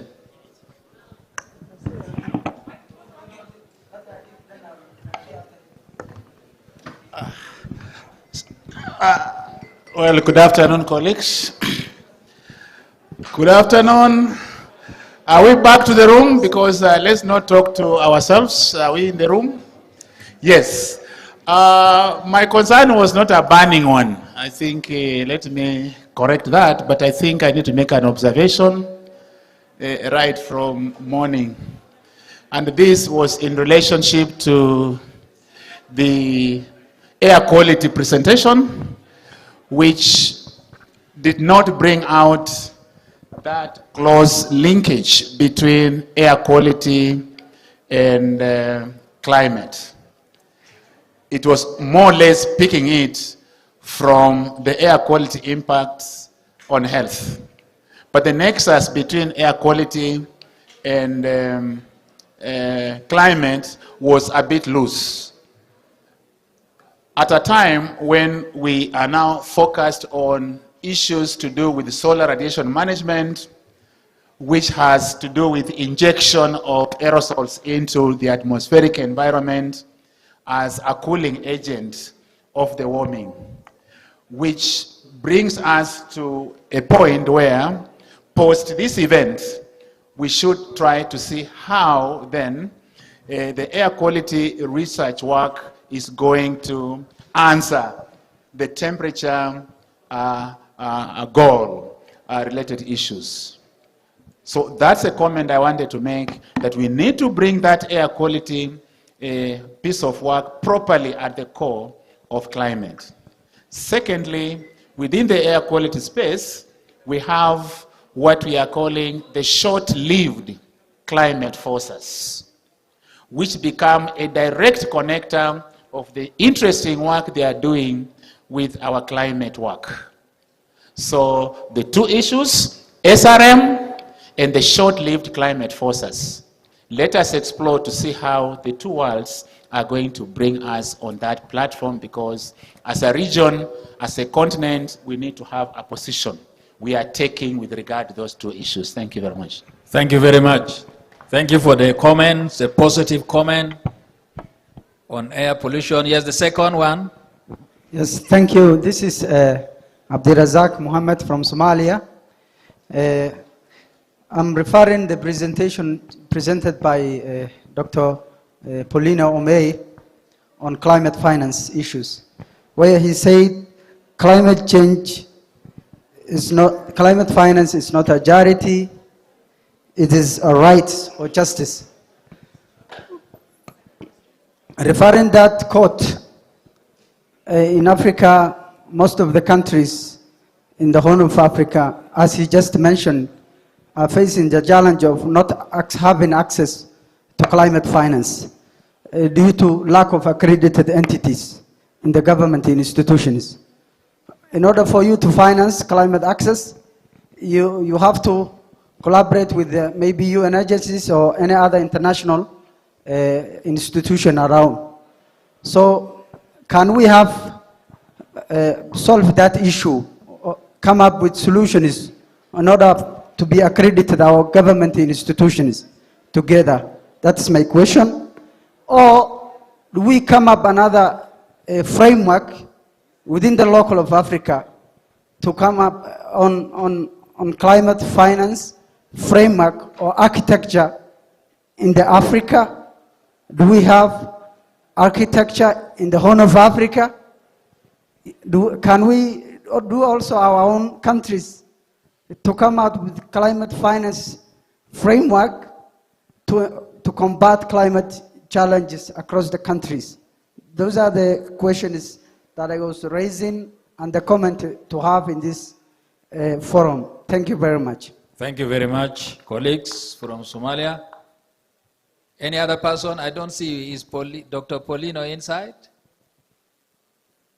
Yeah, you can answer that. Yeah? You have a question there. Another question is here. Can somebody help me to move the mic? Thank you.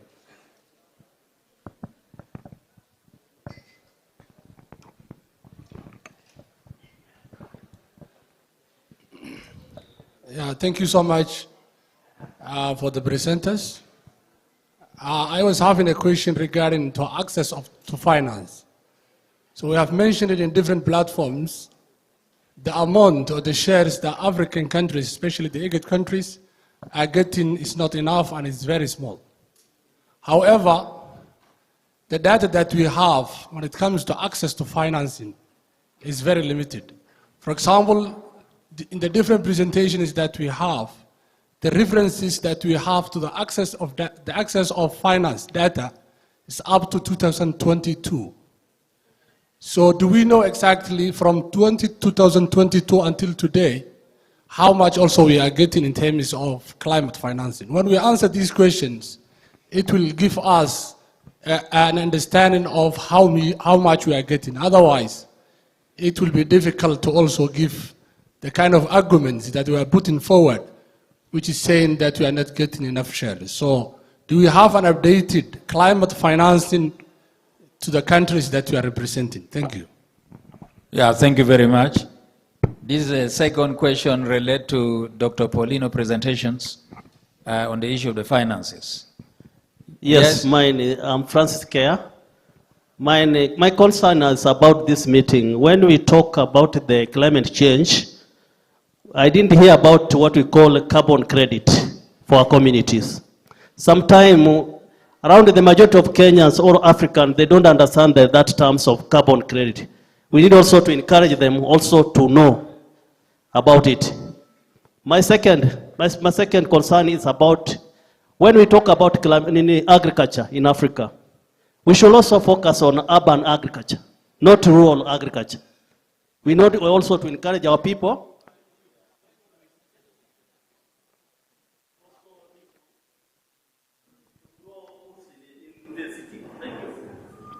Yeah, thank you very much. You raised two issues. One is on the issue of carbon, because we are in this forum, we don't talk about it. And then the second thing is there is no urban agriculture captured in this. I would not know, maybe the agriculture sector did not focus more on the urban one. They take it for granted, I think. So you're right. So thank you very much. Any other past concern? Yes. Yes, my concern is on early warning, because we've realized here that there are so many institutions that are collecting data. And I know a concern was raised by KMD concerning Who validates that data? Who makes sure that it is accurate before it is actually disseminated? So my concern is, what protocols exist so that when the information is collected, it is consolidated, verified, and then escalated to the relevant institutions for dissemination to the consumers and the last mile communication we were talking about. Because we might find ourselves overstepping on each other's boundaries, or sometimes some information can be released, and yet it has not been verified by the relevant institutions. So I think we should have very clear protocols on how, whether information is disseminated, and then clarity on the institutions that are mandated to disseminate what kind of information, and the protocols that go with it. Thank you very much for your concern. I think ICPACs here inside have listened to all this important information. But now we're not going to continue to focus on what we have already left this morning. Our times has already come for us to start this very same session. The section is actually talking about issuance of certificates.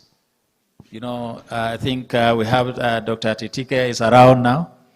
I think we also want to update you on who are our reporters. I think we have, we have Esther and our colleagues who are our reporters on this particular repertoire for this session. And my name is John Pakech. I think I'm from South Sudan. And therefore, I'm going to start with Dr. Titike in terms of issuing the thing. Titike, you are much welcome. After a good lunch. Thank you so much. Good afternoon, colleagues. Good afternoon. So mine is very short. I'm just going to explain, some of the efforts that we do in terms of capacity building. It appears that the kind of relevant to the question that has been raised by Madam here. Without further ado, allow me to read a small statement. Good afternoon, esteemed guests, valued partners, distinguished participants. So my name is Titike Bahaga. I work for ICPAC. And as a core specialized institution of IGAD, ICPAC is mandated to advance sustainable development across our member states. In addition, as a designated WMO-RCC, we carry critical responsibilities of strengthening the capacity of national meteorological agencies throughout Greater Horn of Africa, 11 countries. So each year, ICPAC, in partnership with UK Met Office, organizes a foundational climate prediction training workshop, bringing together forecasters from 11 national meteorological agencies over Greater Horn of Africa region. This training covers the foundational science on seasonal prediction, statistical methods, data analysis, forecast evaluation, validation techniques, and interpretation of ensemble forecast from global producing centers. It also emphasizes how ensemble method can be addressed uncertainty by generating probabilistic seasonal forecast. So in the following year, those forecasters returned back to ICPAC for 3 pre-COP capacity building workshops held January, May, and August.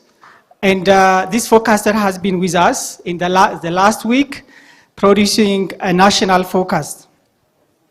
So they closely work with ICPAC experts, and they apply standardized tools and protocols to produce national seasonal forecasts tailored to their country unique needs.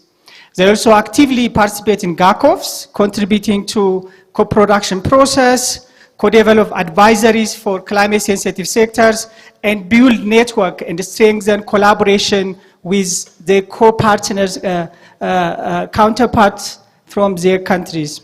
And knowledge sharing and this kind of interaction with, their ICPAC, also their counterpart from national representatives, helps them to organize a national climate outlook forum. Today, we are proud to recognize those remarkable achievements of the forecasters. The certificate being presented symbolizes your pivotal role in strengthening national and regional early warning system, and it is a cornerstone in helping East Africa better prepare and for mitigate climate-related risks such as drought and flood. We extend our deepest gratitude to our partners, particularly the strong and sustained support from UK Met Office in making this initiative possible. As you have noted from the presentation by Dr. Stefan this morning, the past project, which will allow sustainability of this capacity development effort, with collaboration with ACMAD, UK Met Office, and the WMO, we are working to facilitate cross-learning, build capacity of national med services and RCCs beyond Greater Horn of Africa, reaching out to West Africa, South Africa, and Central Africa.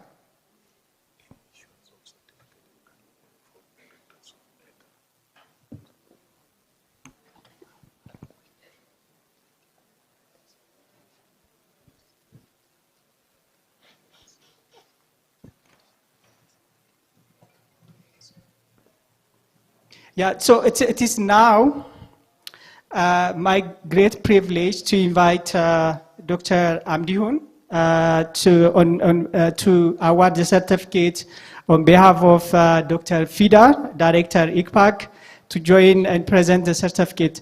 Dr. Amdihun, kindly.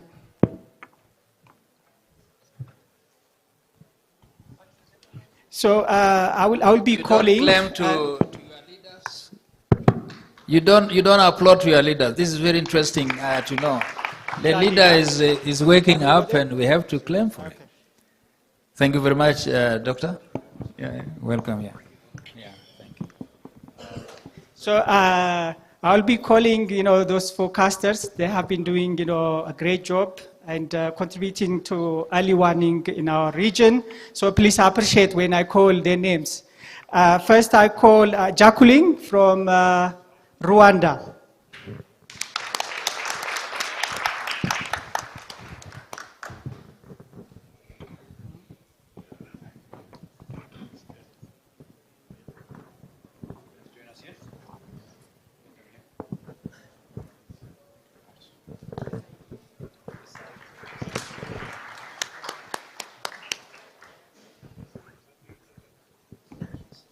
Thank you, Jacqueline. And next, I'm calling Hussein from Djibouti.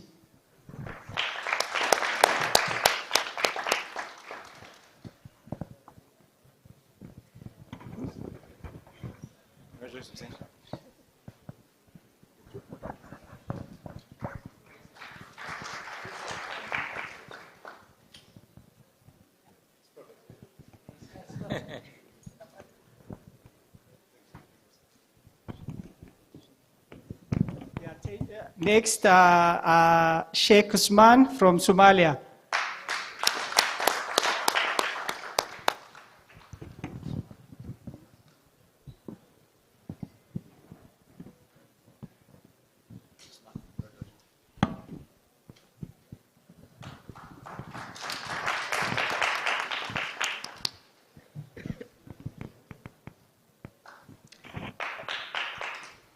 And next from Sudan, Fatih Ali. Fatih.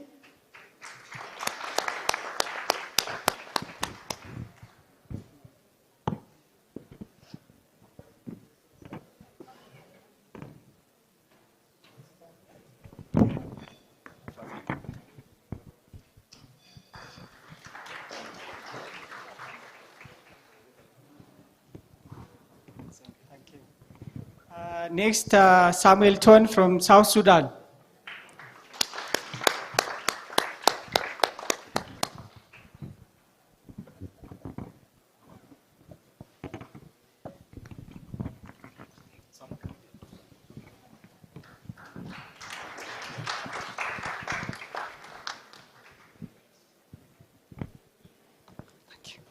Aman Salah from Eritrea.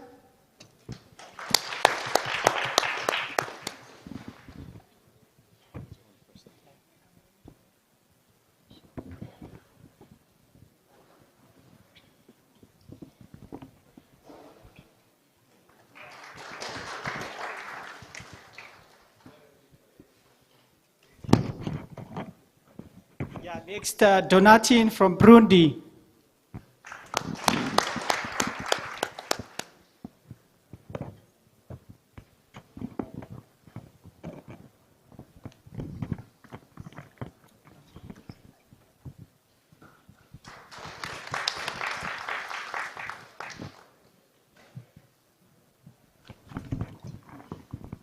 Next, Ramadani from Tanzania.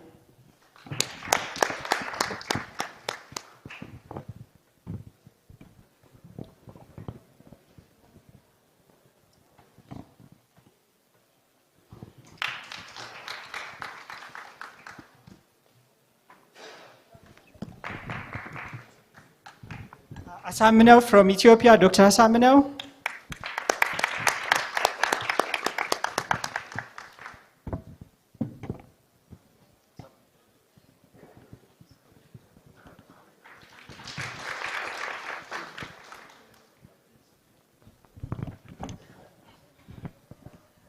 Caroline from Kenya.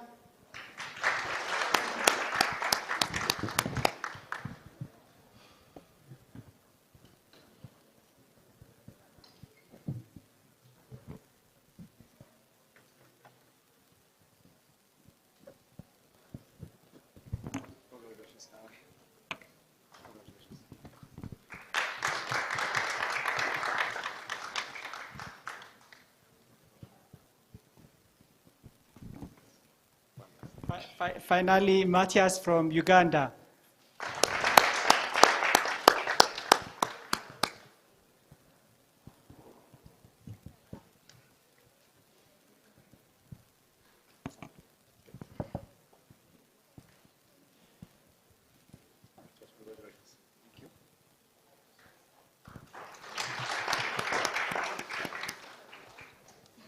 I may also ask Matthias, he tell us, a few words about his experience.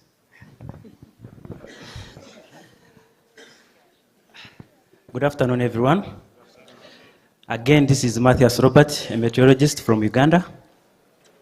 I take this opportunity to thank ICPAC, thank UK Met Office, and most importantly, my PR of Uganda for trusting me to take part in this. And I can surely tell you with this certificate, it is a mission complete. Also, initially I started in short-term prediction. Then later I got this opportunity to take part in foundation training for seasonal forecasting under the guidance of Dr. Titike, Dr. Hussein, Maserin, Eunice, Anthony, Dr. Stefan, and Dr. Richard. Yeah, and surely they have fine-tuned our knowledge and skills in generating season forecast. We have been with them in the kitchen for the past 3 pre-coffs to generate these forecasts.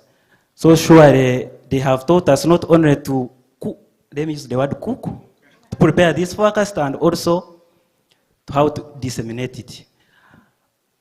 So this part of capacity building, let me talk for Uganda. We had that gap in issuing of, let's say, rolling seasonal forecasts and even issuing the regular monthly updates. But with this training, a stone is laid, a step is made to have all this settled. Then again, I congratulate my team. They have been the best. Some of us, we started this training with 2 eyes. Because of the programming and the stuff, we are living with 4 eyes now. And lastly, as an advocate for Gen Zs in MET, I would feel okay if also, I know they are there at, let's say, our NMHCs. they can get this opportunity, participate in this training, and we carry this thing up. Thank you very much. Thank you so much. Allow me to appreciate also and acknowledge, tremendous effort by ICPAC colleagues. And maybe I can call Dr. Hussein, is our leader, and Dr. Maslin, Dr. Atoni, Dr. Tamrat, Eunice. Eunice has been, supporting not only in-person training, she has been supporting them online when they have, a challenge. She has been always there to support them. Please appreciate my colleague. Yeah. With that, thank you, Dr. Okay, thank you. Yeah, thank you very much, and congratulations to our young generation in the region. You have not to talk too much, but you do the work. Thank you very much. Let us give round of applause to Dr. Titike as well for his presentation. Thank you very much. Colleagues, I would like to call upon Dr. Hussein Indris, if he's around, so Dr. Hussein come and present to us what we are waiting for. Is he around? Somebody call Dr. Hussein. Is there coming? Come quickly so that at least you present to us.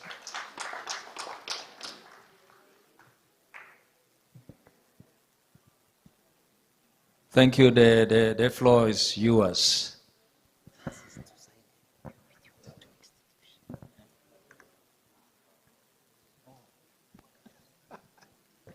Okay, I've just been informed reliably that they're waiting for their directors. Will come shortly. How long shall we wait? 10 minutes?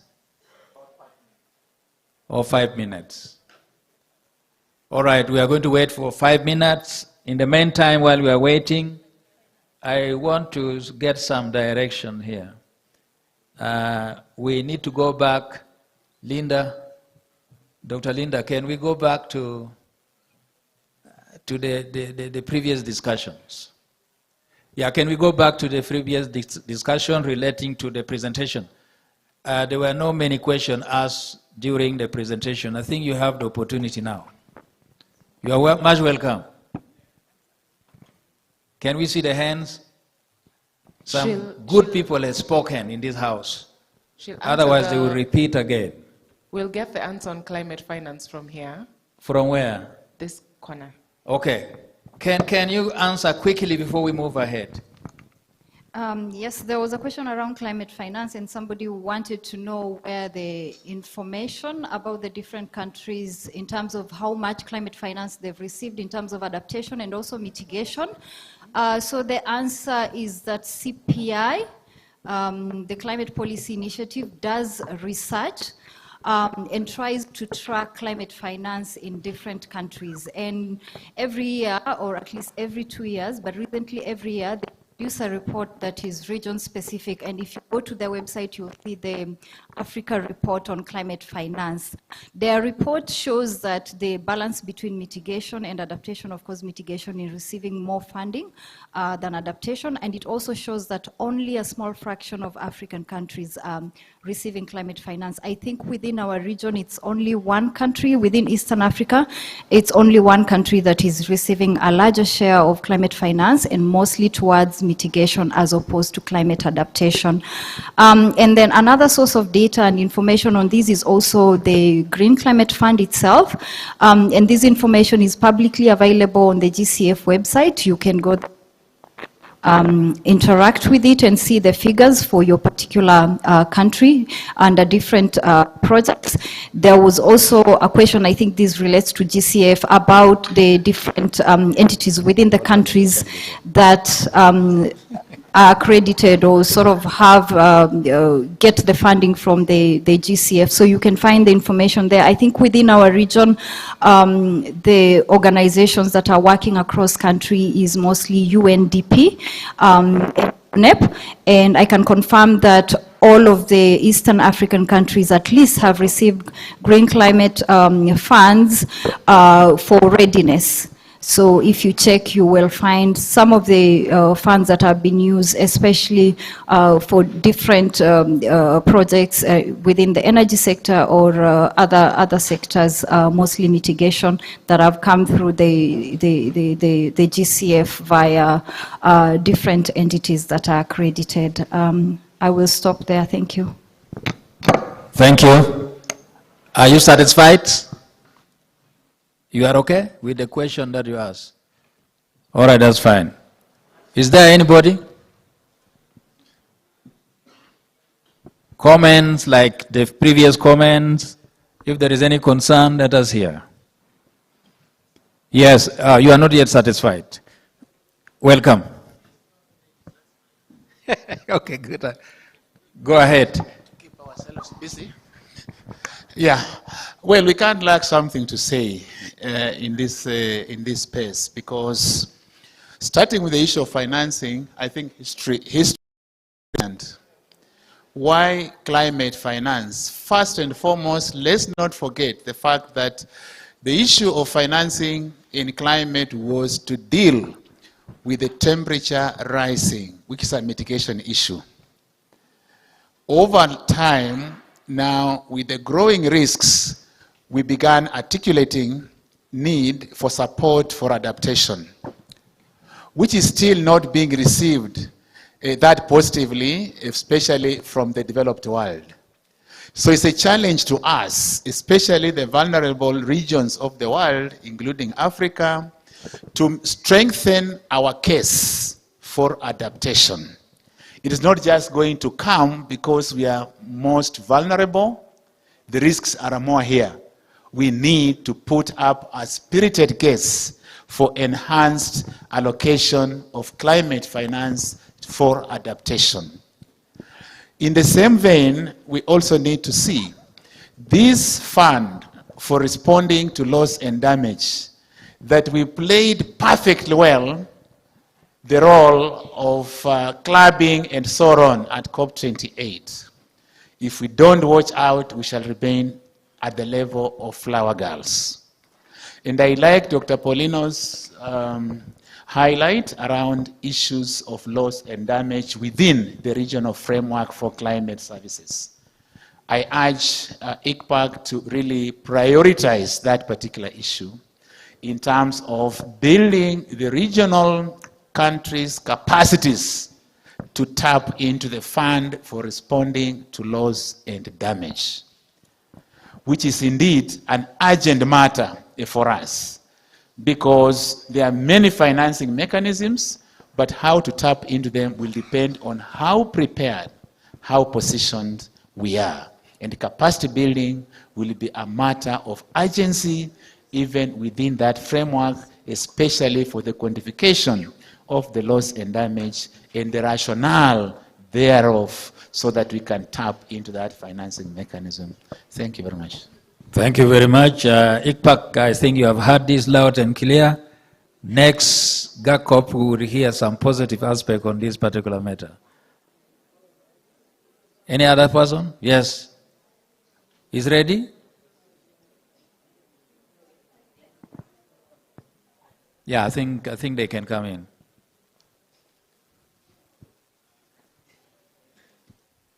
I think you have to come frequently on the university lecture. You have to come always, because there is an issue that you guys also need to be accountable to, together with us.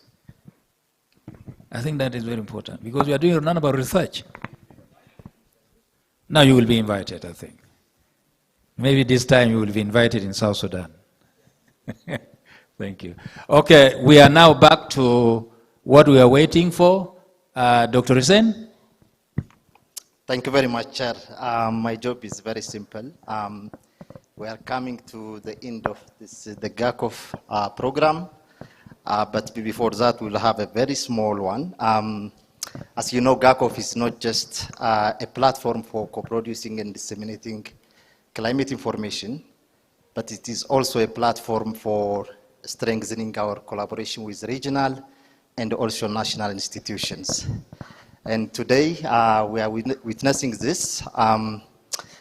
the two regional climate center, the African Center for Meteorological Application, ACMAD, and the IGAD Climate Prediction and Application Center will sign an MOU to strengthen their collaboration. So without further ado, I would like to invite the Acting Director of ICPAC, Dr. Abdi Fidar, to come to the stage, and as well as the Director General of the African Center of Meteorological Application for Development. Good.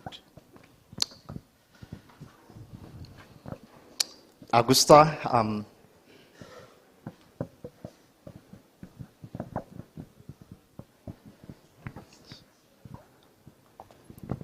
thank you.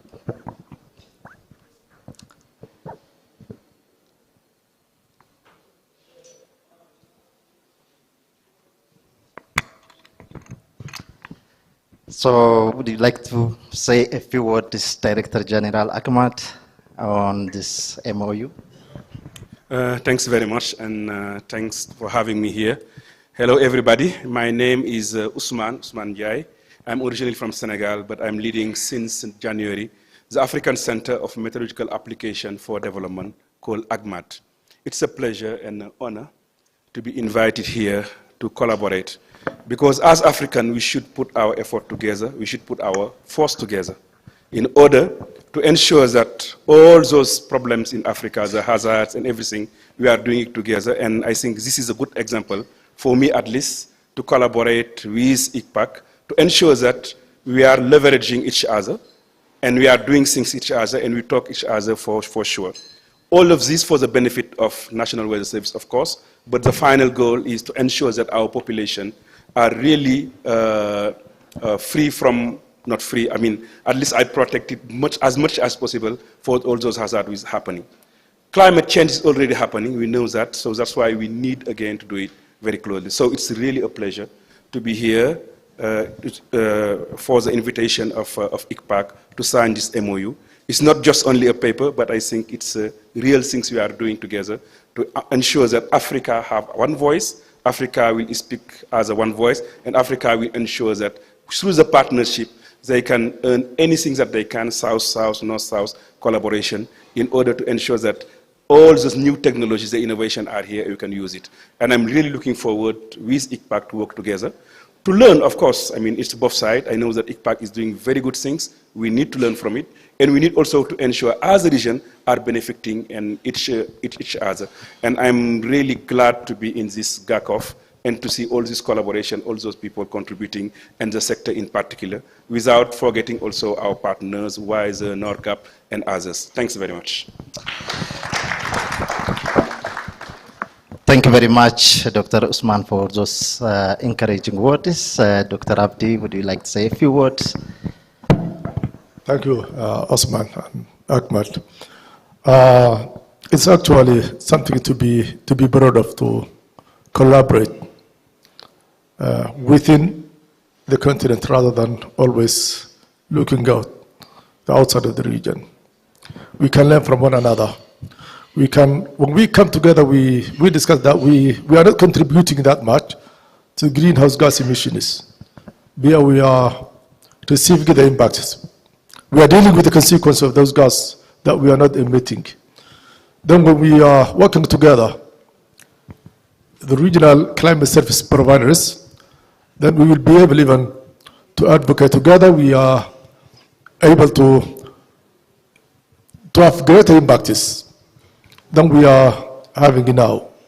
So this will not be the last. We will also, together we will be able to collaborate with other regional climate service providers.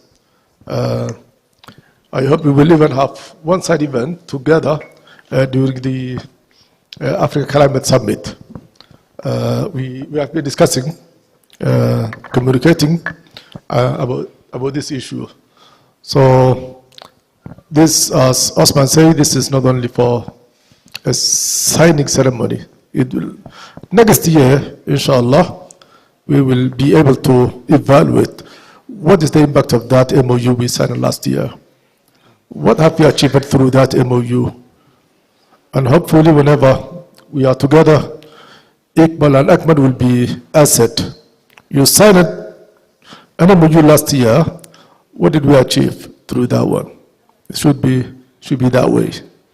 And as Osman also say that he's from Senegal, let me also say that I'm also from Ethiopia. I'm not hiding it. I actually, when I tell this, why I'm this hiding? Since Osman has said, so I'm also from Ethiopia, but also living in Nairobi for the last 5 years. Thank you. Thank you very much, Dr. Pidar, for those wonderful remarks. Now we can proceed with signing the MOU.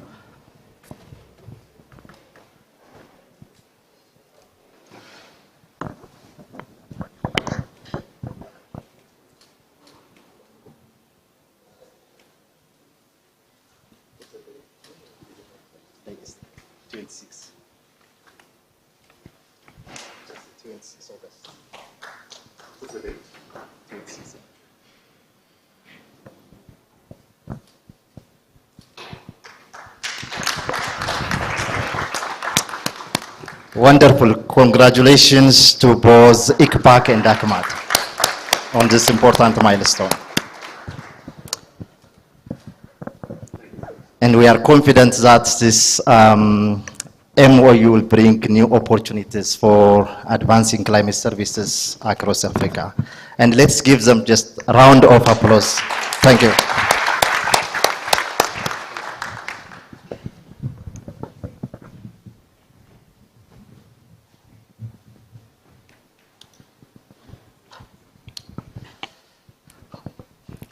Sure, thank you. Yeah, so thank you very much, Dr. Hussein.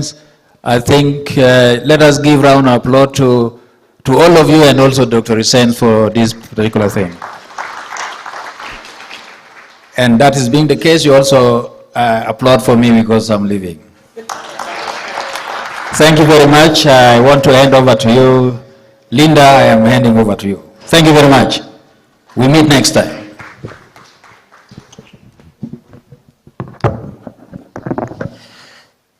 Thank you very much, Chair. We are coming now to the final session, which is the closing of the GACO Forum. And for this, I would like to invite the Director of KMD, Mr. Edward Muruki, and the Acting Director of ICPAC, Dr. Abdefidar, to come to the stage.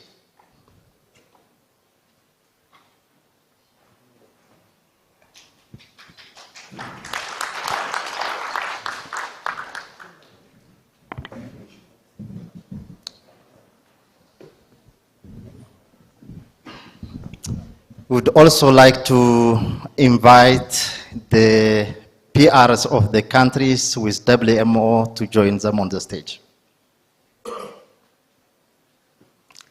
PRs, if the PR is not around, the representative, please come to the stage.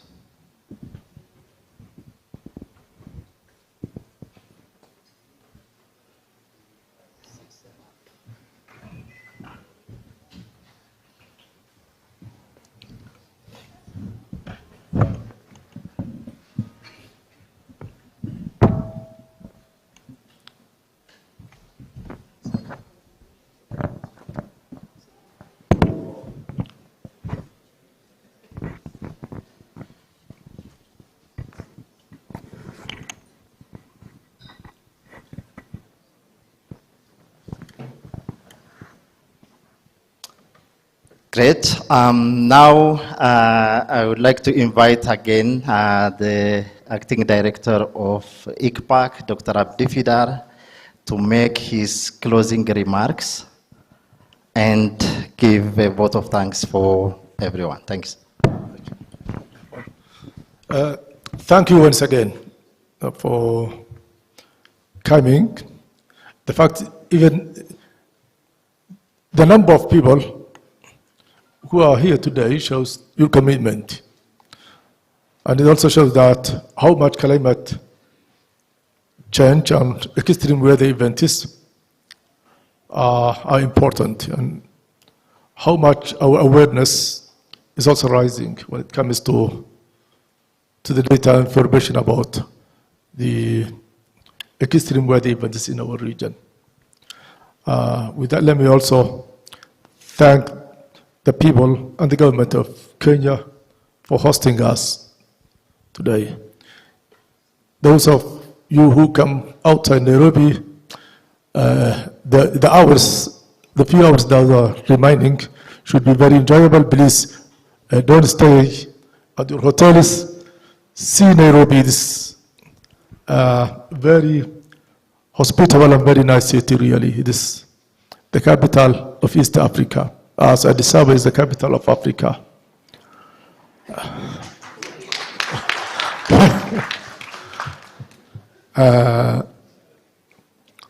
You know, ICBAC and the national med offices are challenging, really. We have to improve our forecasting capabilities.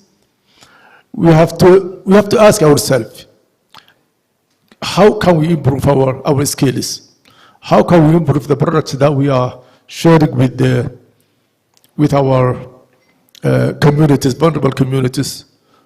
How can we make sure that our farmers and pastoral communities are basing their decisions on the information that we are providing? And how much impact we have on our communities? I know it's very tough, it's very challenging. Weather is changing so frequently, so we need also to maintain our monitoring and observation capabilities.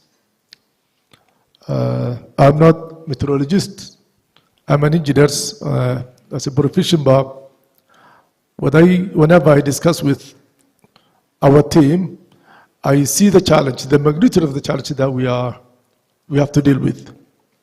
So many drivers and so many uncertainties.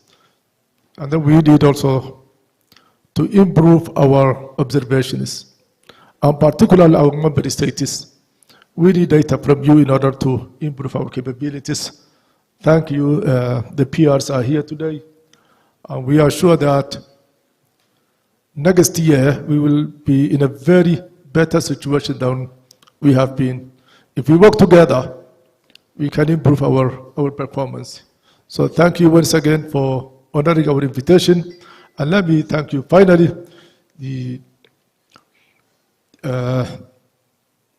Dr. Mituri, for providing us all these services and hospitalities that the government of Kenya is providing. Thank you once again. Thank you. Thank you very much, Dr. Abdi, for those wonderful remarks. I now invite the Acting Director of the Kenya Meteorology Department to come here and read the GACOF 71 statement and officially close the GACOF forum. Thank you.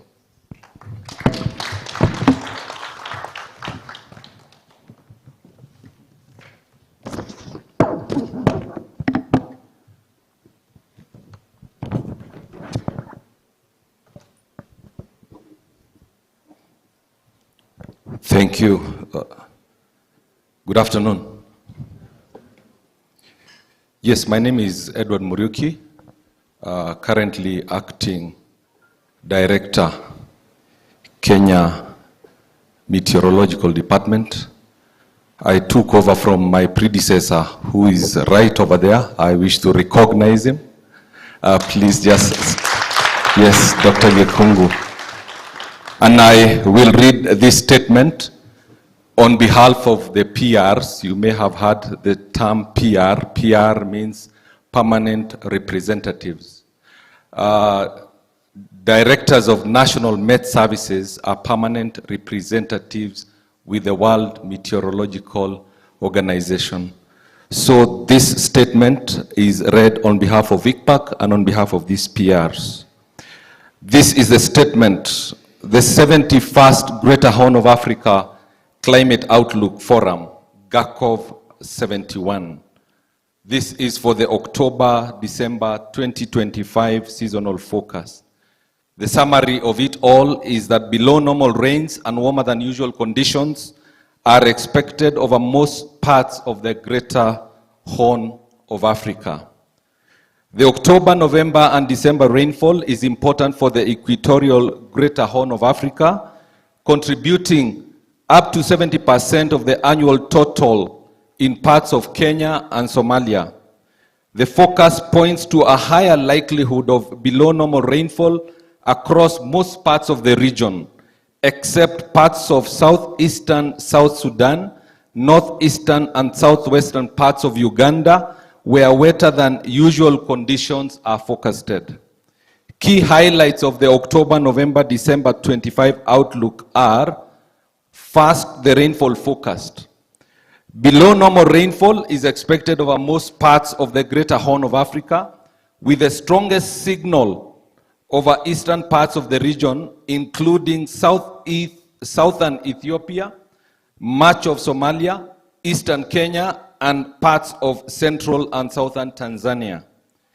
On the other hand, above normal rainfall is expected in western parts of the region, particularly in southeastern South Sudan, northeastern and southwestern Uganda, northern Somalia, and parts of northern Rwanda.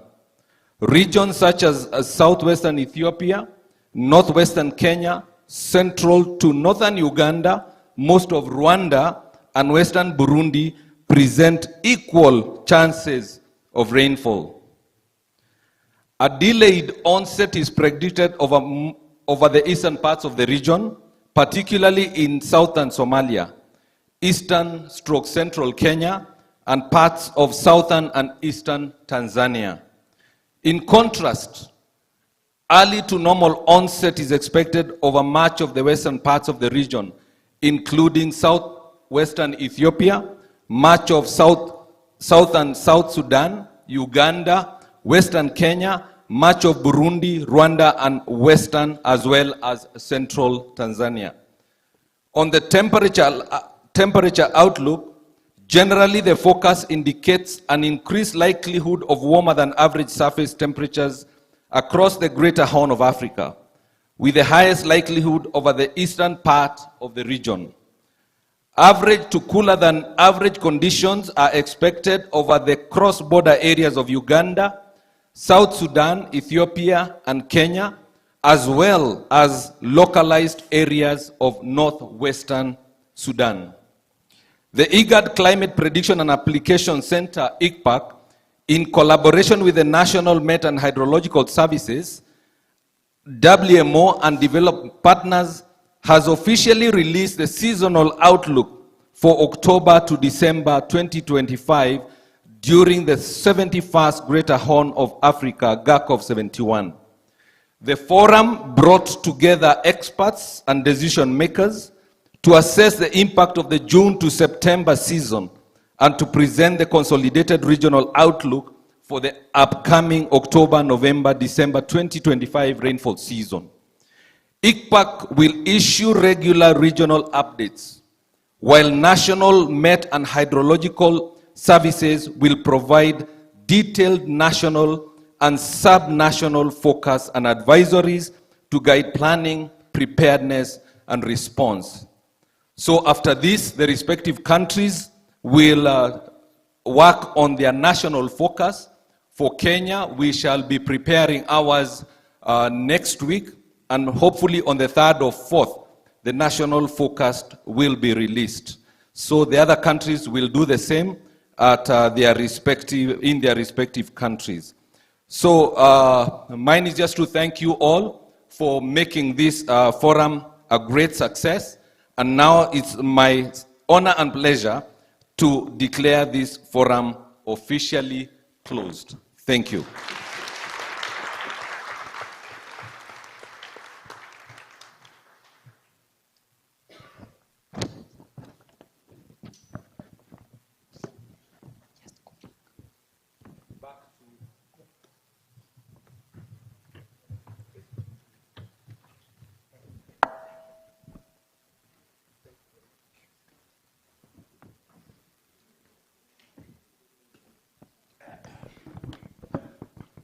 Thank you, Director Met Edward Muruki.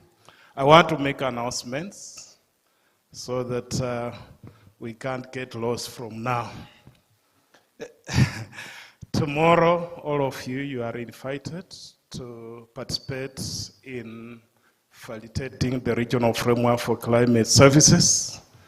It has been a long journey, and we look forward for your full contribution so that we can make sure that we do not only look at the negative side of climate, but also the positive ones.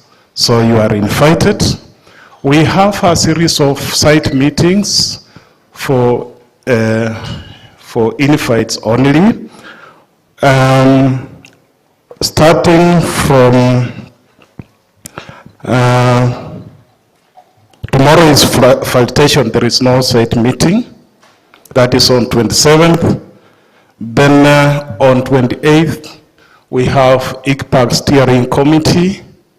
This committee will look at the facilitated framework so that hopefully they can endorse it, technical endorsement. So directors have met, some officials from EAC and ICAD are invited to that function, and WM of course. Then on 28th, 29th, we have disaster risk management sector TAC for the invited participants. We have also IRI and NC State site event that is on 28th and 29th. NOCAP meeting is on 29th August. Then S2S ASELNet workshop, climate informed flood prediction and water management on 29th August. Lastly, if you have not signed a registration form, you are invited to go to that table in the corner so that you register. I just want to wish to thank you for turning up to this GAC of 71. This is 27 years strong, and we want to believe that for those national METs and hydrological services that you have not started running a national climate outlook forum, please think about it so that you can also start. ICPAC is your big brother. We will always stand with you. For my Somali colleagues, I think second and third we shall be in Mogadishu to have National Climate Outlook Forum. Thank you so much. Let us meet here tomorrow morning. Asanteni sana.